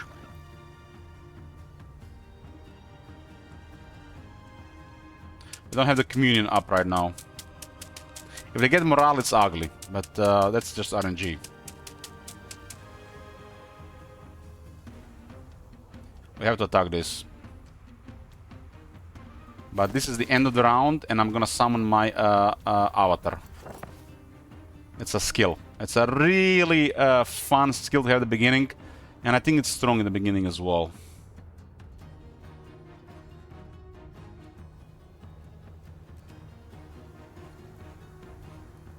We basically get a powerful unit, which gets stronger with the hero.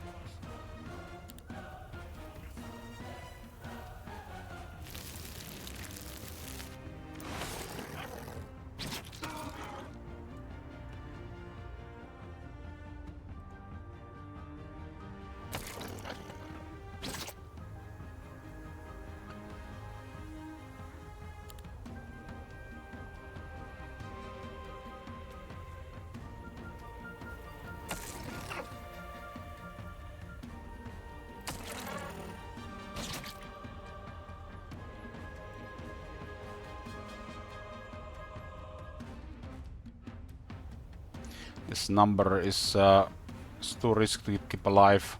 We could get lucky.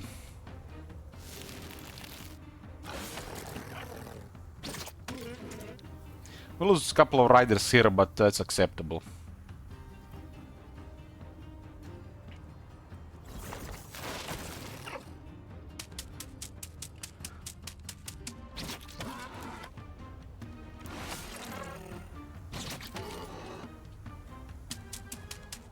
Oh, that is bad. They're going for the same one. That's pretty good for them. So we lose a lot more here then. This is a smart thing to do. From my experience, they rarely do this. They went all on the same one.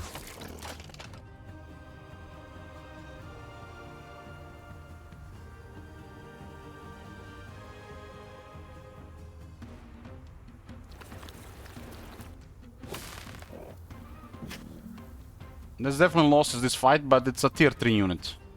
The low tier units, tier 1, tier 2, tier 3, that's their role to progress.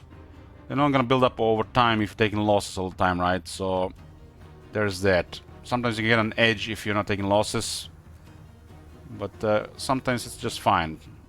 Don't be afraid of taking losses, it's a part of the battle.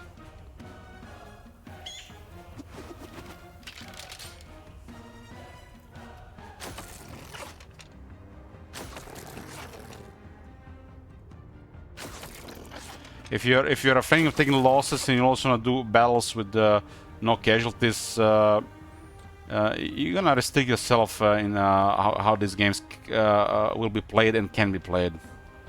This is just like what I think.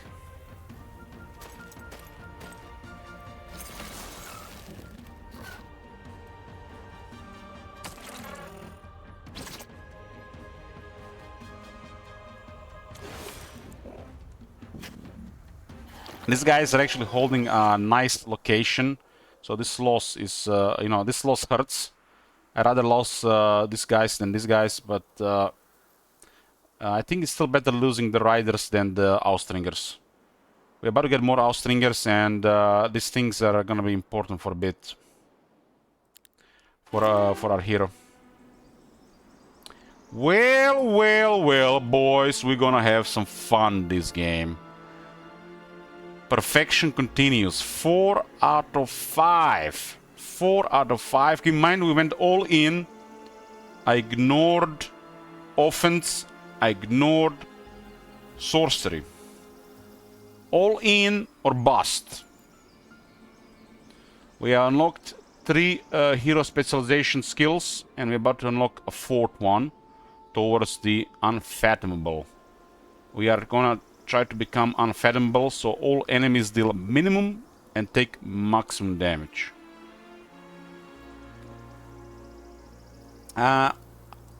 This is just an observation somewhere seen, but remember, we went all in and we expect this. We expected this. We have to go all in, otherwise it's not gonna happen. The thing is, I think a couple of these skills are biased for this guy, so I think Summon Avatar is solid. It starts with logistics, and Arcane Magic is probably also a biased skill. We got roll one attack, solid. The Bellcraft is amazing for this hero because of Bell Focus, but it's a luxury. We have to pass on it. Arcane Magic is amazing, and I'm glad it's part of the Unfathomable.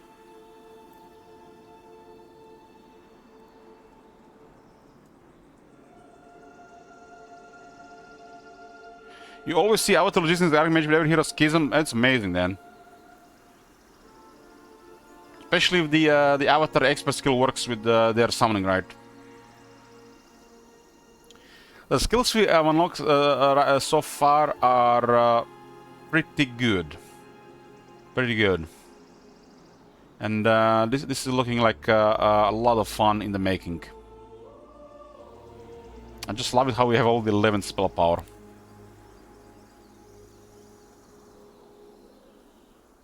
So we don't want to really pick up this with the token. We're just gonna send the other hero.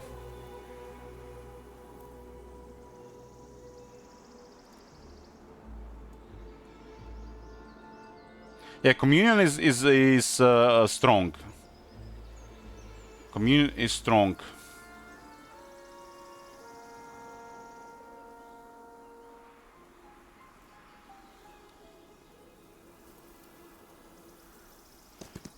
I'm not sure what you mean by abuse. I think it works how it's supposed to work.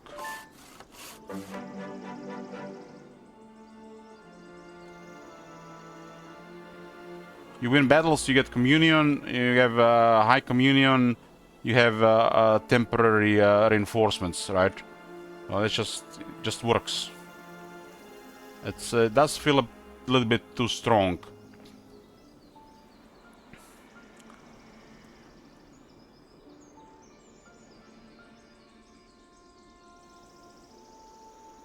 Are you talking about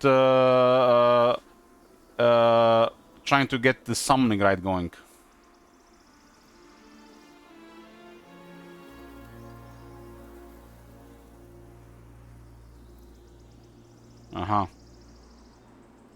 This is their other part of the game. I haven't really dabbled in that.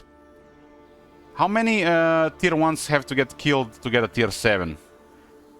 Because I think that's also intentional, because they are never not gonna get killed accidentally. Summoning right is intentionally intentional like that. So you need 50 to kill, like. I don't know, man. 50 shooters sounds really good to me. I will sacrifice 50 shooter to attempt something.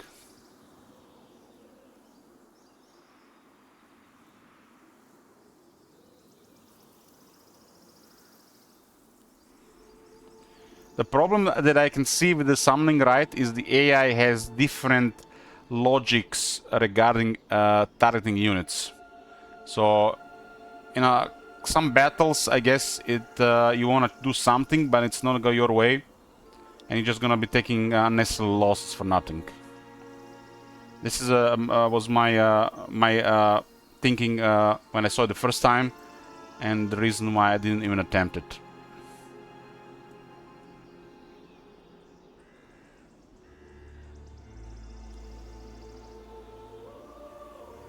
You will have to really build an army to favor such combat.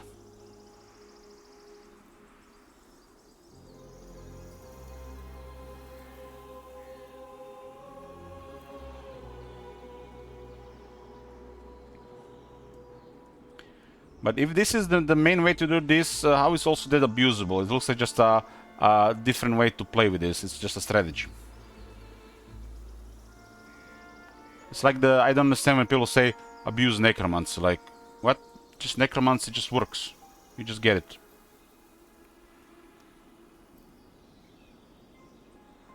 I think I just like the idea of just getting the shooters. You know, that's also a different way to play. But if you want to get more of the otherworldly beings, I'm glad there's an option for that.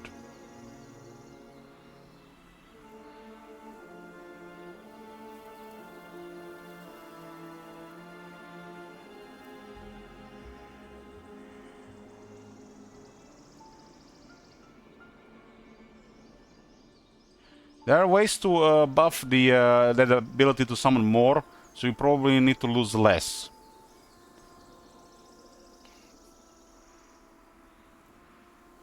We got Blink max level. Damn.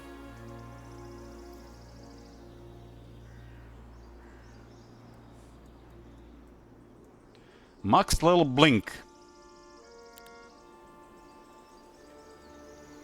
This one is nothing special though. But I guess you have resistance and you get the this set. Those 3 higher rank magic heroes will be less of a problem.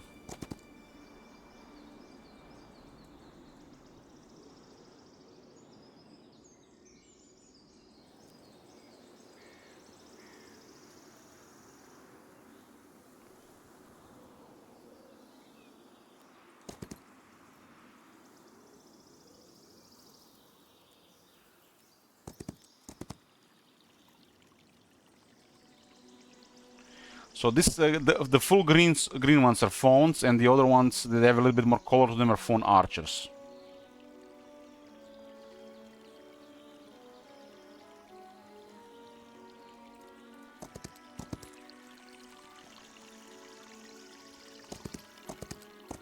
More defense here.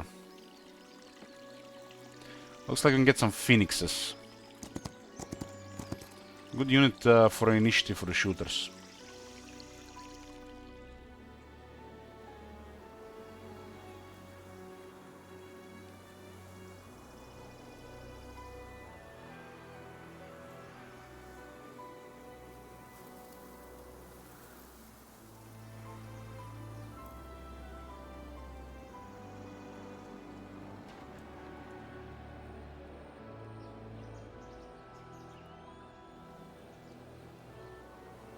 I think this one was on the easier side of things.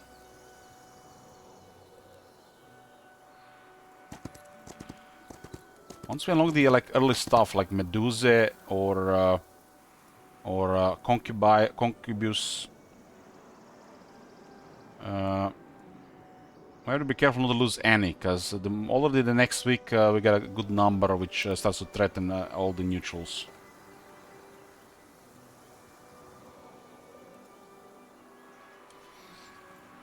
Okay, we got 3 laws here. 2 points are kinda wasted so far.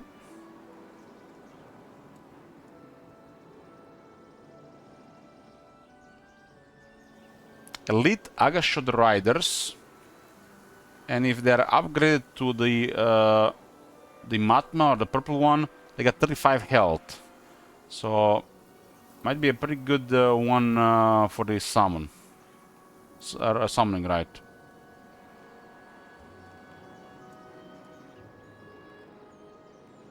Five more HP on that unit is nice.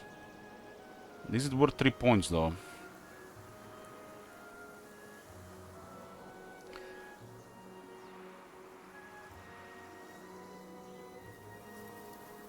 Considering my experience so far, I think survival condition, just one of them is a no-brain. Maybe even a second one. We still don't have a sawmill and an ore mine.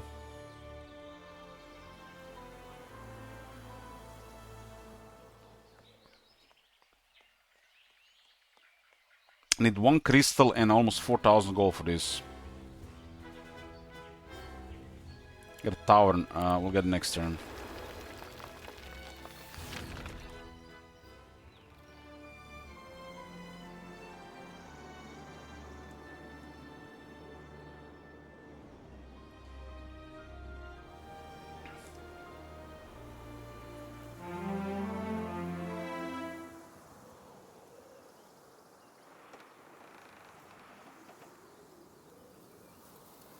Summoning right to me seems very interesting. I wouldn't mind to try the strategies around it, but it seems like very, very optional the way I see it. It's like an alternative strategy, I would consider.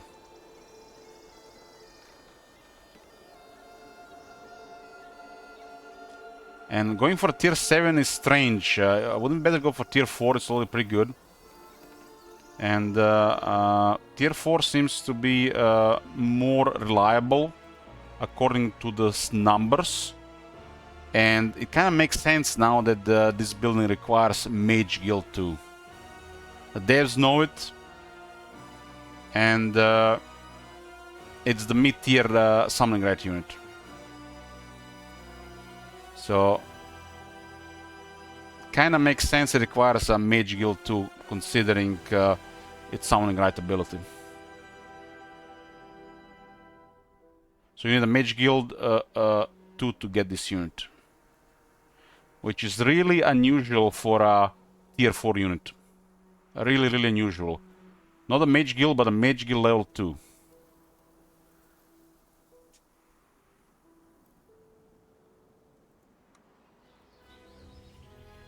I'm needing 1 crystal.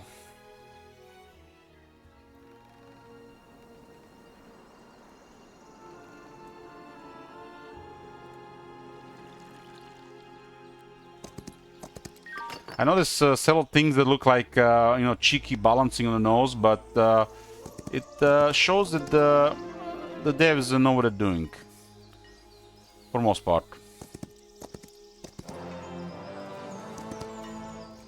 Is it this truly true for the long term? We'll see.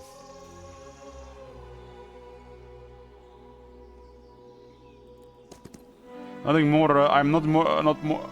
It's a really proud thing to see when the game you enjoy, and then you see the devs doing stuff, patching, updating, designing.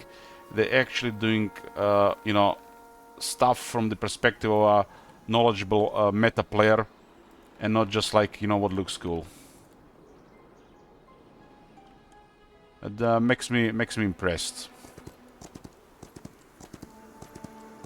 Feel impressed.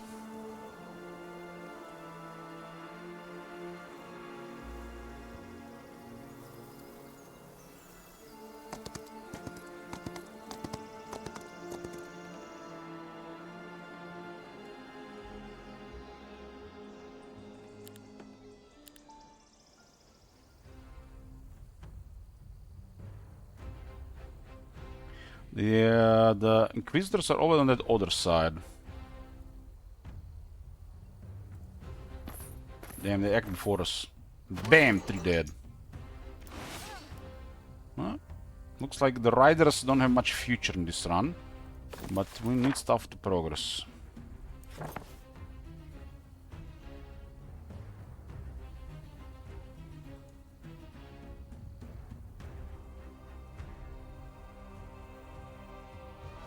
The Arbitrator it has to be the strongest tier 6, right?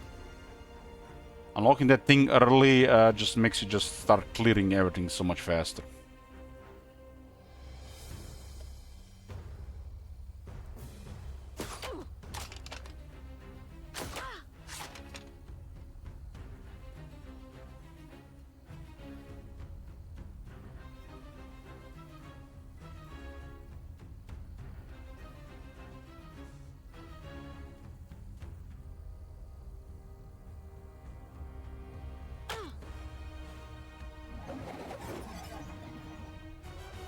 .93 damage on the Avatar. 13 attack.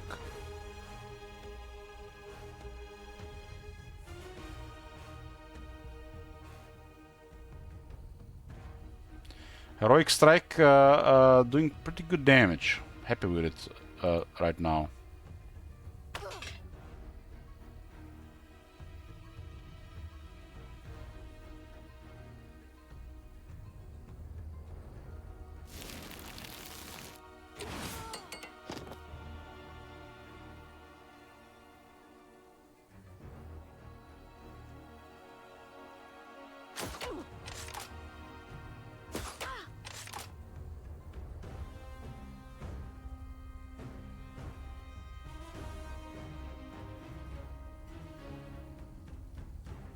Yeah, should... This one is at 4. Buffed, huh? We'll take it. That's double. That's max damage, right?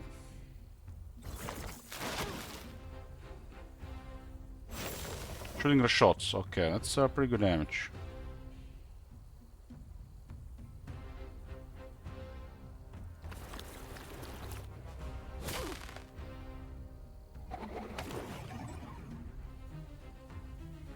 Ten mana summon is nearly as good as the 20 mana summon. I think it's really correct to go for the 20 mana Dark's Avatar. We'll keep that. We'll keep that in mind. I wouldn't say rarely, but you are definitely right for these situations. I think the situation was fine for the advanced, but some of these lower troops where you want to avoid casualties. I mean, the damage difference is quite bit for this situation. And we're probably not gonna fight for 2 turns so we get the mana for a new one. Keep in mind I don't have any other spells right now, so... It's the only thing I have to use. If I had like a lightning bolt, probably, yeah, fine.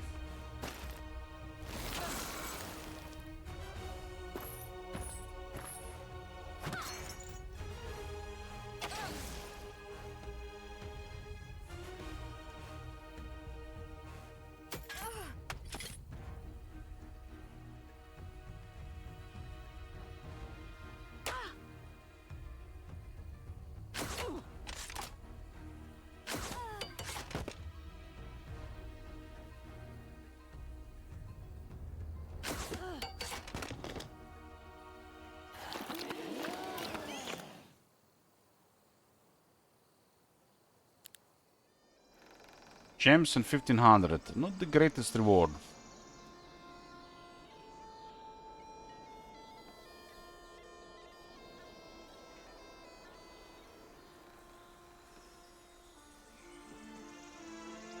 I like this one attack down here, but there's also stuff here. I'll probably clear all of this. Tomb and defense, then attack. We ought to clear that storage before the end of the week.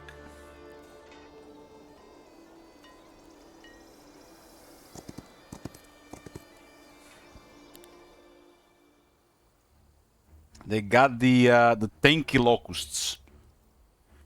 Regular nut. I guess the regular nut only wings are glowing.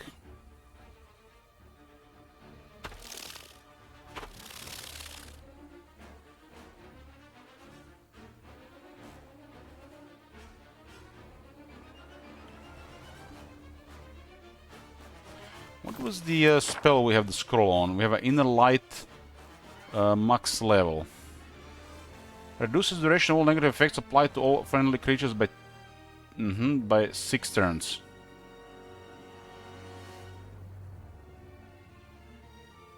Affects enemy creatures adjacent to the target.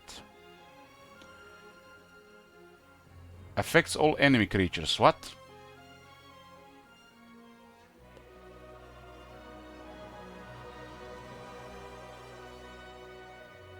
A duration of all negative effects applied to all friendly creatures.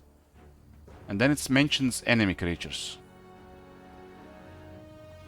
That makes no sense.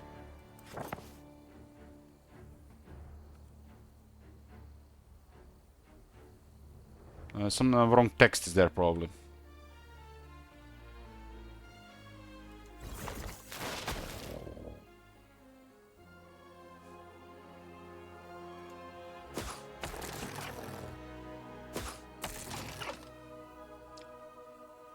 Tooltips need work. Tooltips need work. UI and tooltips probably need the most work before they can release early access. It's a nice heroic strike, like it. But it will never be very strong unless we get the right item. Lucky shot.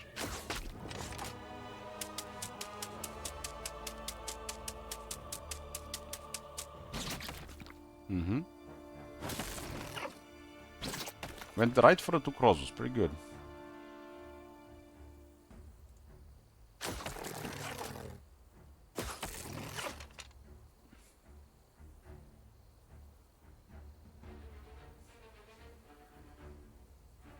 There's a parry, this thing, yeah?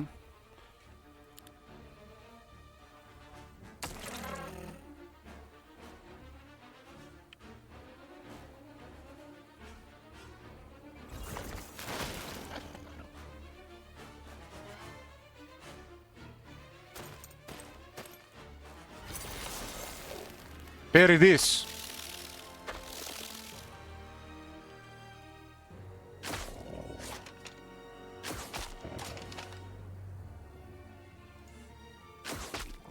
I expect them to fully rework several things in the game. Necromancy being definitely gonna be reworked. And Siegecraft, from what I've seen. Necromancy and Siegecraft, and possibly gonna do something about the Ascension as well.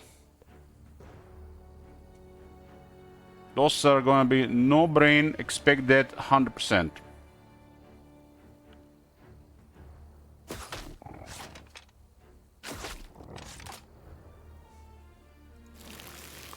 So this is great. Just so enjoy this current state of the game, because the state of the game will change, and I do like this because I like to play the same game during different states of the game, especially really enjoyable games. So it's just currently the state of the game. A lot of things will probably change a lot already in early access, and then we can give some real essay style feedback to the devs.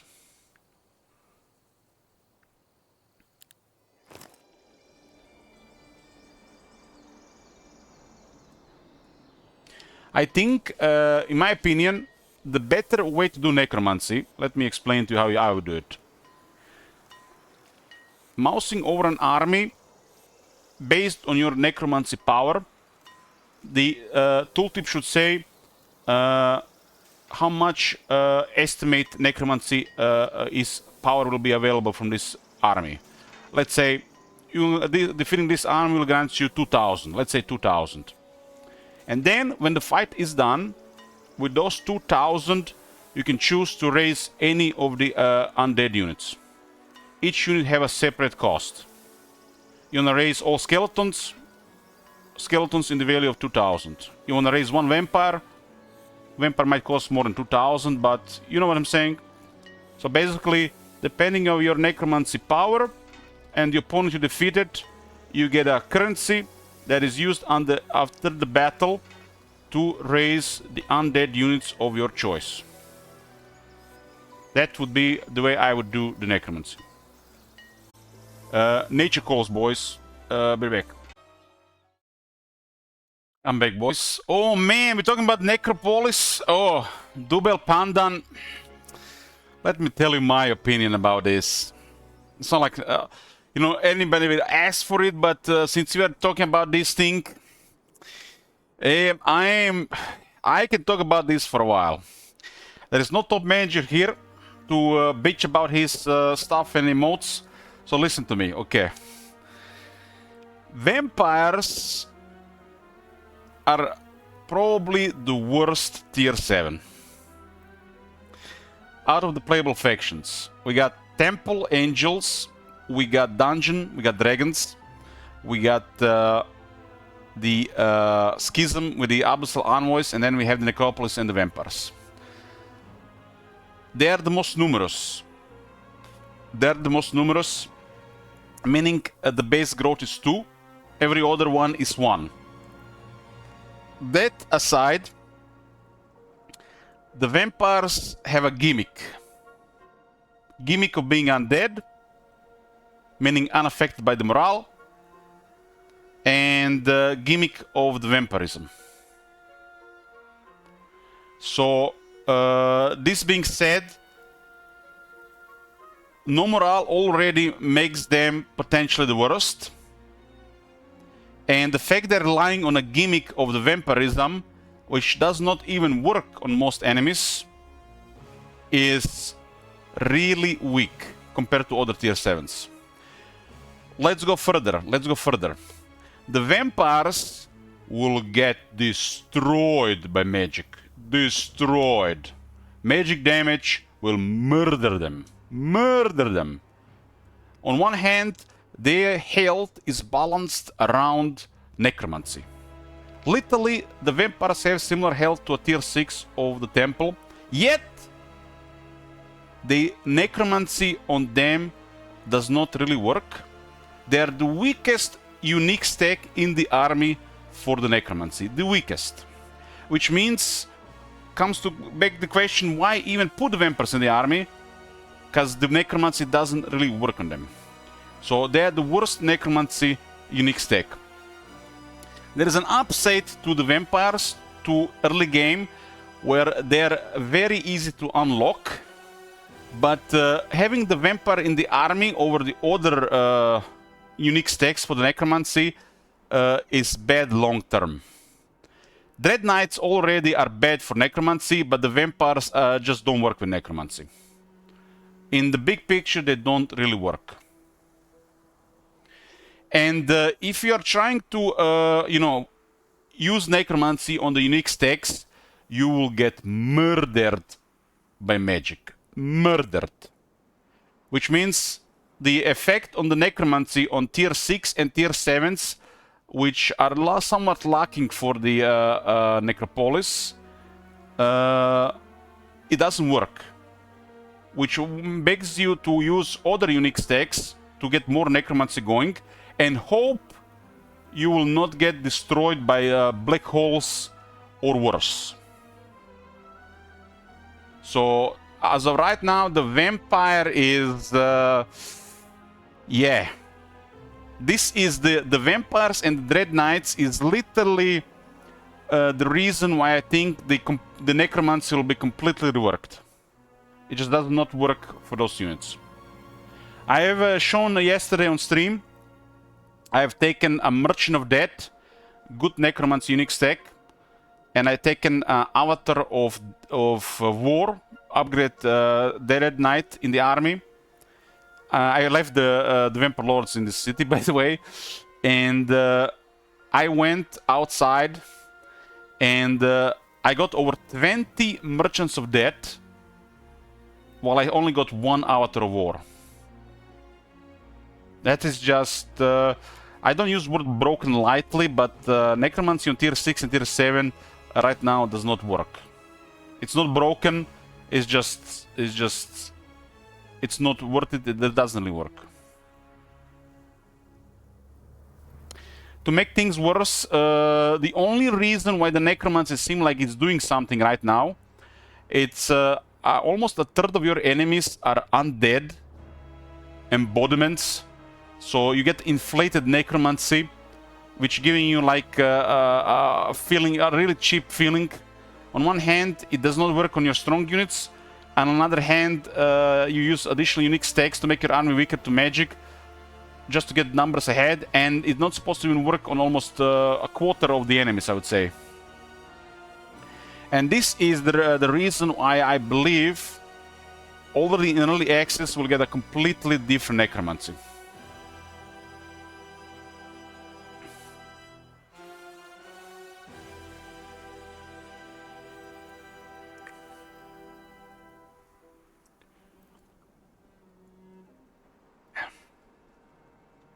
Where are we at?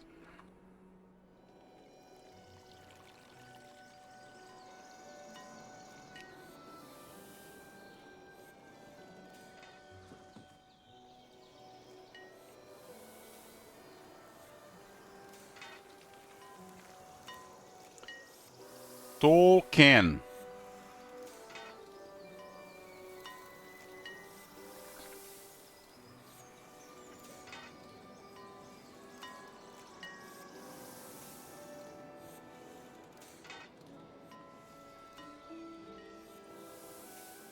I think the most brutally optimal way to play the necromancy is I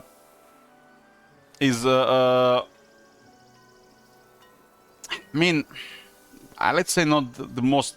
I kind of if you use just upgrade units, let's not take into account basic units. I hate the idea of basic units for necromancy, so let's set it aside. So it's not 100%. But skeleton warrior, skeleton archer, wraith, phantasm, and all 3 grave robbers. Because the grave robbers going massive, it will give you some toughness and security to win a hard fight over time if you snowball enough. It's like the last unit that feels like the necromancy is affecting properly. But the most brutally min-max necromancy way: skeleton, skeleton warrior, skeleton archer, white, wraith, phantasm, Barghest. And you have to play with expert recruitment for elite guards. You have to play with the shadow blades, and you have to relocation upgrade the skeletons and whites constantly to upgrade versions. Necromancy applies to each unique stack in the army.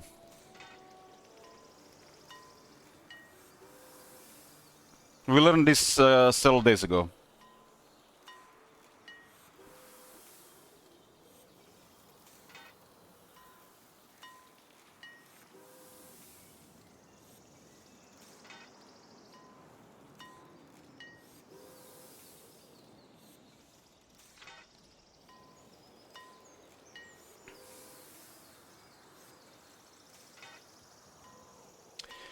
I said already when I saw necromancy at the start, it's like it's on the nose, balancing with it. And if you try to max it, you're gonna get punished hard by some spells. Like really hard. It's like it's not even gonna be a contest. It's like you're gonna be dead, die.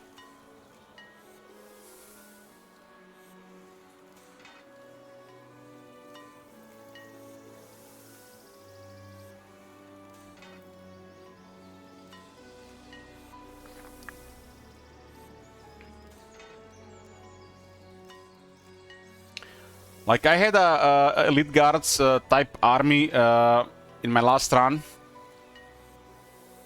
So using the low tier units, 2 black holes fucked me up. 2 black holes fucked me up. It was a slaughter.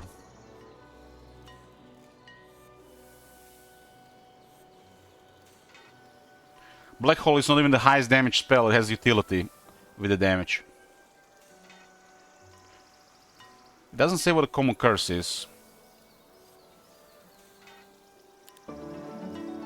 We got a soulless sash. And what is the curse? I don't think this one works.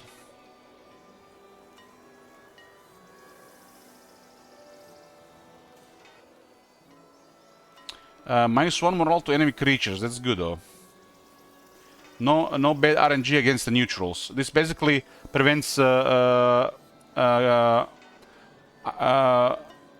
getting unlucky with enemy proc morale while you're trying to play your strategy.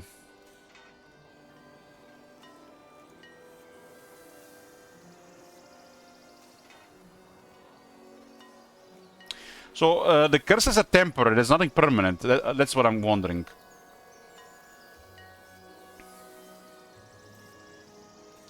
There should be information what happened with a couple of these things.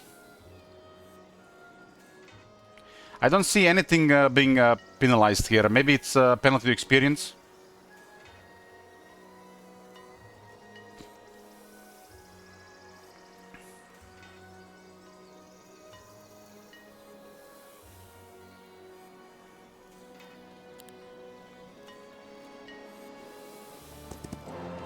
+1 defense. We're gonna clear this side here.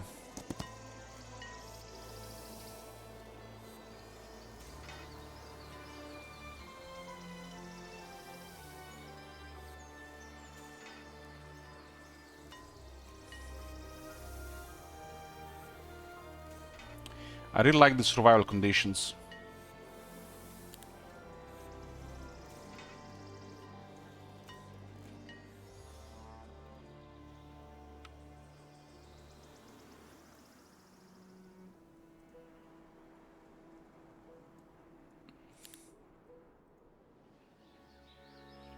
We need crystals for the treasury here.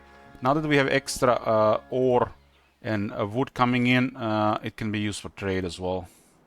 Go wood. We're going to need for the. We're going to need for the. Actually, just give 2,000. It's fine. We'll get and use the other ones.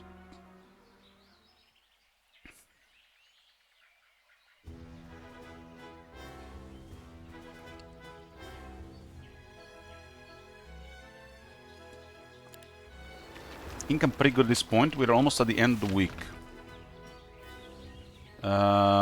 We could go with all these swordsmen. There's a lot of swordsmen. I gotta get me the walls upgrade here. Upgrade towers. So we get more troops starting in the next week. Day 6, day 7, week 2 get upgrade the walls.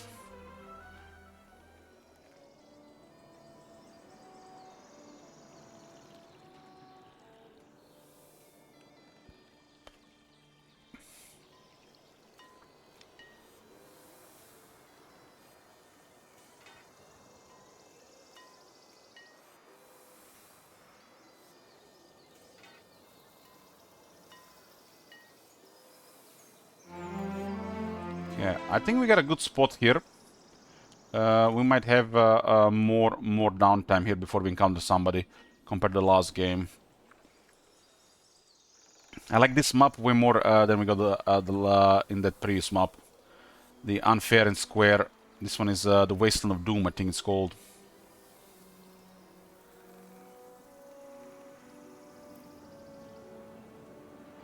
I need me expert economy, so we can get dust per day. No luck. I need this. I need this expert. Communion level increases by 1 per victory in battle.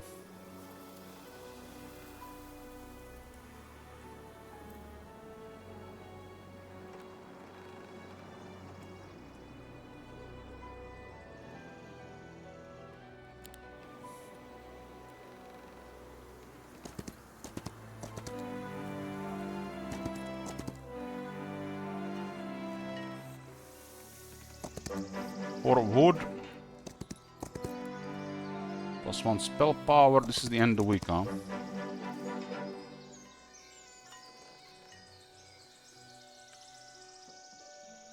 End of the week, so I guess we'll just park here.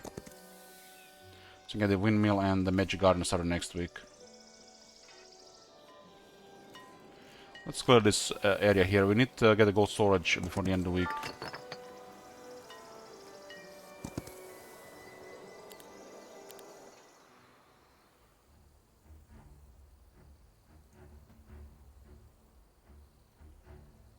You can no longer get morale plus unless they have higher than base morale.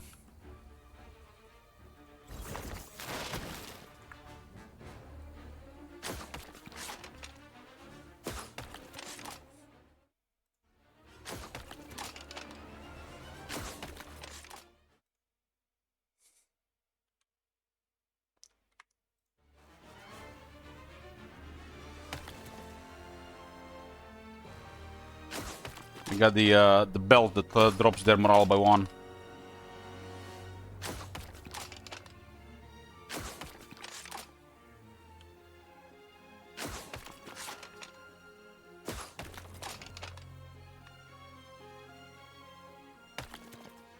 $90 base damage right now.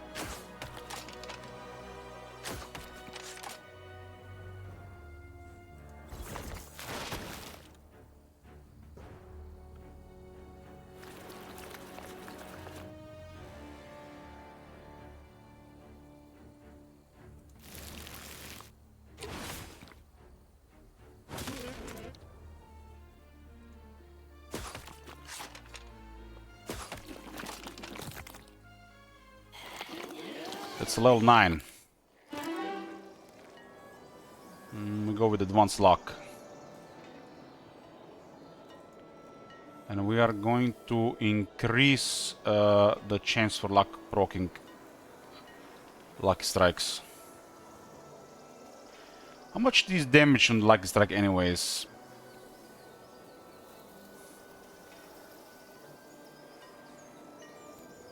Does anybody know what's the damage actually of a lucky strike?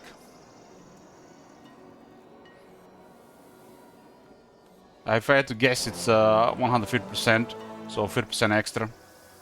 50% extra, okay. So basically, with Primal Magic and Battlecraft, it triples that.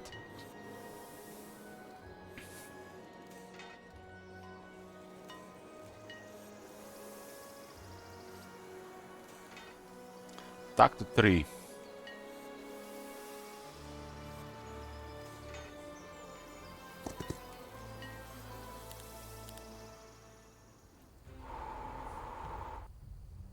$78 Phantasms. I got only 9 health and 3 defense. They can't get morale. Lucky Strike slowly kicking in.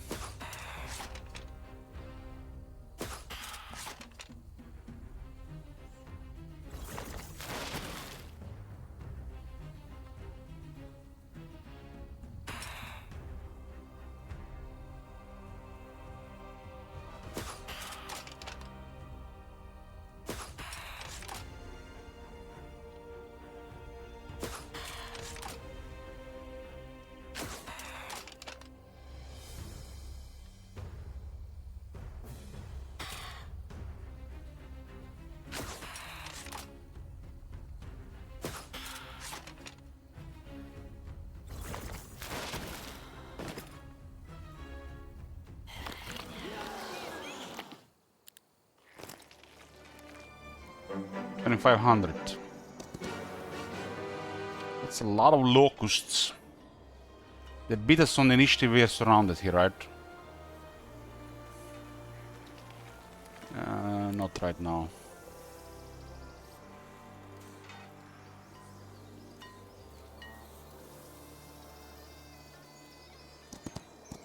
It's cool that we have this temple here. We can actually learn stuff there. If it's convenient. Day 7.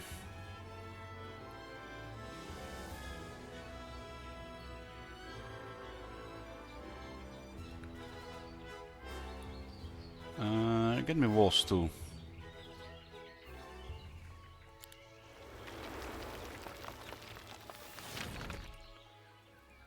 Day 7 here, and walls 3. Oh, nope, bloated mansion. Bloated mansion. We'll get 5 arbitrators.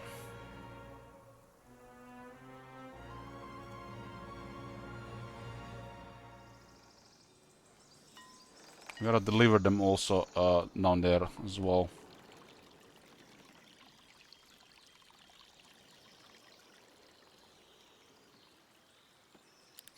End of the second week.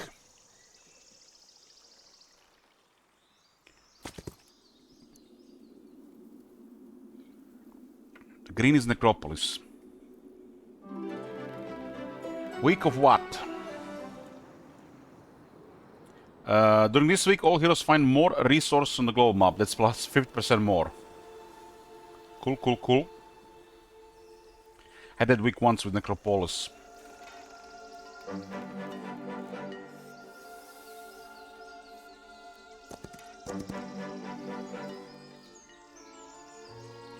Should clear this bottom all with this. There's a lot of stuff.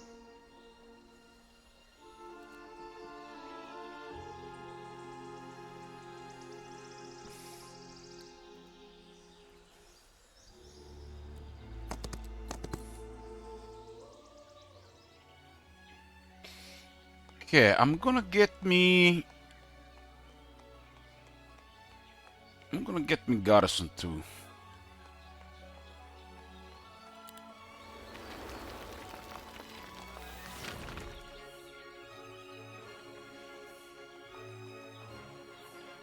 And let's get some guard captains. 4 speed, 6 initiative. Double strike. I haven't used them before. This is gonna be my first time.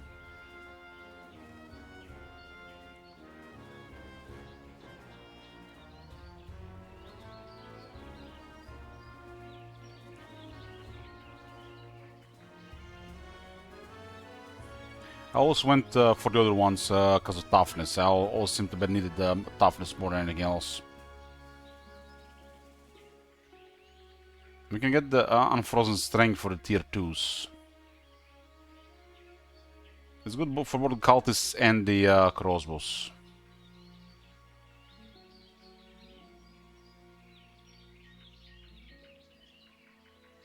Tier 2 friendly creatures attack and defense increases by 10% of their hero attack, defense, spell power, and knowledge. So combine of everything.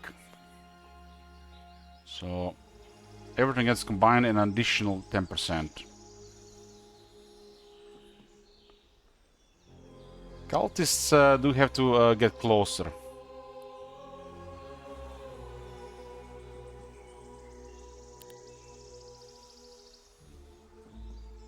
Other properties are getting better. 26 attributes. 26 attributes, so that's 2.6, huh?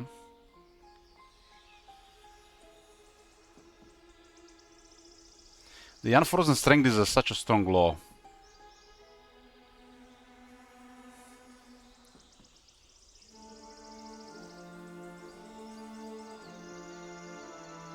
We still need to open this. And for another 2 points, we get another 10%, so 20% more. It's 5 attack and 5 defense for the Crossers, for example, and the Cultists. That's really good.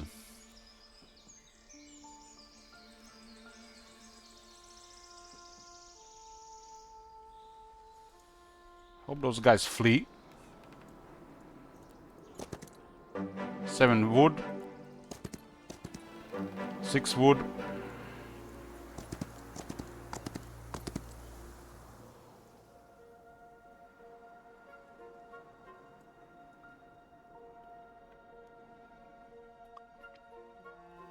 Get the lesser summoning right here.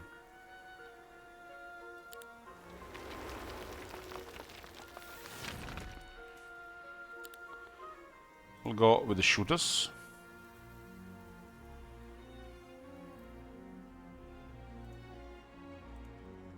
They have a higher initiative than the ferocious, but ferocious have more speed. The other properties are the same. These guys do get cleave.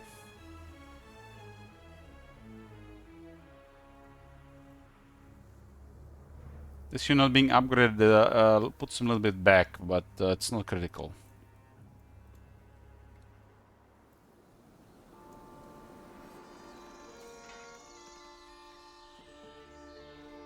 I need some gold.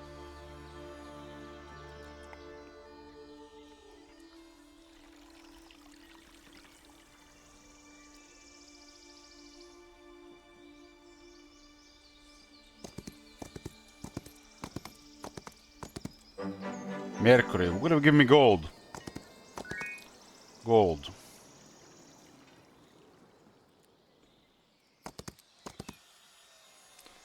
They fight. Oh. There's already guard captains getting killed.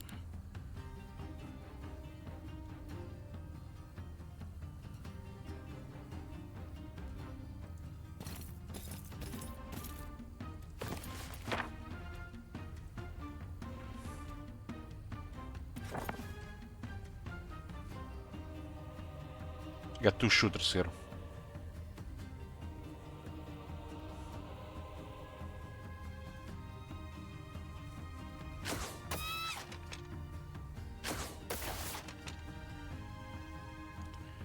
49 damage there.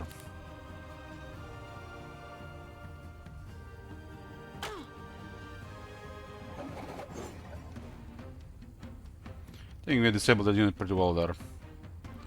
Those units there it is. Those guys had higher, they have higher initiative, and this is their home terrain, so they got to 8.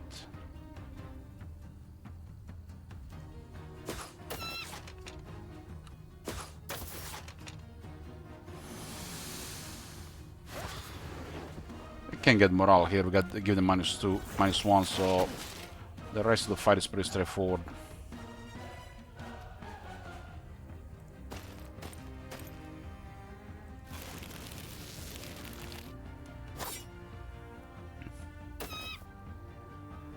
Summon Outers was pretty good to mitigate casualties here.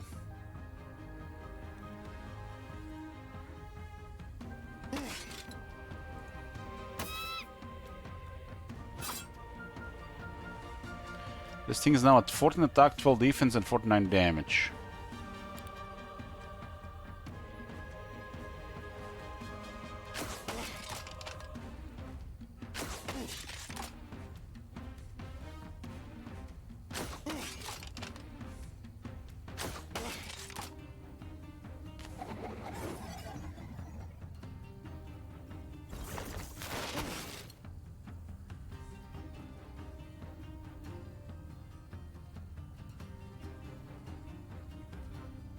Lens of the Abyss.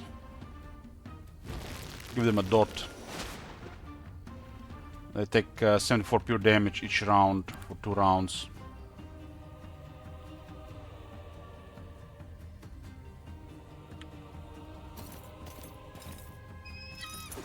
Guess hitting them there was okay there. It's the higher initiative.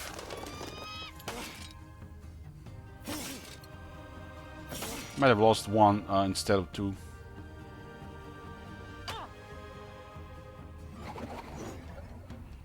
The avatar is really nice so far.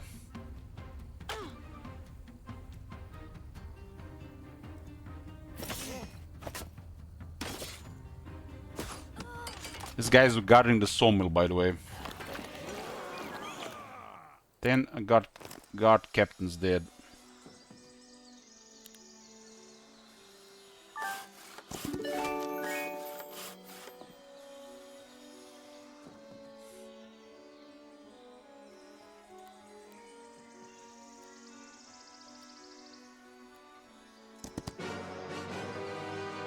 There's a dragon! Probably 18 guard captains dead. It's probably gonna hit the Rashots, hopefully. Oh. 8 guard captains. Okay.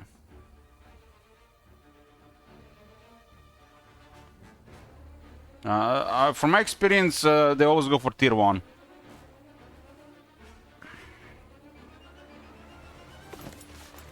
We do have...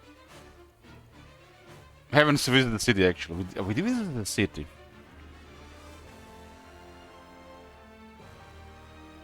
Huh. I must have not built... What? Why? We visited the observatory.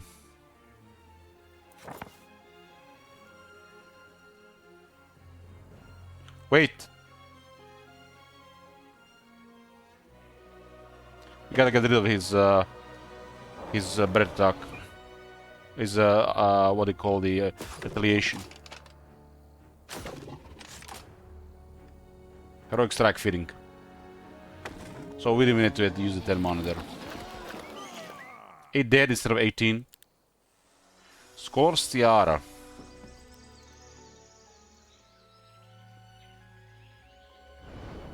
I visited the city. Why didn't we learn the spells?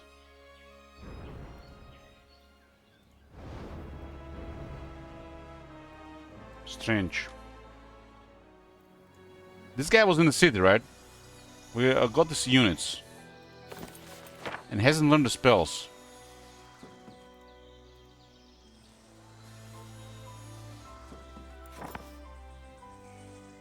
The city does not have the Mage Guild, but it has access to Observatory.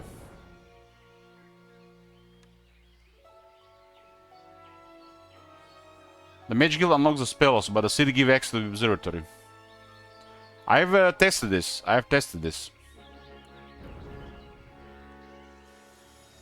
So, who knows? I know that you get spells upgraded without visiting the city if you upgrade the spells.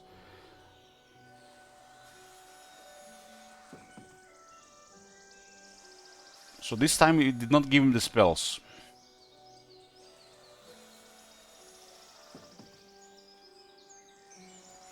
And I got an item instead of gold, just when I want gold. Plus 2 knowledge.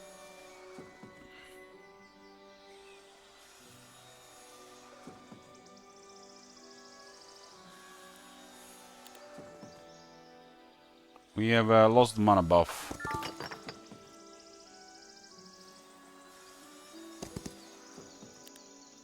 Just nuts here.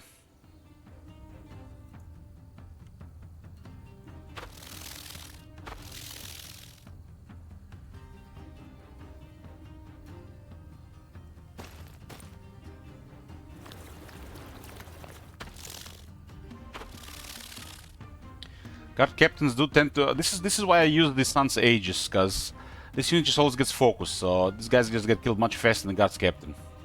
Than the Sun's Aegis, I think. Sun's Aegis has 15 defense, 15 health and 7 defense. So it's great to try to get double strike here, because this unit just always gets focused. Better to get the Sun's Aegis. 20% more health and almost double defense on the base.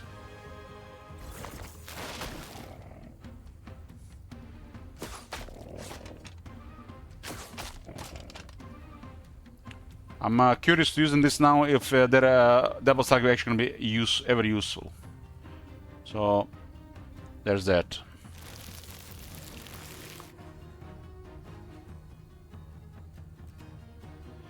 With Temple, I can see that, but from my experience, the AI always targets tier 1. And if you have the strongest tier 1, which is Sun's Aegis regarding toughness, you mitigate so much casualties.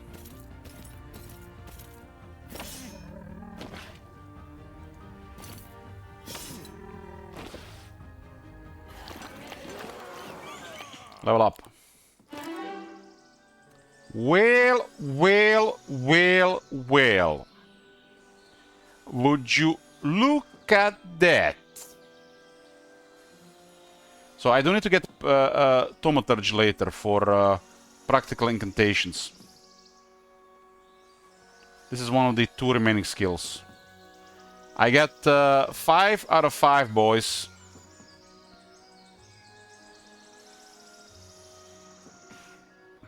All 5. Defense unlocked. And we got some nice toughness in the army now with the defense present. We have all 5 skills available for the class specialization, which will, when they are all expert, will make all enemies always deal minimum and take maximum damage. So this is kind of like having, not the same, but kind of like having even better defense and offense. The last 2 skills I would like to see basic. I won't want to say Thaumaturgy because of the heroic strike. And the very last skill, offense or offense probably, or battlecraft.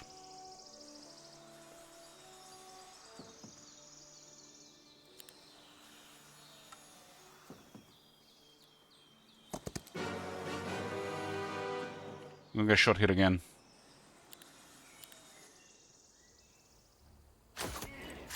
They shot a tier 2 this time, but they had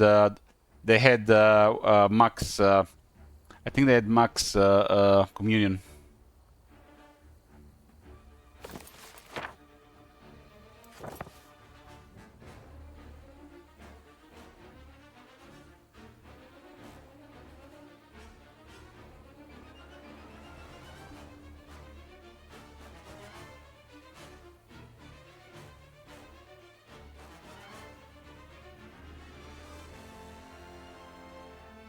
We gotta go for the double striker. Or do we? Is he gonna murder the cultist or the shooter? Lucky strike, nice.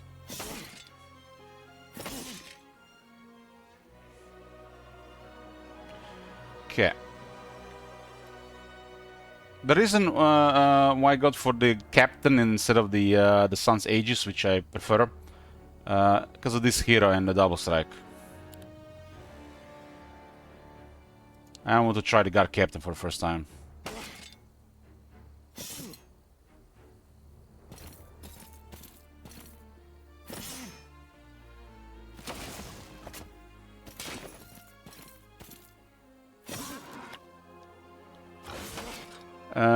Hey Nico, is AI good and possible? I died to unfair first time really bad, but when I'm playing really carefully on unfair, I think I'm winning now. I think outside what I said, easy and normal, which the AI is less aggressive, the AI is for most part the same on the other difficulties. It's just the factors will be how fast are you going to progress and what are you going to encounter later because of it. But if they have higher resources and they can snowball faster, they'll definitely pose a bigger threat. Yeah, Cornerstep says attacking guard captain that gets counter gives 5 focus charges. Yes, yes. Yeah, like I said, this game I wanted to play heroic strike and I wanted to really focus on the focus mechanic for the ability mechanic. So we get to the bottom of it. And this is why I got the guard captain.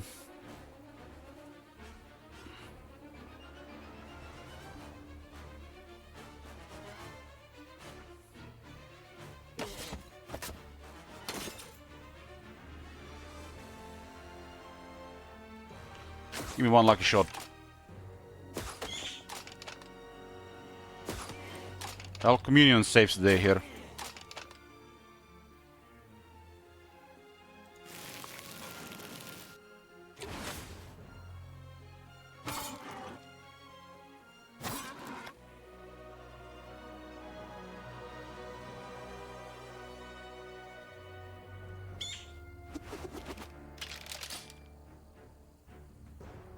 Magic is extremely powerful.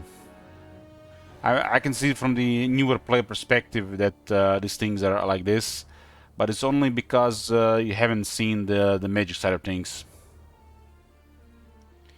So initially it might seem like that way, but the magic is really powerful. You get a magic hero that can cast more than one spell per round. You get higher level spells. It is literally destruction on the battlefield.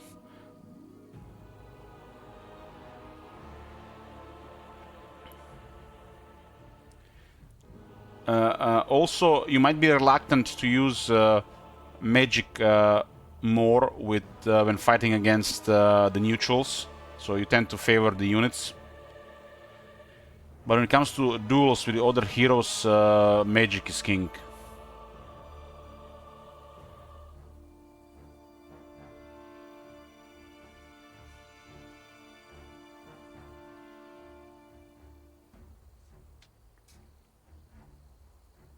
I was casting yesterday spells that were hitting for 4000 damage in AoE.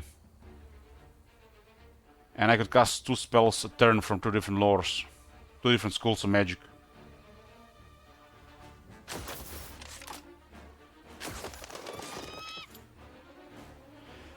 You can actually get a crit chance with magic. And you can get a really big damage increase to magic with sorcery and lots of spell power. And when you have battle magic, your spell power and knowledge will buff your units' attack and defense.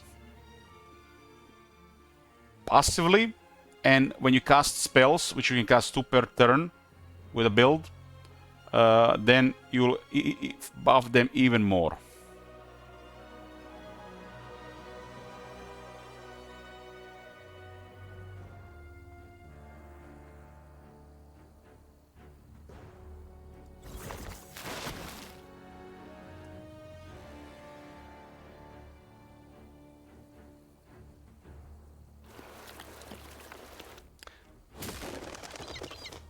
Bro sounds like Italy personified. Who, me? Hey man, if it's me talking about, it's the first time somebody mentioned me in Italy in any way. They usually come here with the Scottish and Irish. If there were people coming here also thinking I was an Arab or something. 2008 wood and 8 ore. Welshman. Erin Gardner. I want to get some gold to recruit the rest of the units. How much does one of these things even cost?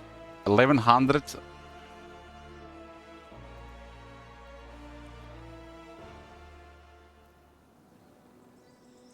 Another tomb here. They got all three phone varieties here.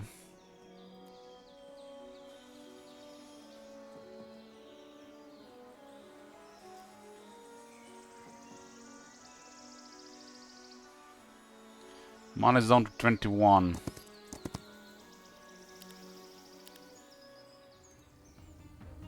Wait.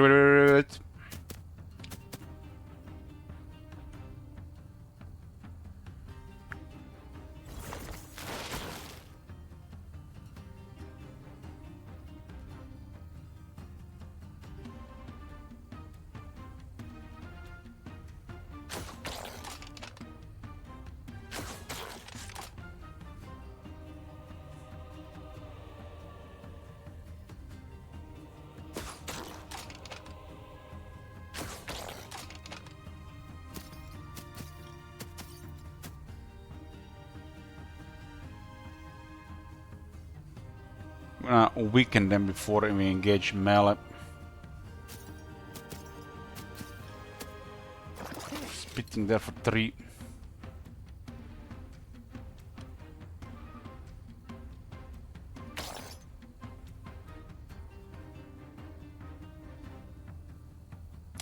You never seen all the frames in the attacks before? Well, you're gonna see them on this stream.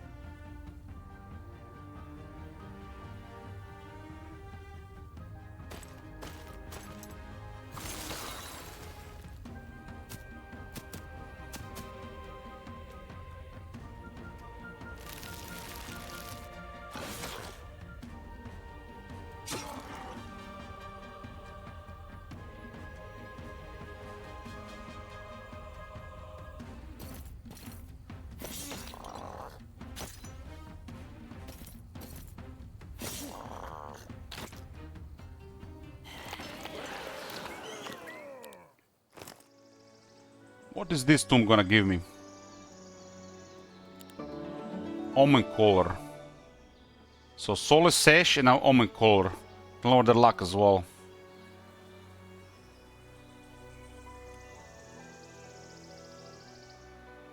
I don't see anything on any properties lowered here. Doesn't seem like Common Curse works.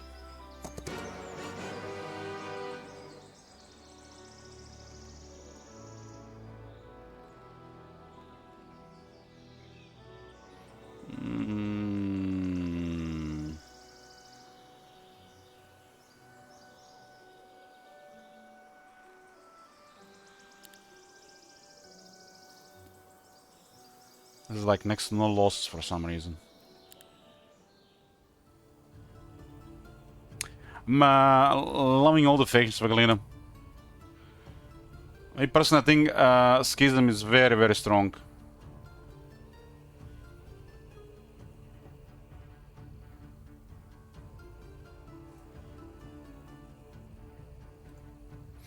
Dogos have 5 initiative, so we do have an edge here.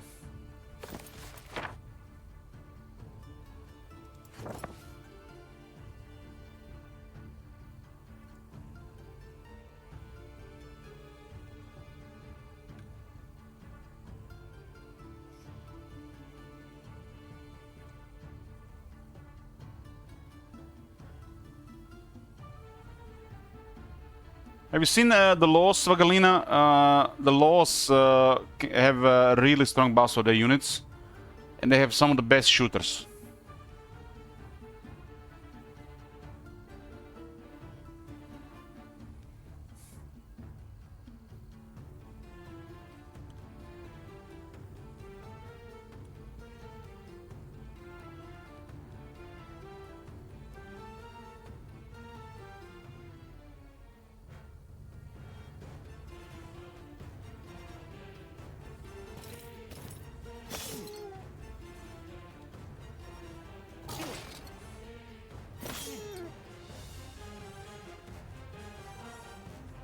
I'm not allowed to complain about Necropolis. I gave my opinion earlier about the state of necromancy and the vampires and Dread Knights, though. If you go a little bit further, but Double Pandan was talking about his own, so I had to pitch in.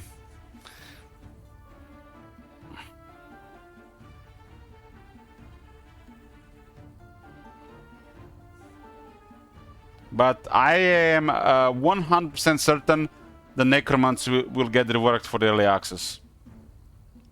Because right now it just don't work on tier 6 and 7.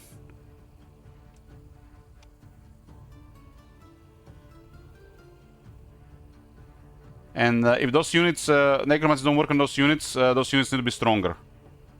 Just saying. I know it can work rarely on those units, but big picture it does not work on those units.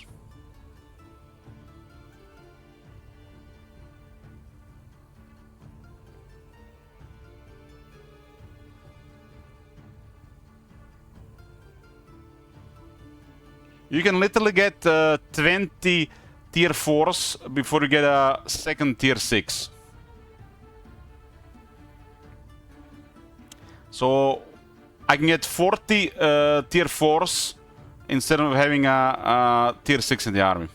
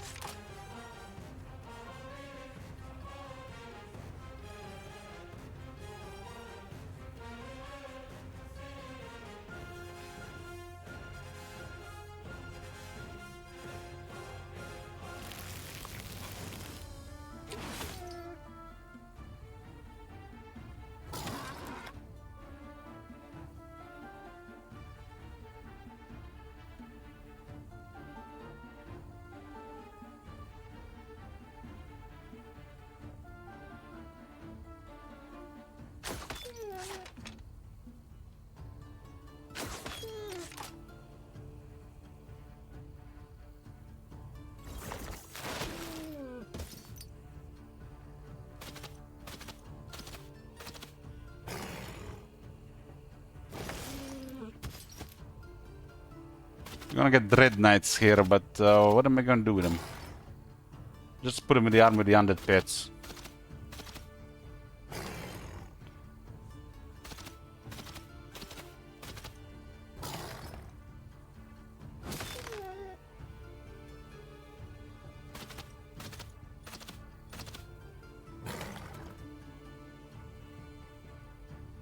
Well, the Necropolis units are balanced around Necromancy, so Necromancy has to be perfect.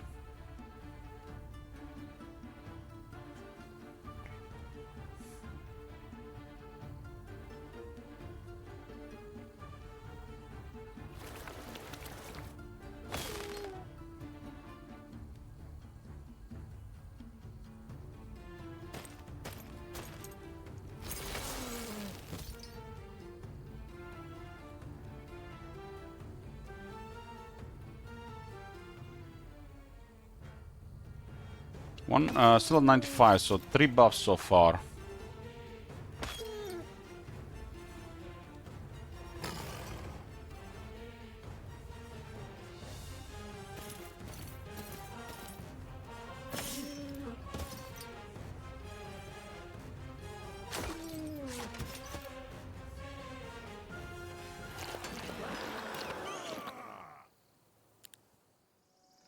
4 Dread Knights, that's really nice.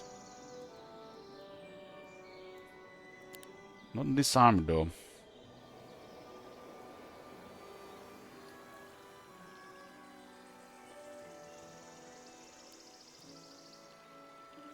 Probably have one more Tomb of Vigilance or two, so we'll get more Dread Knights.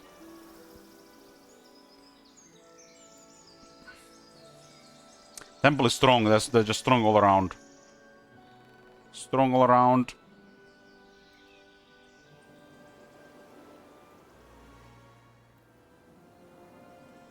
All the factions are strong, but some are just stronger than the others.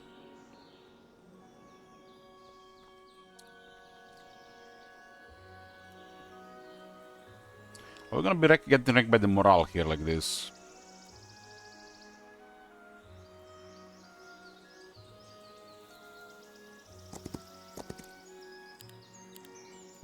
They have 3 unit types in the army, get -1 morale.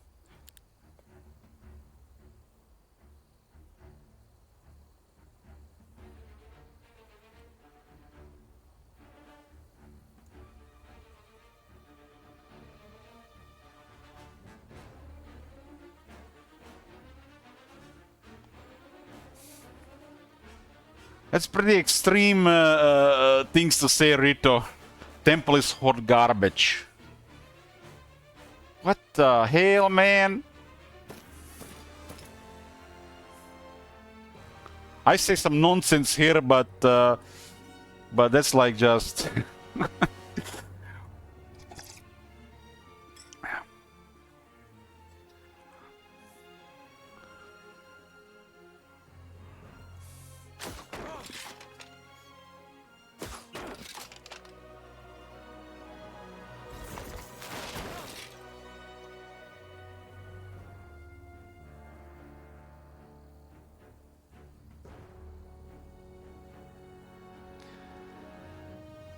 Same initiative because of home terrain, huh?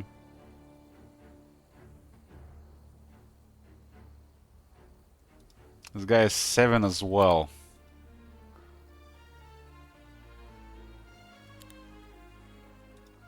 Seven 3, 7 4. So we are acting earlier. 86 of them though.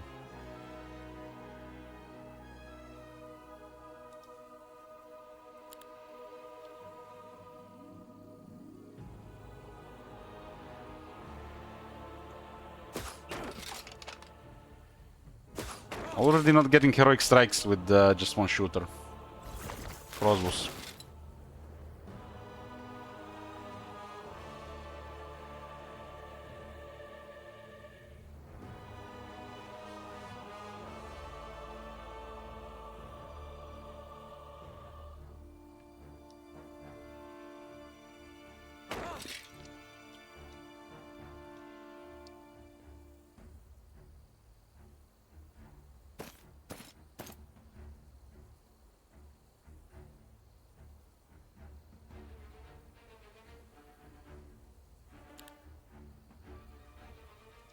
It looks like I wanna hit with the Dread Knights before I hit with this guy.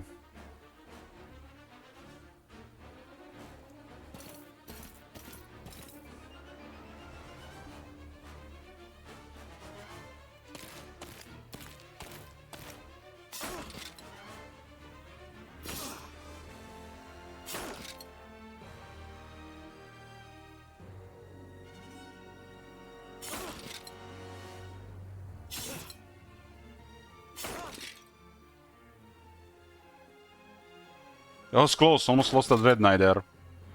That would have been bad. 4 health. Guess it was a high roll.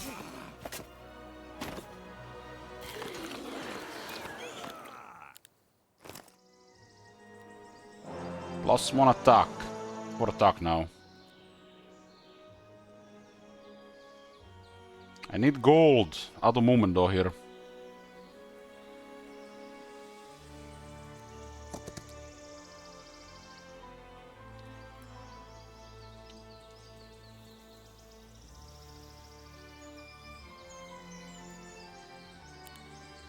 $500 experience. Phone is at 5, phone archer is at 6, and this one is at 7.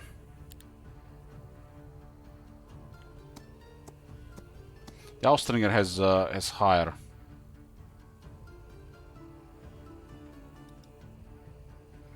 Lower their luck and morale by 1. And Red Knight lowers another by 1.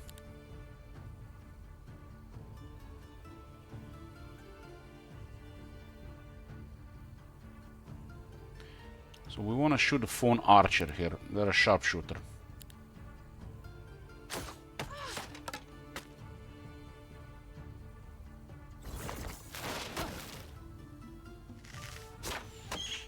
Oh, they killed a Austringer. Unexpected.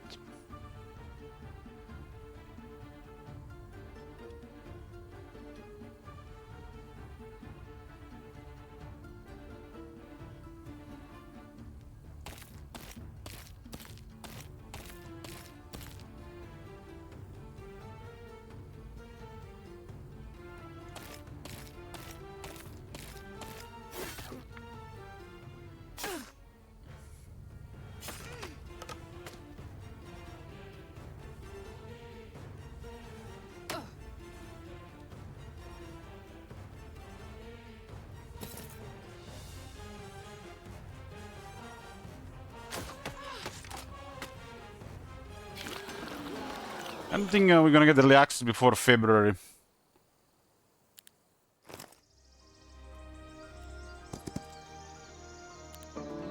Dragonbone Greaves. The common curse doesn't seem to be working. Omen Collar, Soulless Sash, Dragonbone Greaves. Solid stuff for these basic places.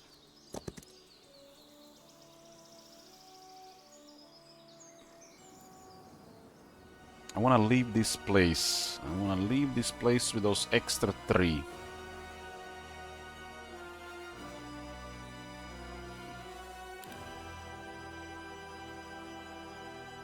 We have 5 arbitrators.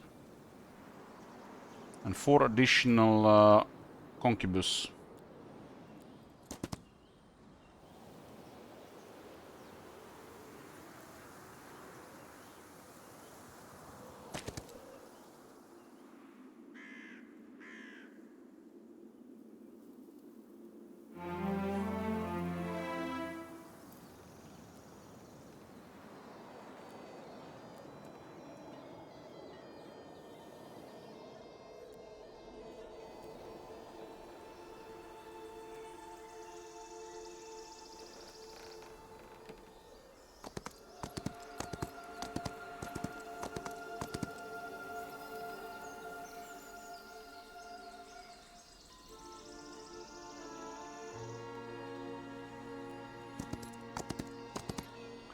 We're gonna transfer the troops here.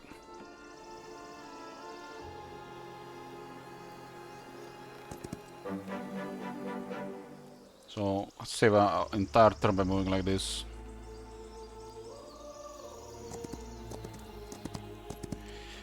The big boys have arrived. These are the tier 6 shooters. We got 7 concubus now as well. It's gonna hit nice as well. I do wanna upgrade these 2 units. These 2 units feel poor without an upgrade.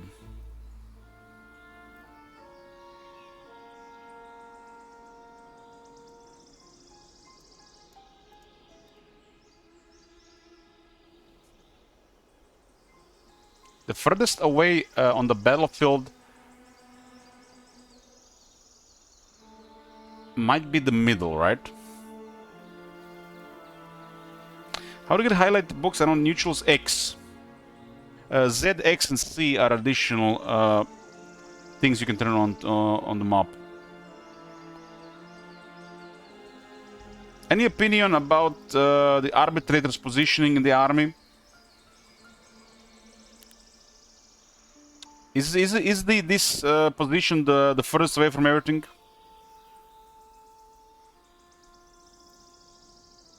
It's up to maximum 50%, so it's limited, but it still might be further away. I guess it doesn't matter that much because of the limit of 50%.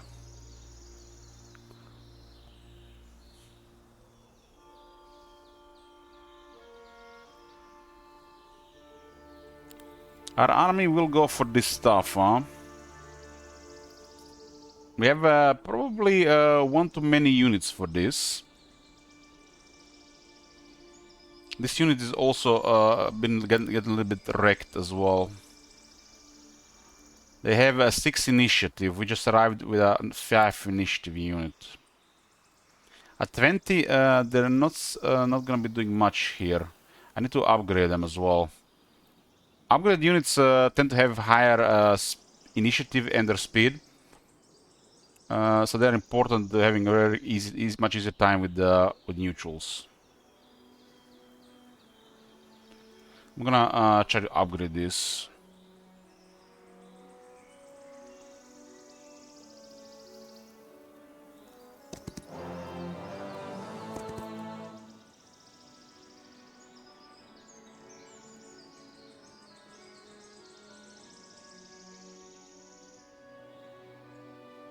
Let's go with 2 groups of this.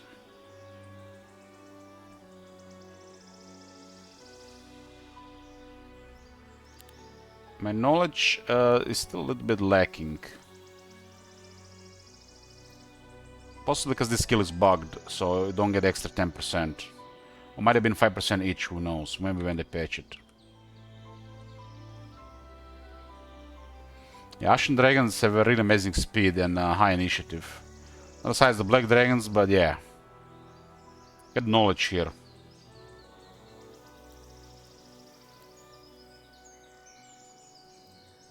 This is closer to go first, though.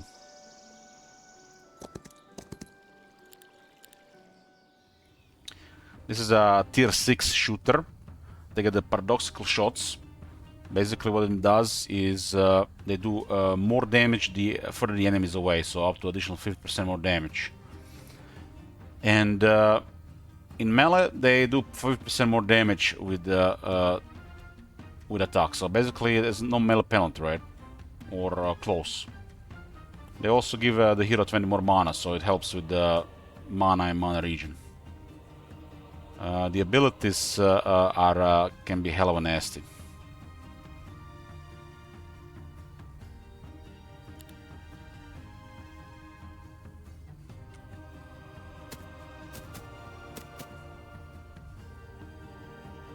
I mean, just 2 of them shooting almost 20 troglodytes can get killed.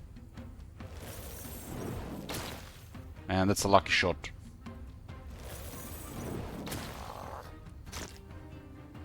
Also, this unit does feel like tier 7. Almost like a tier 7. And it definitely feels stronger than a vampire. Base vampire.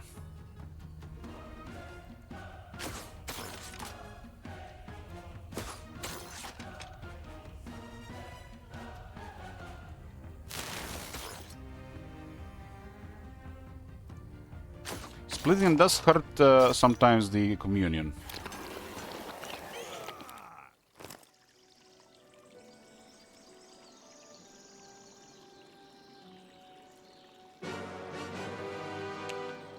Seven mothers.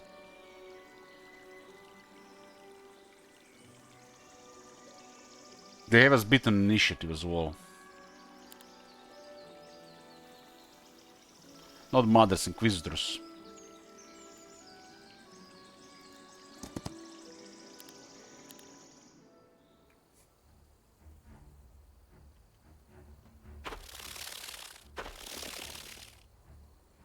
And my army is rather poor on the initiative here.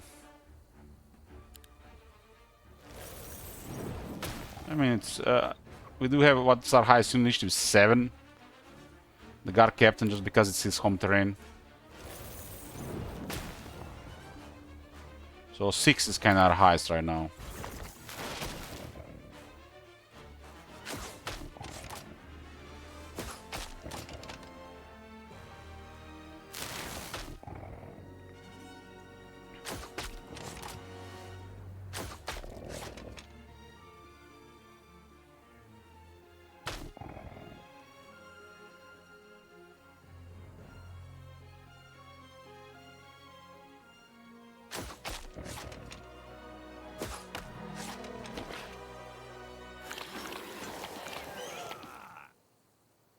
Level up. I have all five skills here. Insight is offered. Plus 100% law points. If you don't get insight on one of the main heroes, we don't get many laws with this faction. I also learned today that bonus experience does not apply to law. So a fight gives you 1000 experience, and you have bonus experience of 40%, so you get 1400. You'll still only get 1000 law points.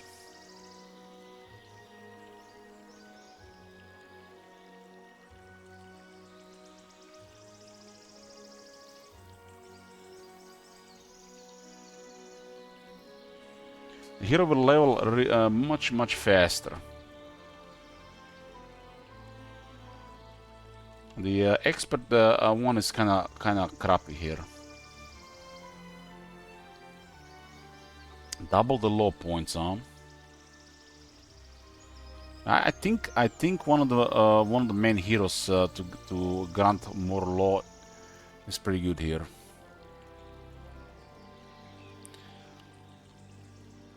But I still need to save a slot for Thaumaturgy. If I get basic insight, it's unlikely we get Thaumaturgy. I really want Thaumaturgy, so I'm gonna leave both open to increase the chance of Thaumaturgy.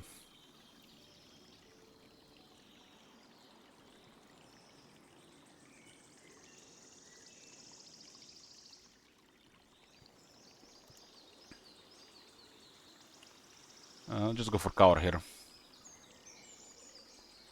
Friendly creatures take my 7% damage from range and long reach attacks. I think unless your hero specials in defense, cover is the way to go here.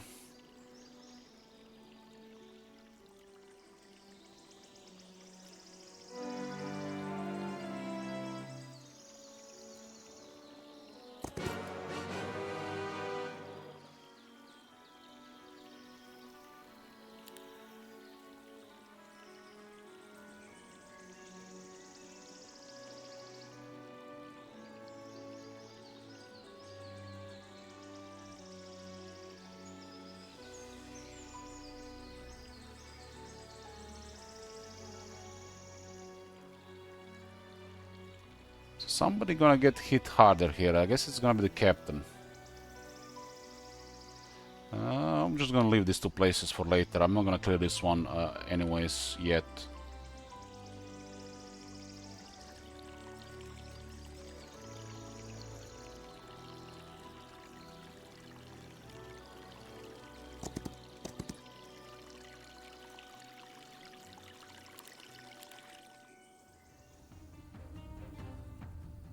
Phone has a 5 initiative and is slow, 2 speed, which means other 5 initiative units will act first, like the arbitrator.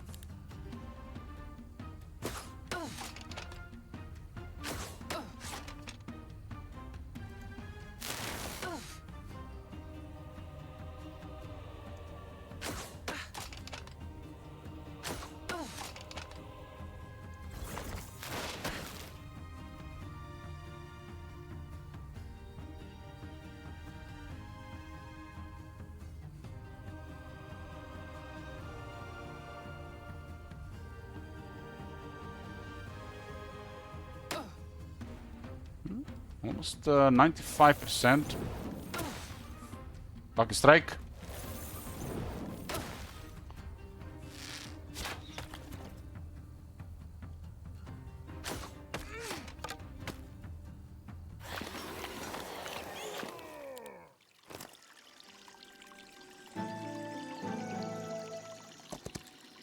See, there's some knowledge in defense. Could get a Phoenix.